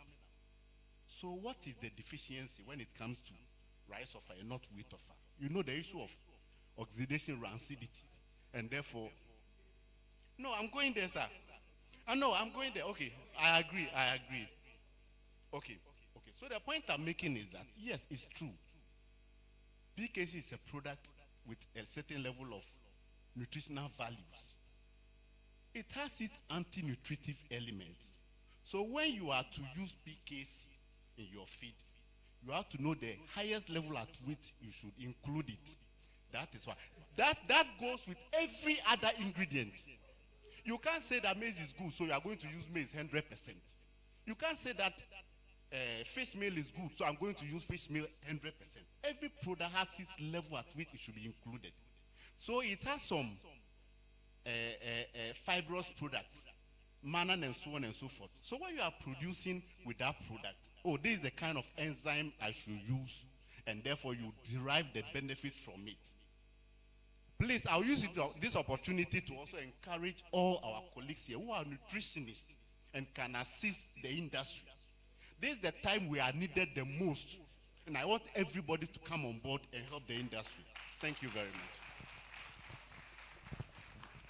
Yeah, thank you very, very much. As far as PKC is concerned, I have had the opportunity to really see it in use. I took samples to Europe. I analyzed it personally. Okay, the nutritional contents of the PKC for which it's used for is for the protein. All right, the digestibility of PKC is very low. All right, definitely you need proteases or deflected, I would just say enzymes. All right, which is an added cost. All right, to improve the value of 17% of a good protein. All right, the added value of the enzyme makes it useless.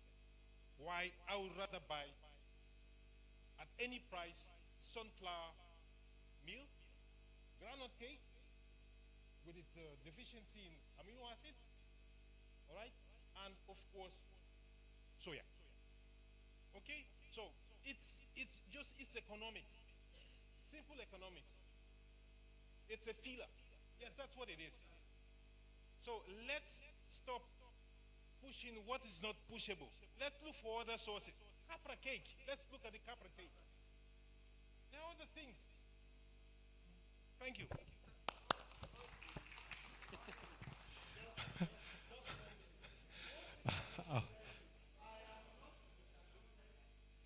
Let's take the other questions.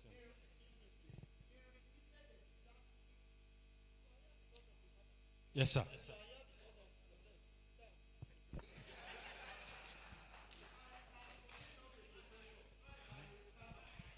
Yes, the problem, I'm not saying we should not. One founding father in the use of PKC, who is here that knows Dr. Rule, R-H-U-L-E, of CSIR. Thank you. He did excellent work, and nobody in the whole of the world that is still referenced today on use of palm kernel cake. What we are saying, Michael, don't mislead us. What we are saying is that we go to the farm. He took photographs. Ayobami has seen it, and several other people that have visited farms before. Our farmers, let's confess. We will pour, for winners, we will put PKC and we say we have fed the pigs. Is that feed? What I'm saying is that it's an ingredient, and it should be used to the level that whether for winner, for grower, did I not say that? But the point is that we should not use it as a feed, but an ingredient. And even when you are using it as an ingredient, there is a limit to whichever level, and whether you are adding anything, which I said is an added cost. So please, farmers, stop feeding single byproduct as a feed. Thank you very much, Professor. Monsieur, you have something to say? Just want to say that pig farming is very complex. It needs many talents, not only genetics, but nutritionists. That's the key. And the main product of the pig is protein. So getting the pig don't produce protein. We need to put in the nutrition.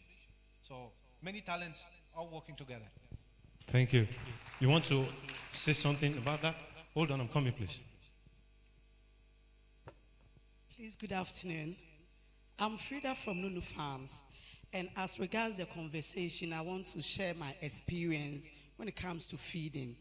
You know, PKC is very, very good, but we must be very particular about the inclusion levels.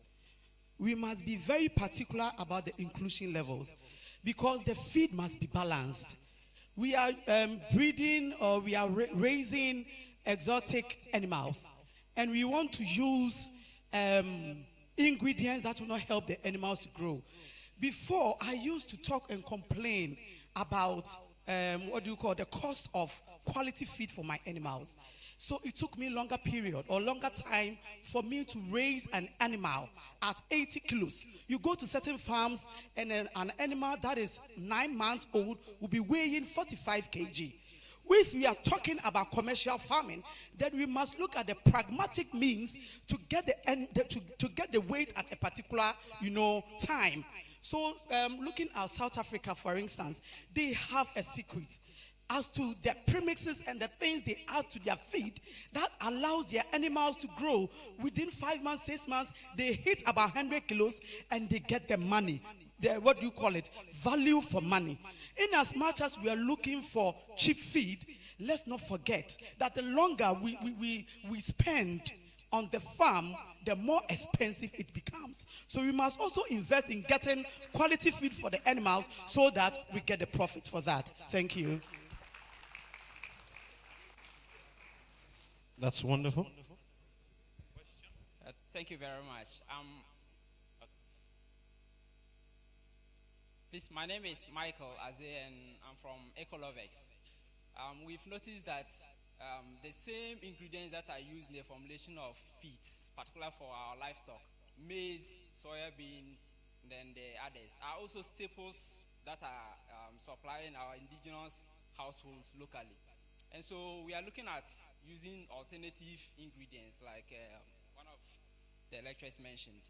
Now, we are utilizing the waste product on our PIC farms, particularly the manure. We've realized that black soldier fly grows very well in them. And so we have developed an innovative way that will increase their production. The harvesting process, we have realized that currently it is very difficult.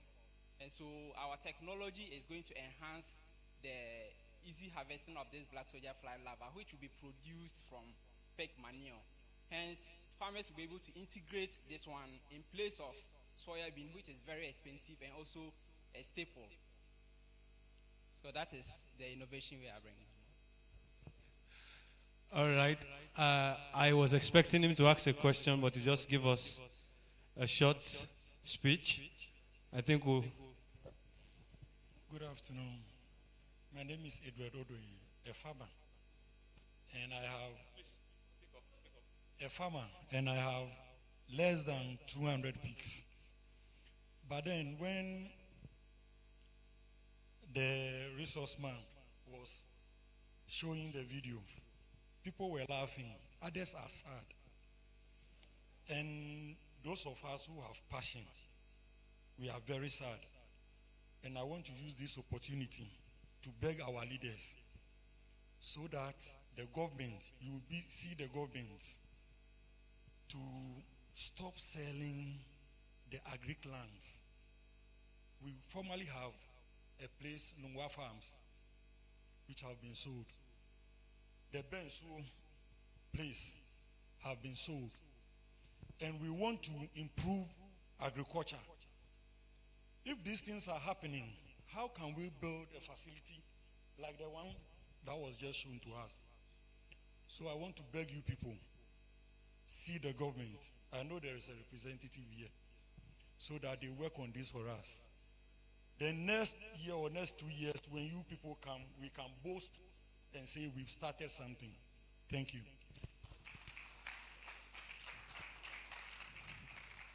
Thank you very much. Having done this, I'm quickly going to allow the General Secretary of PFAG to come up. He has something to give to all the farmers in the house very quickly, in 2-3 minutes.